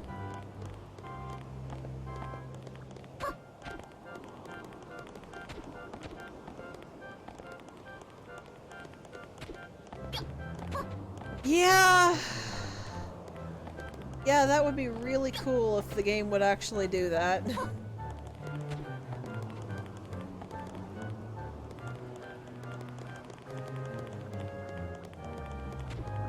That unfortunately is not a thing that it ever does. I also kind of wish the blocks were about half the size that they are.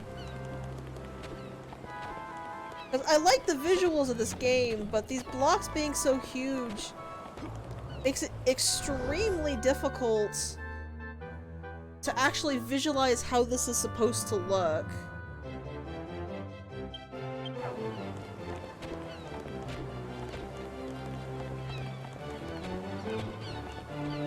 It's like...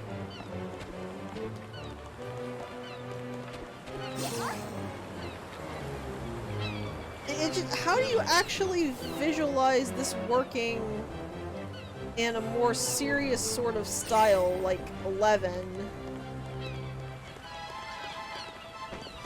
Oh, this one is easy, just cover up the grave.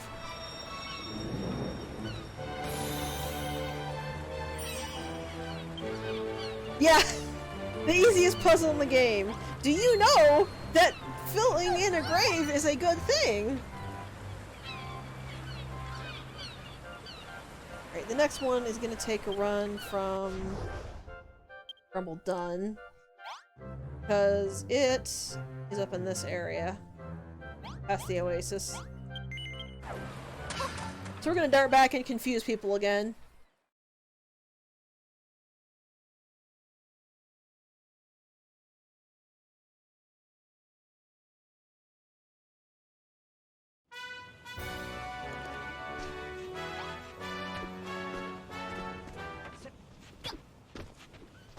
Like I said, I really wish they actually made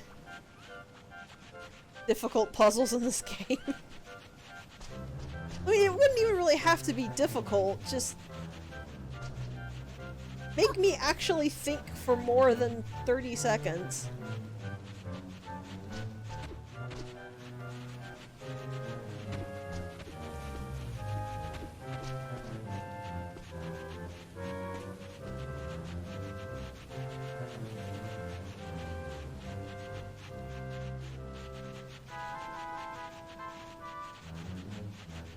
So this is a match the sides puzzle.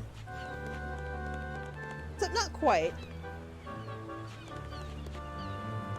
So we have blue here facing the wall and then pink facing the back. But in this case, blue is facing the back and pink is facing the wall. Can you guess what the puzzle here is?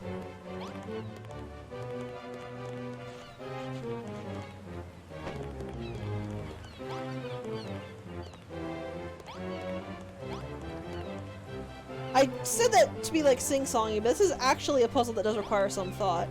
You can see on the right we have black on the top, and this we have black on the side, so the brick was moved over onto its side.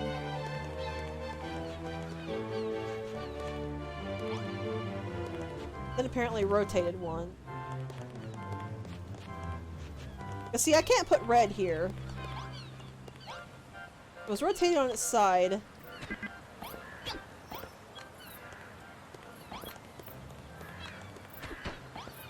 I did not go there.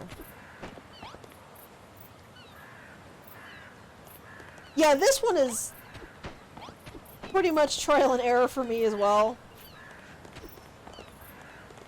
Which I know, I literally just complained that they didn't have any difficult puzzles.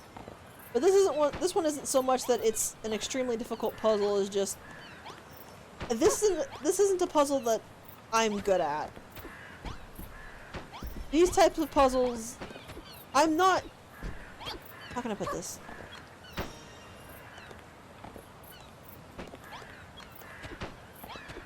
I don't really have a good sense of spatial awareness is the problem. So when you do something like this where you've like tilted and twisted it, my brain legitimately just cannot compare it. It just doesn't work. I can't think in that kind of dimension. Luckily this tells you when you've actually got it in the right position.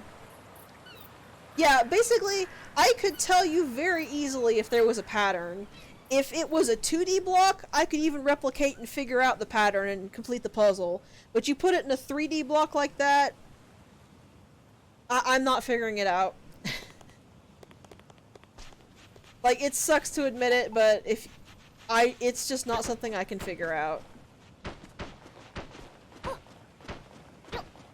The next one is actually up over this mountain. Specifically...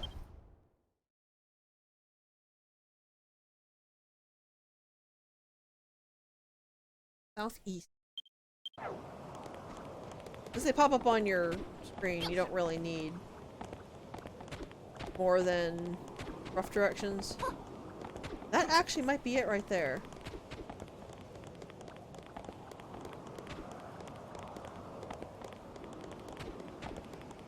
The other type of thing that I can't do are number patterns.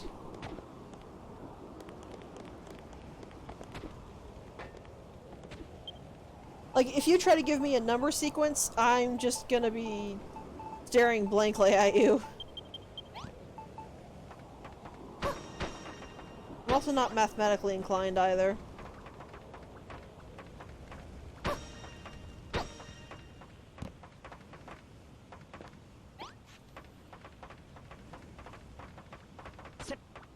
Whoop.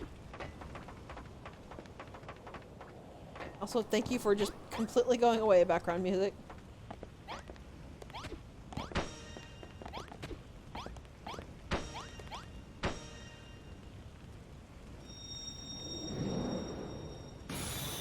Finish that, you get the mini medal up there unlocked. Now we gotta actually go pick it up. No. There's that pesky prioritizing what you're standing on, rather than what you're facing again. This time we can actually take Malroth with us, though.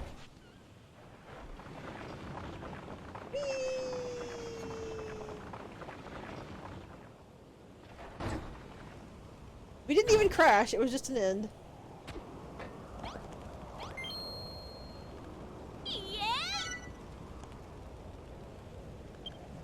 Wait, why? That's the minecart one done. And there is just one left to do. Speaking of minecart, apparently Malroth was stuck behind one.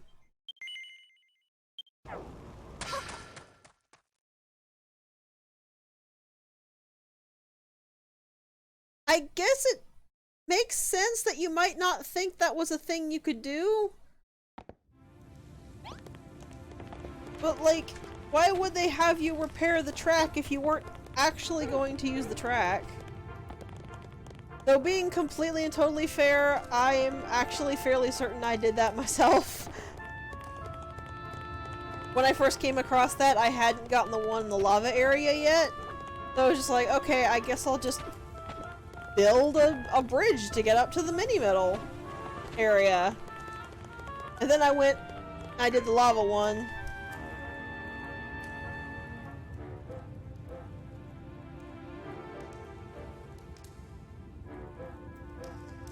I went and I did the lava one and I was like, oh, I could have done that.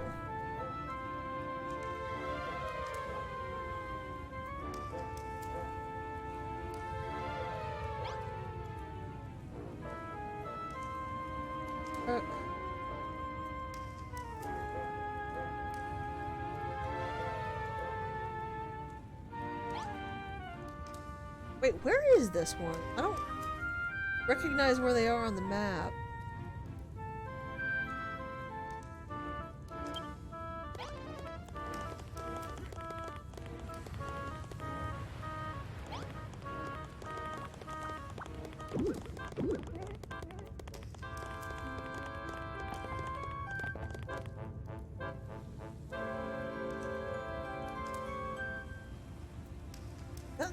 Is that the mushroom room? Gotta be in the mushroom room. Right?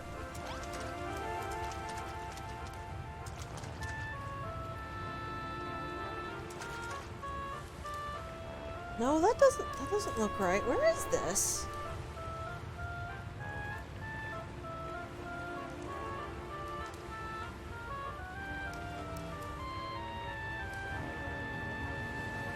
Yeah, this is too far away from the old lift.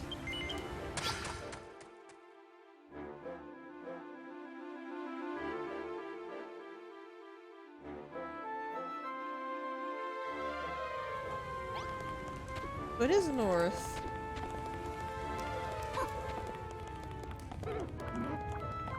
And it looks like it's north up to where Jules is.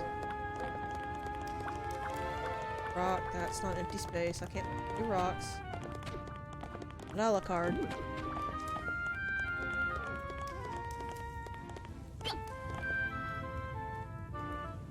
Just on the map. Where they were, and then they found water?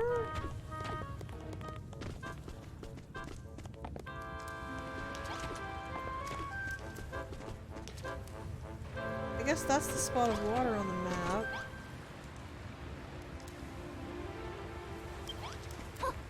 Went over and up. Okay, I think I see it. Yeah, it was... This is where it needed me to go.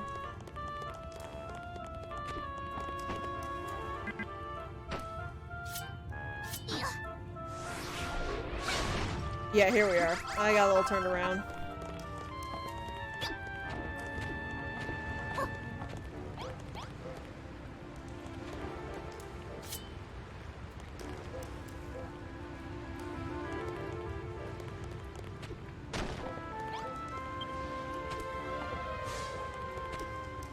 Okay.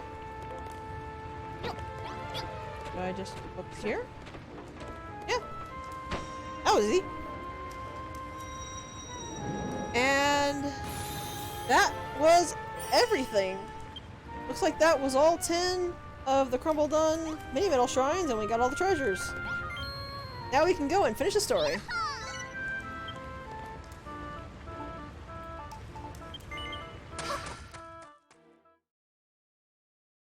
And maybe I can get my bunny ears when we get back to the Isle of Awakening.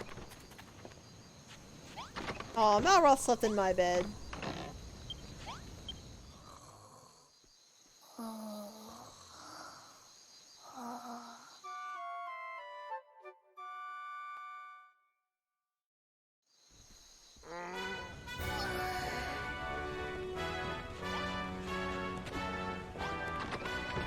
Okay.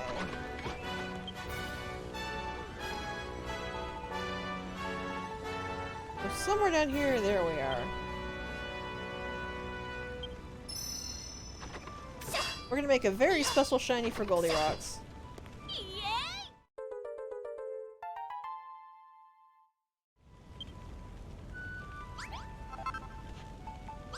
And we're going to get the rest of this away. But actually are going to want Where is it? You're going to put your gold bars on your hot bar there. I'm gonna make some more medicinal ones. I don't know how many more I can make. Not many, but better than none.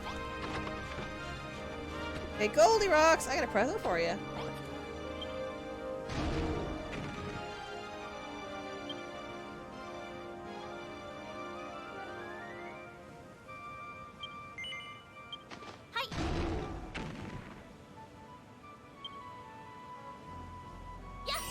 I just threw the mirror at him, I guess. I still want to know if you can make a mirror out of diamonds. That just seems weird to me.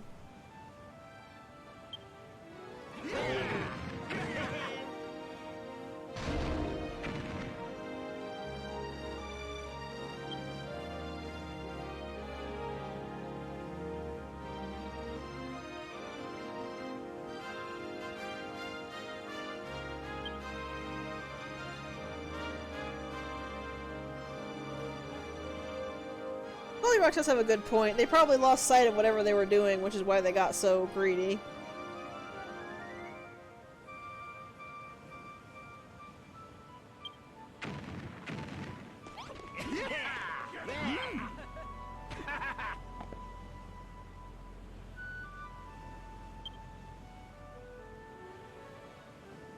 Just one last little push, and we'll be able to save Khrumbul-Dun.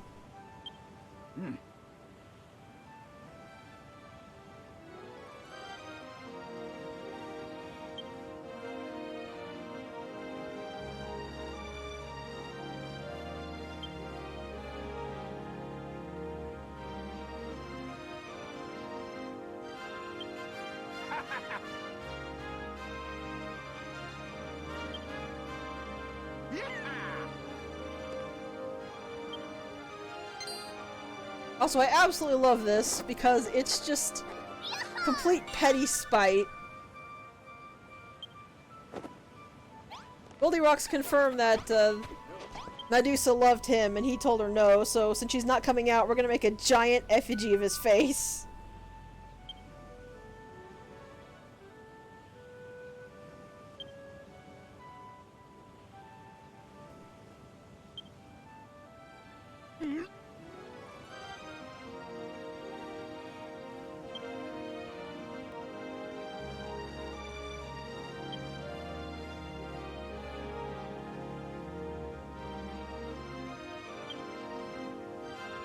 Well, I would if you would let me go away. You're the one a gabbing there, Den. Where is it? Ah, there you are.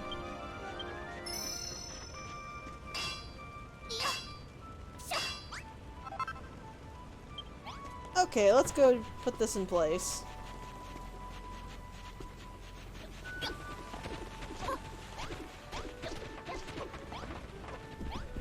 We just need to go up the stairs. Here.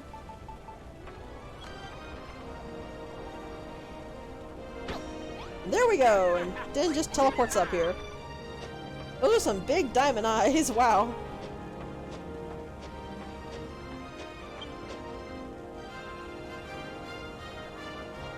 Yeah, basically.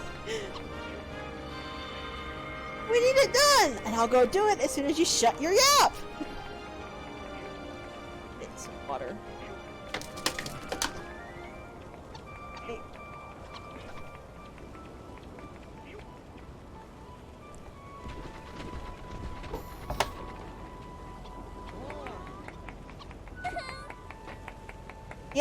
Yeah, they went there. You thought they wouldn't go there, then I don't know what to tell you.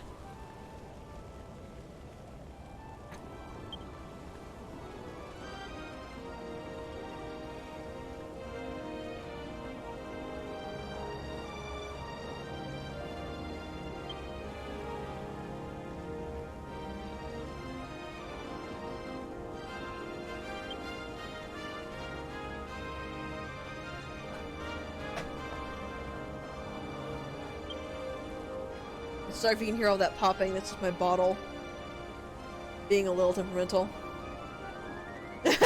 Yeah.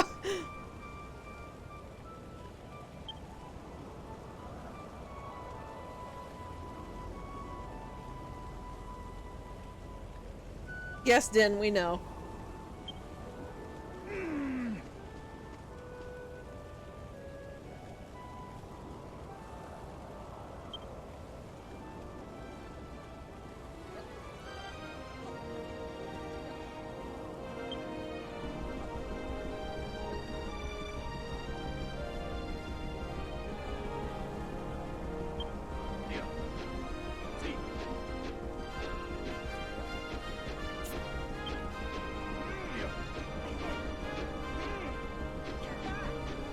So yeah, as you can probably pick up, everybody that just spoke up are gonna be fighter now, so we're gonna make a bunch more weapons.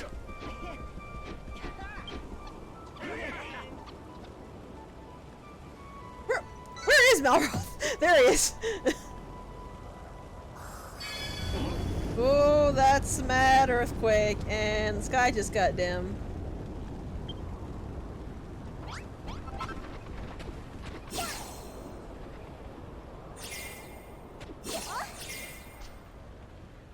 Okay, so I need everybody here so I can do a quick check over who needs weapons.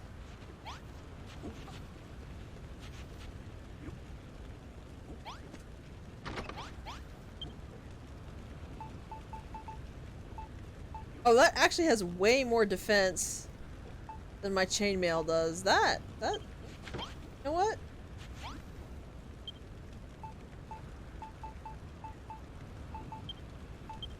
I need to equip that, but let's actually do that. Then I can take the glamour off for a bit. There's nothing wrong with having glamour, but for whatever reason, when you actually do have a glamour on it, it completely erases your little backpack here. Okay.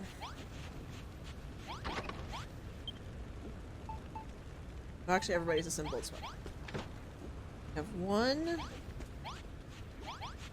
You have the four for Din, Ordella,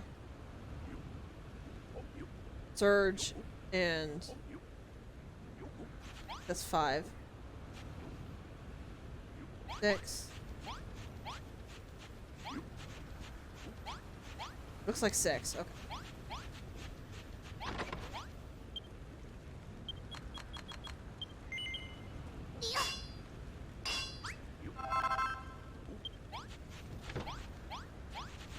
So you, who I tried to give you one last fight, didn't quite work. Surge. Yugi. That guy's got one. And oh, Digby already always had one? Yeah, I guess he did. Cowardly, you're all cowardly. Fine. Ordella. Is there somebody?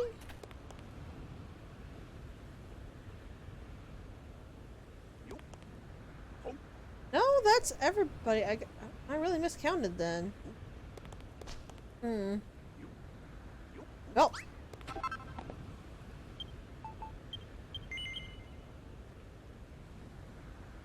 Time to go.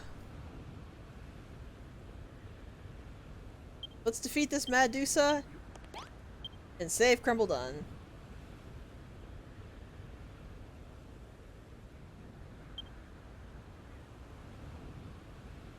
Malroth is super excited about having Medusa coming over.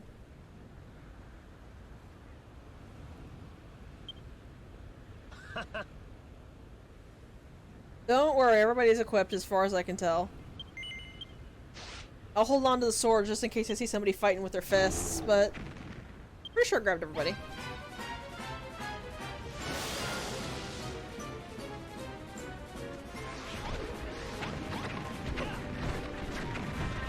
I still can't get through the iron.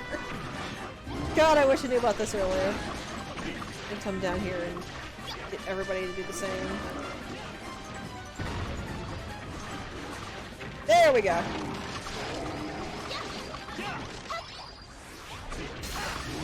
It really bugs me that I have to stand still for a second to start charging the spin attack.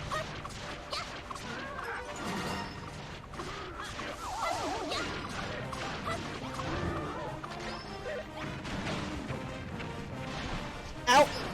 I got clipped by that attack.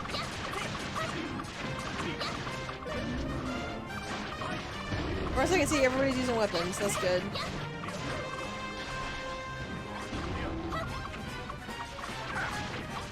That's less good. Oh, okay, this is a problem.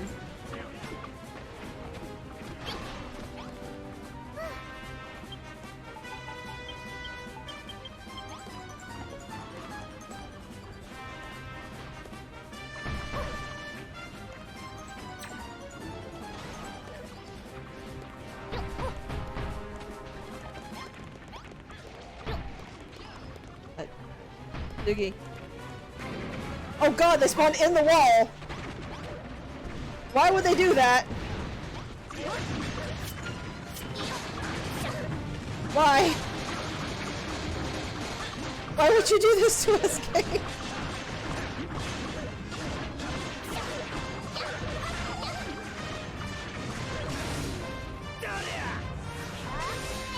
This rapidly spiraled out of control!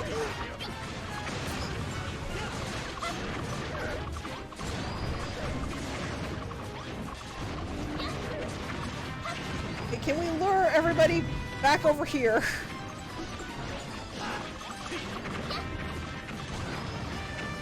Why did they spawn inside of the wall?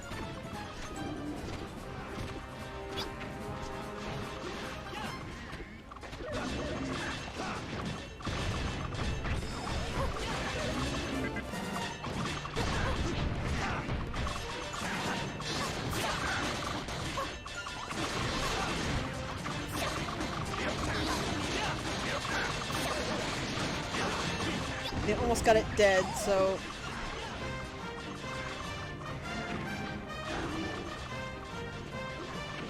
I'm gonna scoot over here and try to force him to spawn over here and not...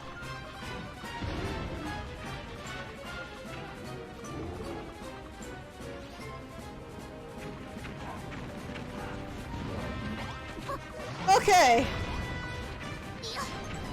I'm gonna just go ahead and fix this while they fight. I need a lot more iron bricks for this.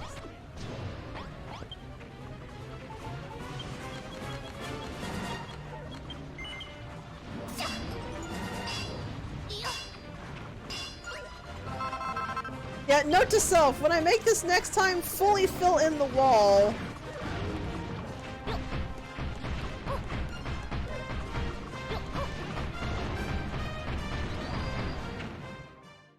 Don't just mostly fill in the wall, fully fill in the wall.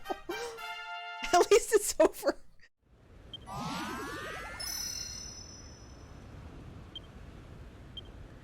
I guess I've done a lot less fighting this run than I would normally do.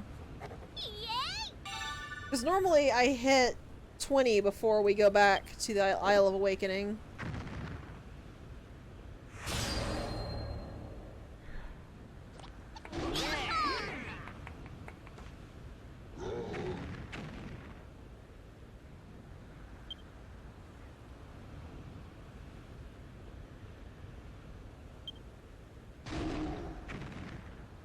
And yeah, we get to fight a boss fight on Golem back. Tell me that's not awesome.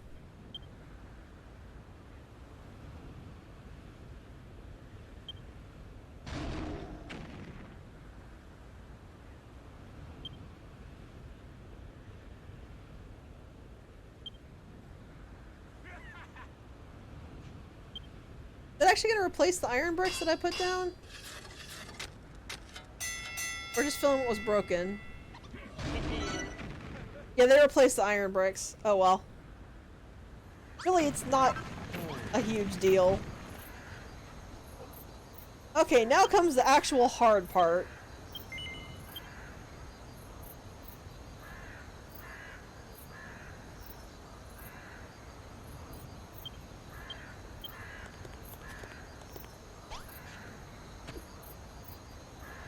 Let's get up on Goldie Rocks. So as he has, well, I was gonna say implied, but basically told you, you have to time blocking the shots properly.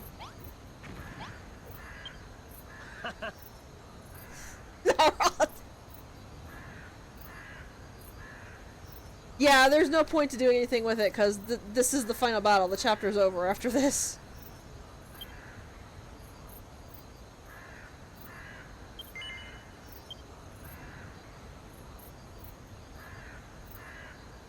Malroth might be a violent little thing, but if you do something good for him, he's never gonna forget it.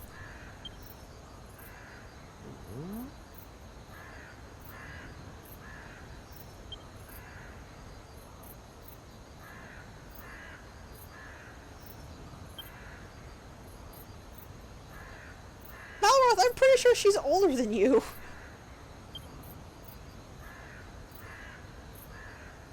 Love, hun. You asked us if we could give you some if we found any.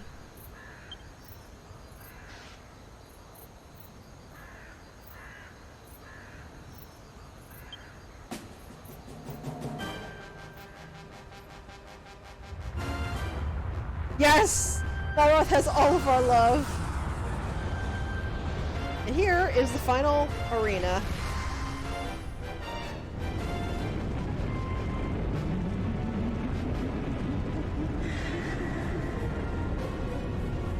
Also, I missed what her subtitle was.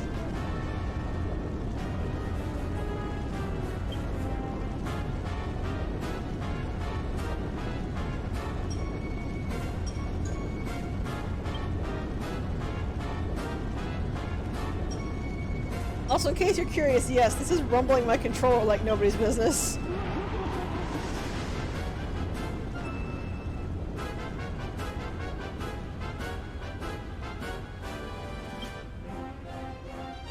This is actually the only way you can damage Medusa. You notice that she's in the air and she's not moving. Yeah, you have to actually make sure you can reflect it.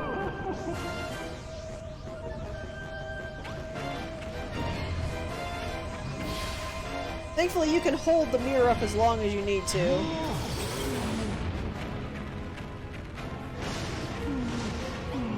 But it's not going to be as easy as it seems. She's not going to let you get away with that. I just noticed my current hunger meter, so I'm going to take that out just in case.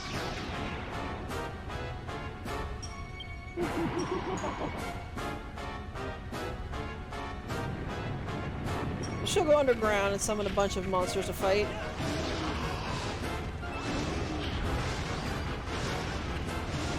As you can see, this is pretty trivial for Goldilocks!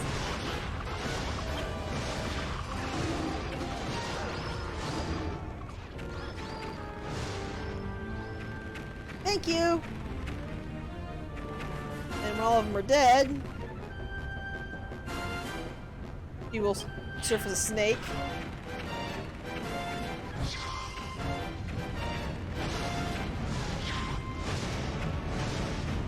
You can then beat up.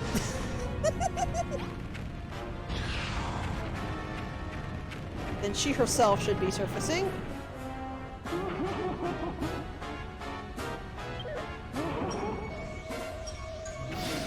So when you do make the mirror, everybody runs around behind you.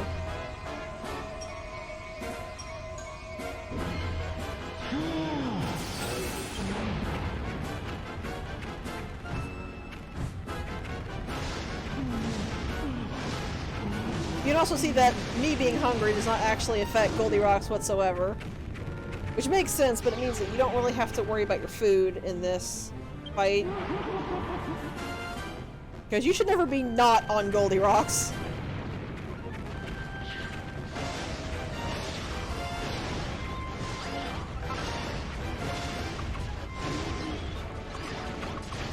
Also, as you saw there, the little snakes are taking pot shots at us.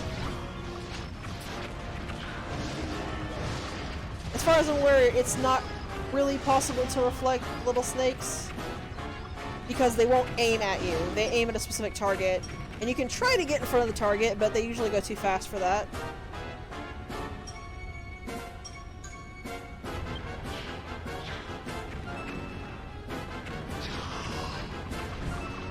I'm pretty sure in both cases, she stoned her own minions.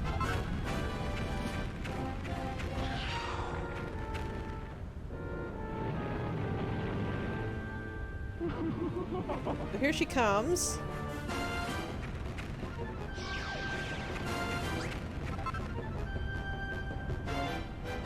Yeah, that one hit we got, that's the last free hit she's gonna give us. Now you have to figure out which of them is actually firing the beam. And these 3 spots are where she can be. We have one there and one there. And that's the trick. The pink beam is the fake one.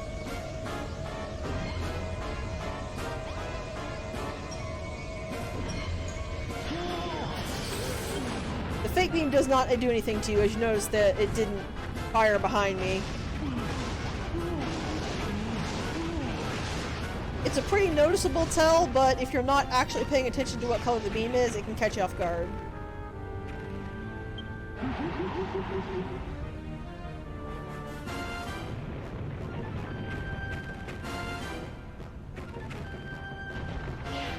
Let's see, I want this snake to... I wanted that snake to hit me, intentionally, because I wanted to show what happened when you got hit with one of the little stone beams. That fireball blocked it. I think the snakes are actually not going to oblige me. Nope, that one hit Doogie, I think.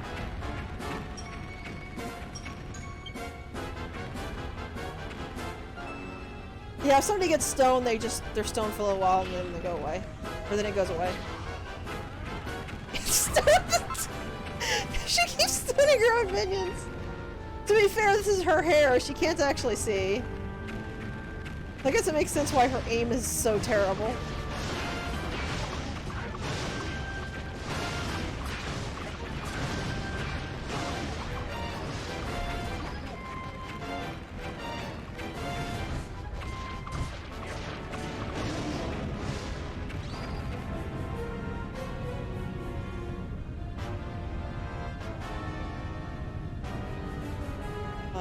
Medusa?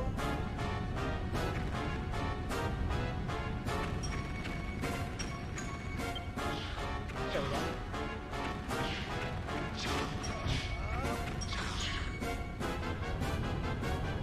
Alright, we're not gonna get to see it because I really don't want to do it for the actual Medusa. But the thing is if the stone beam hits you, it actually turns Goldilocks back into stone. And you need to use a gold bar to turn it back into a gold golem.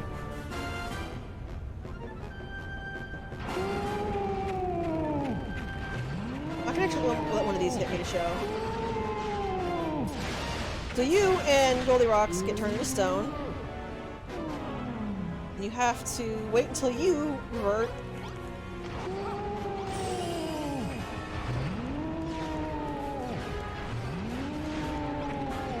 Oh. That's probably gonna... yeah.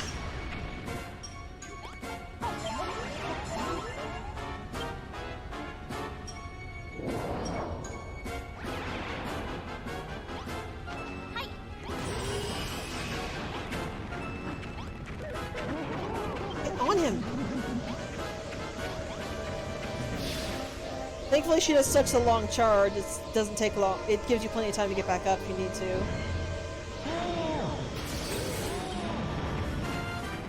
But I didn't want to show that off because I thought it was actually kind of neat.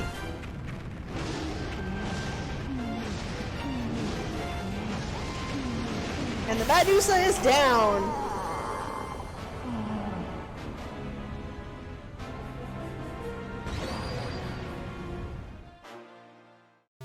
That was actually the exact same thing with me, is when that first happened, I didn't know what was going on, I didn't know what I was supposed to do. It took me a while to notice that I had to give him a gold bar.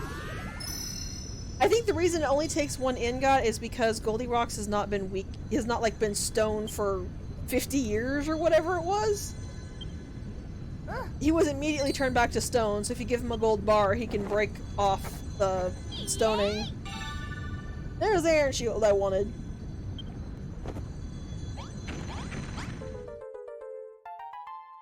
Got a heartstone.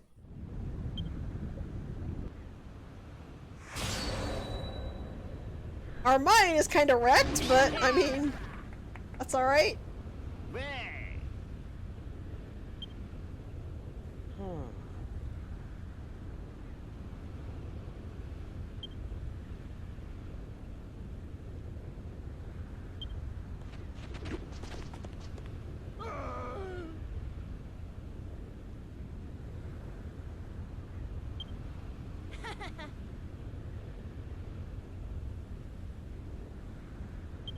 I guess the reason the children of Hargon don't come back to these islands is because they know we can come right back and whoop their butts again.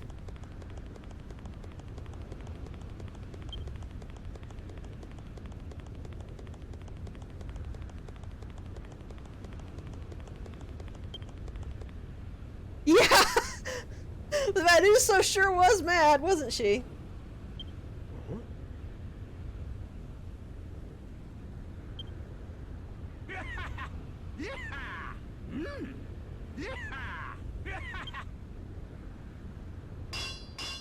I really gotta admire these guys, though, for being able to fix the entire mine up. So Goldilocks has a plan. Which plan, Goldilocks?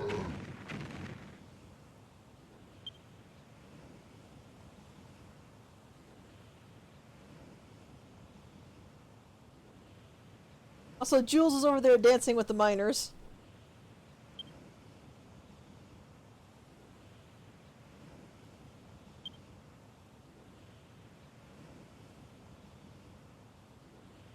Malroth, what are you doing?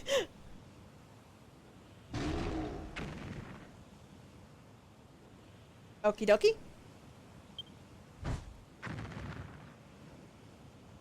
Malroth looks like he's trying to debate with thin air.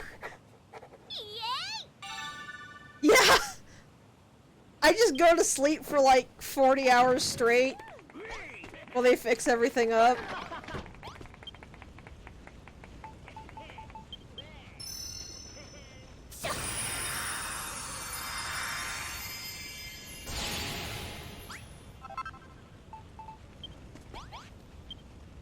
I want my shield.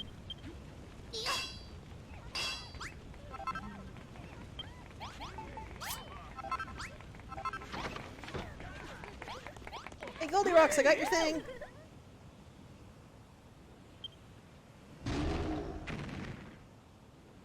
Honestly, considering how hard the builder has been working, since we've never had a spot where we've just sat back and been leisure for a while, I probably would need to sleep like 40 hours after that fight.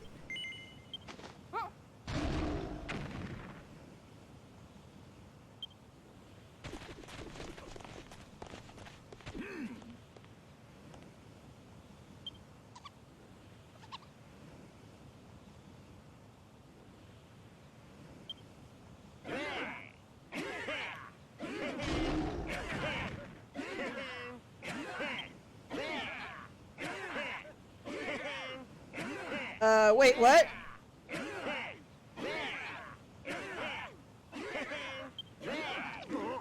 Yeah, I'm like over in the silver bar, just on one of those deck chairs. Swimsuit on, sunglasses on, just lounging back in it. Malroth in the other deck chair, or just there sipping those little umbrella drinks.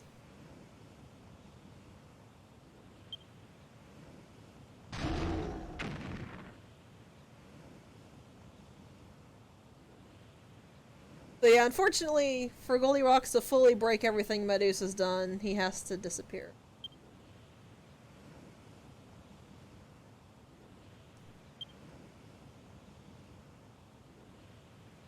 And it sounds like he kinda knew this was gonna happen the whole time. Oh, there's that one dude who wanted his pants crying over there. Goldilocks.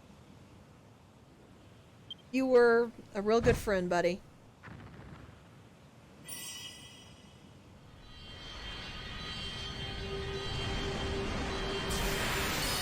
To become one with the gold bar like he said. The and spread his power throughout all of Khrumbul-Dun. Copper? Silver? Gold? Right above a lava pit. That was actually kind of a jerk move there, Goldilocks. I really hope you put more than just those veins in the mine. And there's Babs.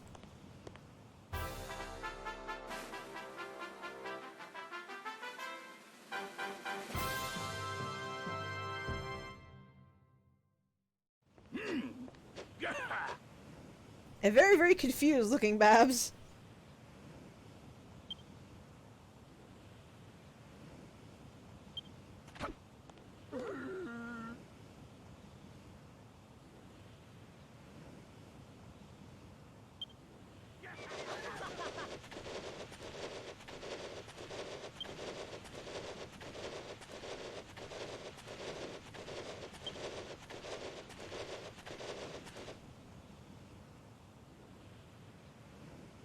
Oh god, we're probably all, like, hungover and spread across the town after that.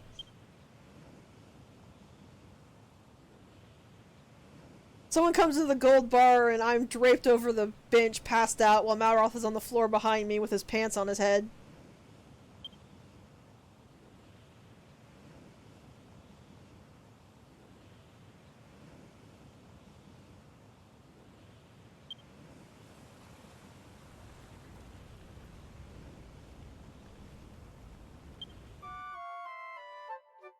Also, considering why Goldilocks did that, he was probably happy everybody was celebrating.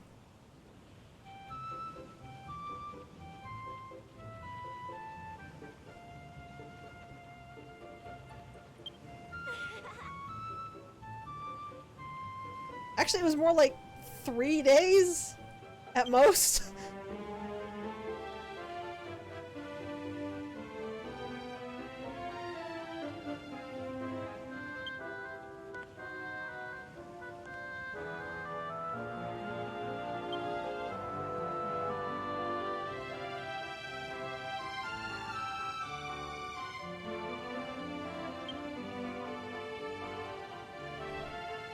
That's a pretty good way to put it, Malroth, yeah.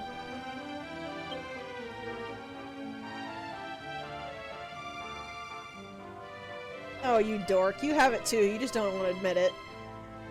Or actually, it's probably more like he doesn't recognize he has it yet.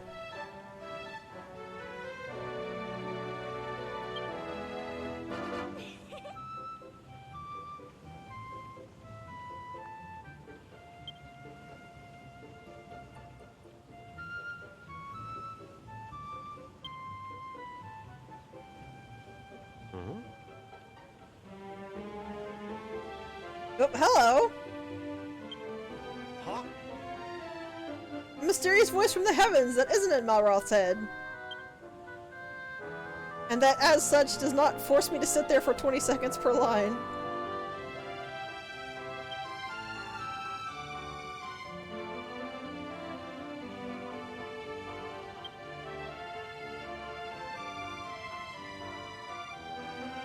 Also, that's sweet, but am I the only one who finds that a tiny bit creepy? Especially considering things like the shower rooms don't have roofs.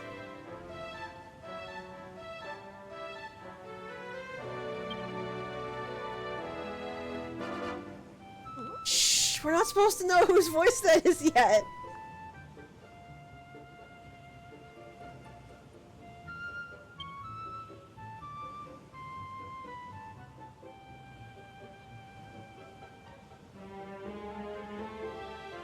I actually have no idea if I should count that as a spoiler or not. Considering if you know anything about Dragon Quest II, like if you've played it, then you know who that is.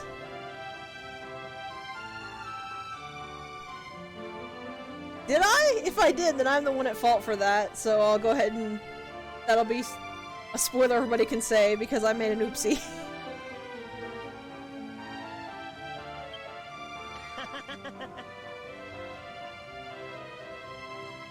I actually have no idea, and I'm not gonna watch 6 hours of footage to see if I said one name somewhere.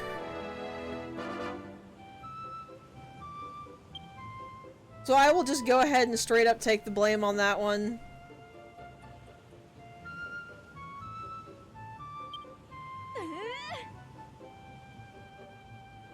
Like I said, if you've played Dragon Quest II, it's not really a spoiler. You probably called that from the very start.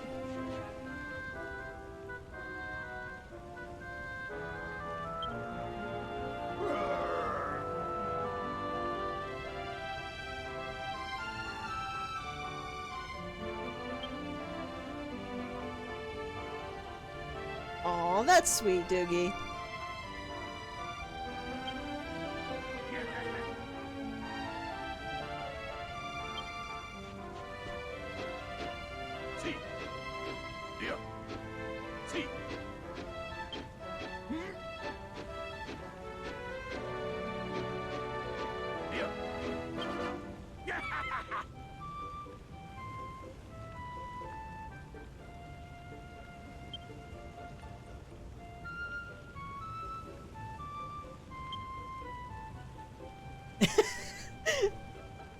Malroth, don't be rude.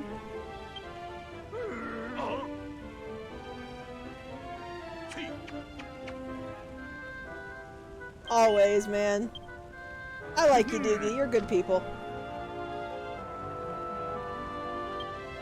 And of course we're all doing the flexing now.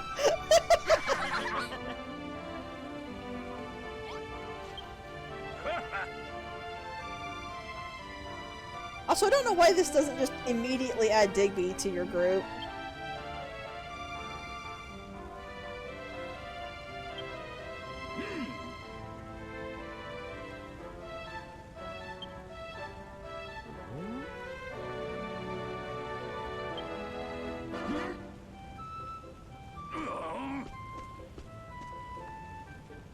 Of course we are, Digby. Malroth was just screwing with him.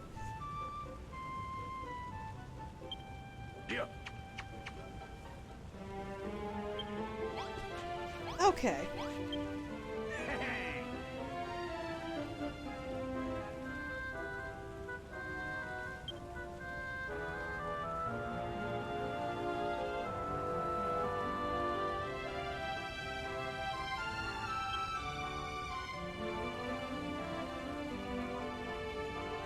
I actually like Magrog. I ripped on him a bit, but he's pretty cool too. He apparently did. And then Den was the last one, I think. No, she's probably the last one, but he's the last one in this section. Section? Area, by the bar.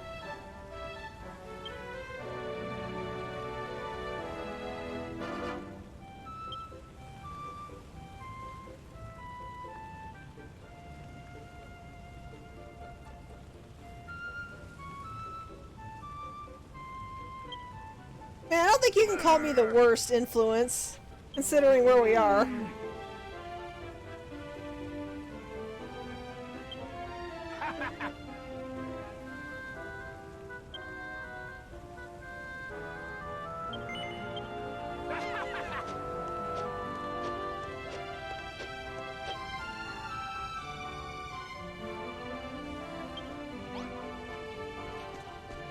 There's so many people in Khrumbul-Dun, so we get a lot of people to talk to.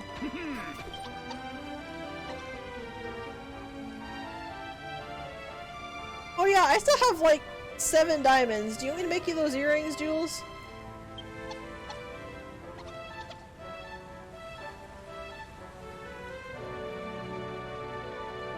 To be fair, I can't imagine these boat rides take very long. Considering there's no supplies, or underdeck, or bedrooms of any kind.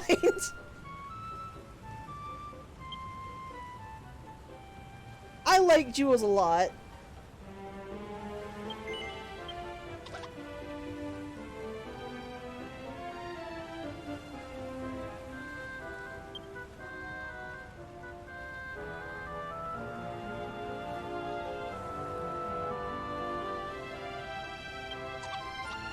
Sadly, Jules will not come with us.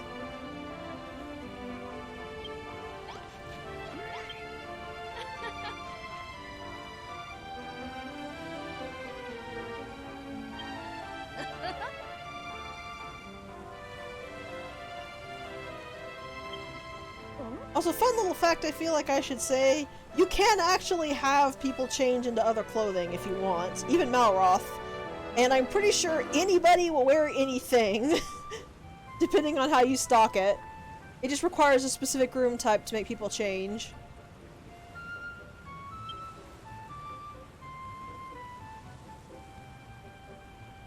Interesting.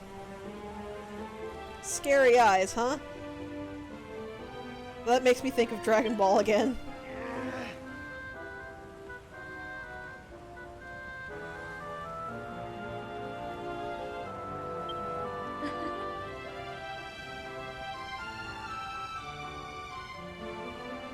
I don't know, Malroth seems pretty innocent to me. Kinda creepy, Ordelia, but you know what? I like you anyway.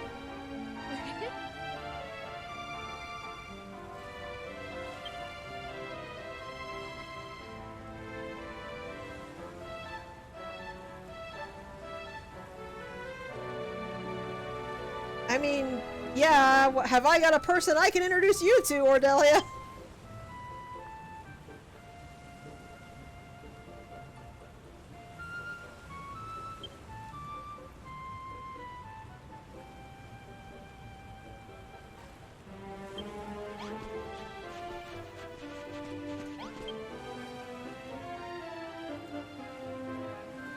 Yeah, exactly.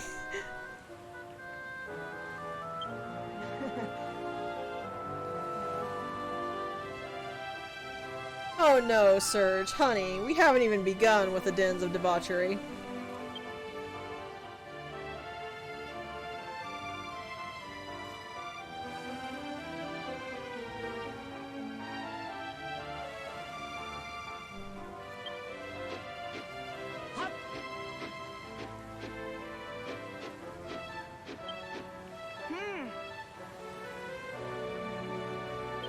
Yeah, Surge and Jules are not coming with us. Digby, Doogie, Ordella, and Din are, Babs? Hun? You wanna come down? You wanna come down off the wall, please? Thank you. I will miss Jules a ton.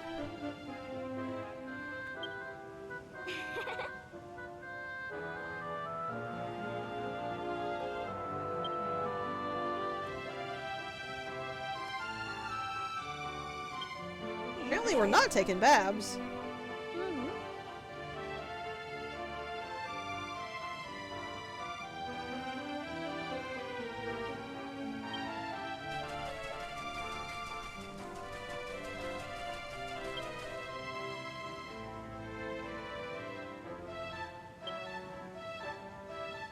I mean, he told us directly he could talk with us, Babs.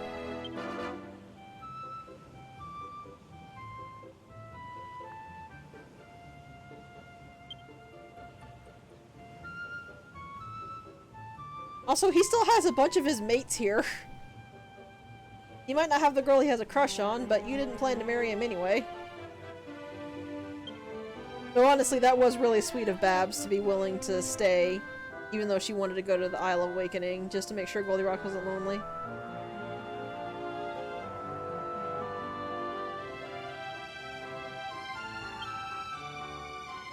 Heck, Goldilocks, she can do that anytime she wants. As long as we're not off on somewhere, as long as we're not off on a continent somewhere, she can just use Brownbeard's ship to come back and give you some rundown. Stories. Words. Words are things that you put together to make sentences.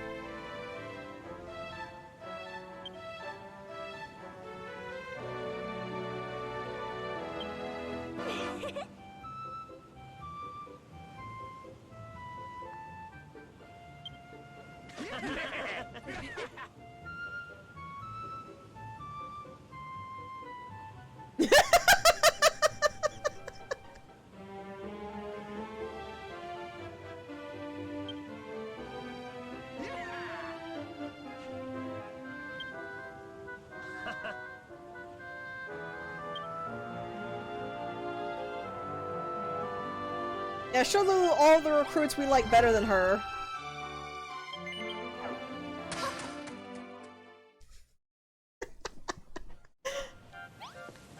let Babs visit. It's just rude not to.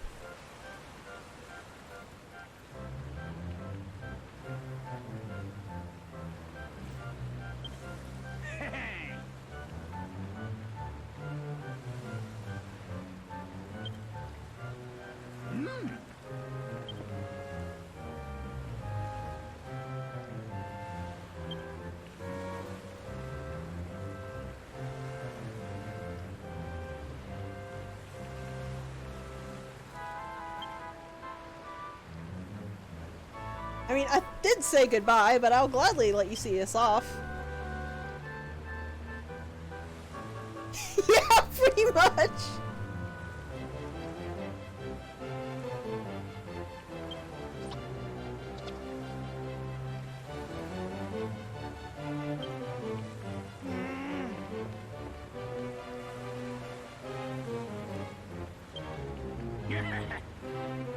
Okay, don't start a fight on the docks, guys.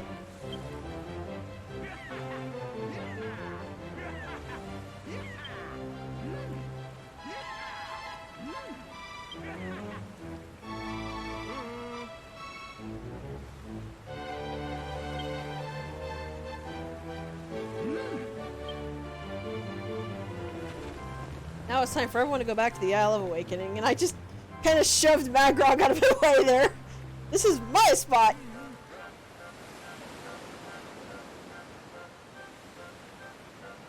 God, I never realized just how many people you have in Khrumbul-Dun until they see you off like that.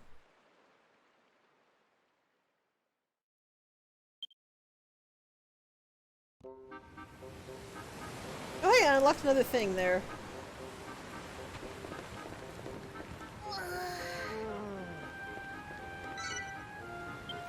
Now I have all the junk I was hoarding because I haven't sorted this crap yet.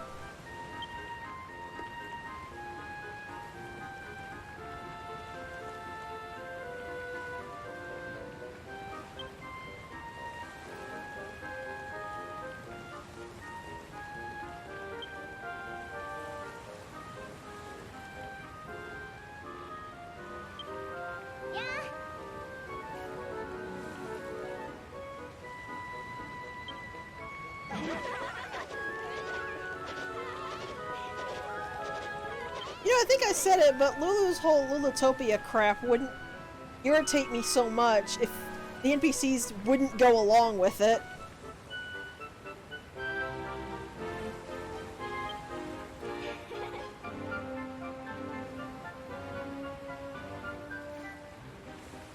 Gazing at my shoddy... Hello?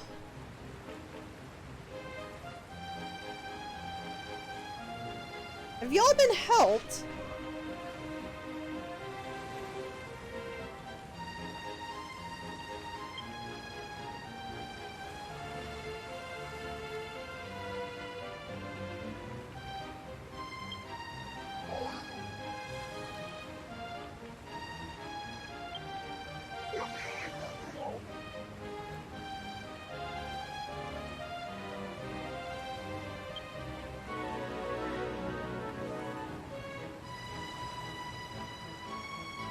Malroth, throw him into the ocean.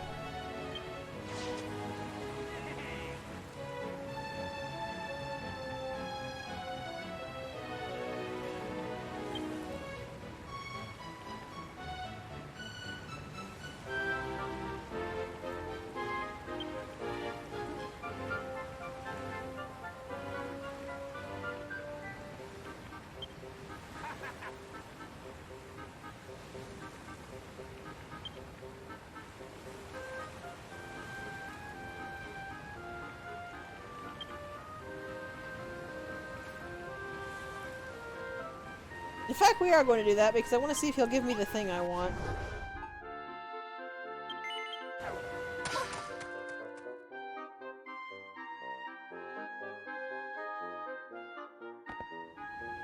I will have to clean out my inventory one of these days. But today is not that day.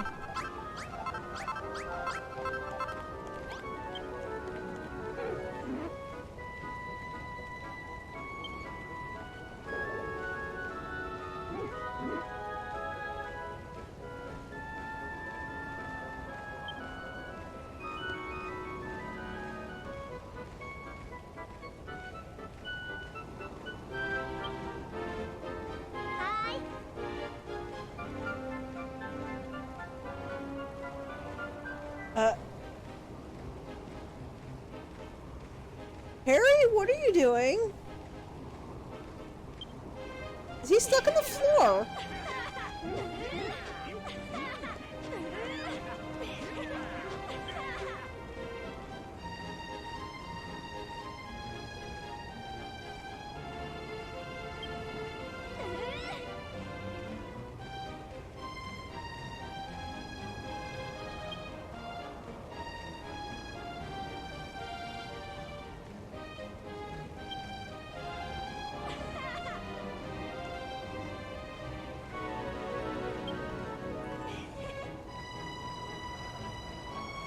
Lulu, I swear I will cut you.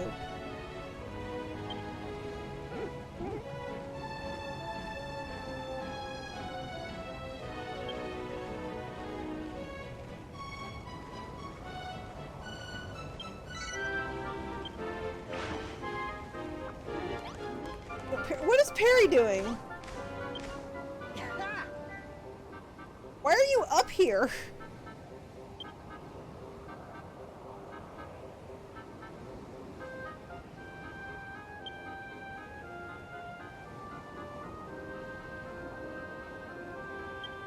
Okay then. I'm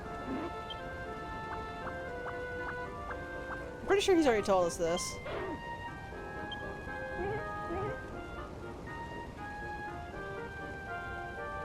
Yeah, I mean, the fact that you can't tell her to stop is a huge issue, but if everybody else just ignored her, I wouldn't really care. It's the fact that all the NPCs actually treat her like she's right that further annoys me. Here's a bunch more of the little songs. I guess we have already talked about how you use the songs. Okay. Okay, so I actually needed to hit 4 of the tablet targets, and I'll get the rabbit ears. That was really close, though.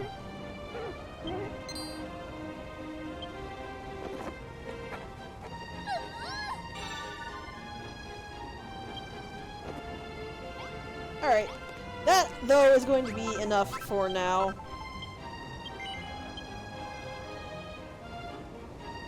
It's hitting the 5-hour mark. Because we did the rest of part 2. And then part 3 as well. So next time, we'll go ahead and get to the middle section. Between Khrumbul-Dun and whatever chapter 3 is. I'll see you then. Hey guys, if you liked this video, would you consider hitting the like button? Or even subscribing to my channel? I'd really appreciate it, thank you!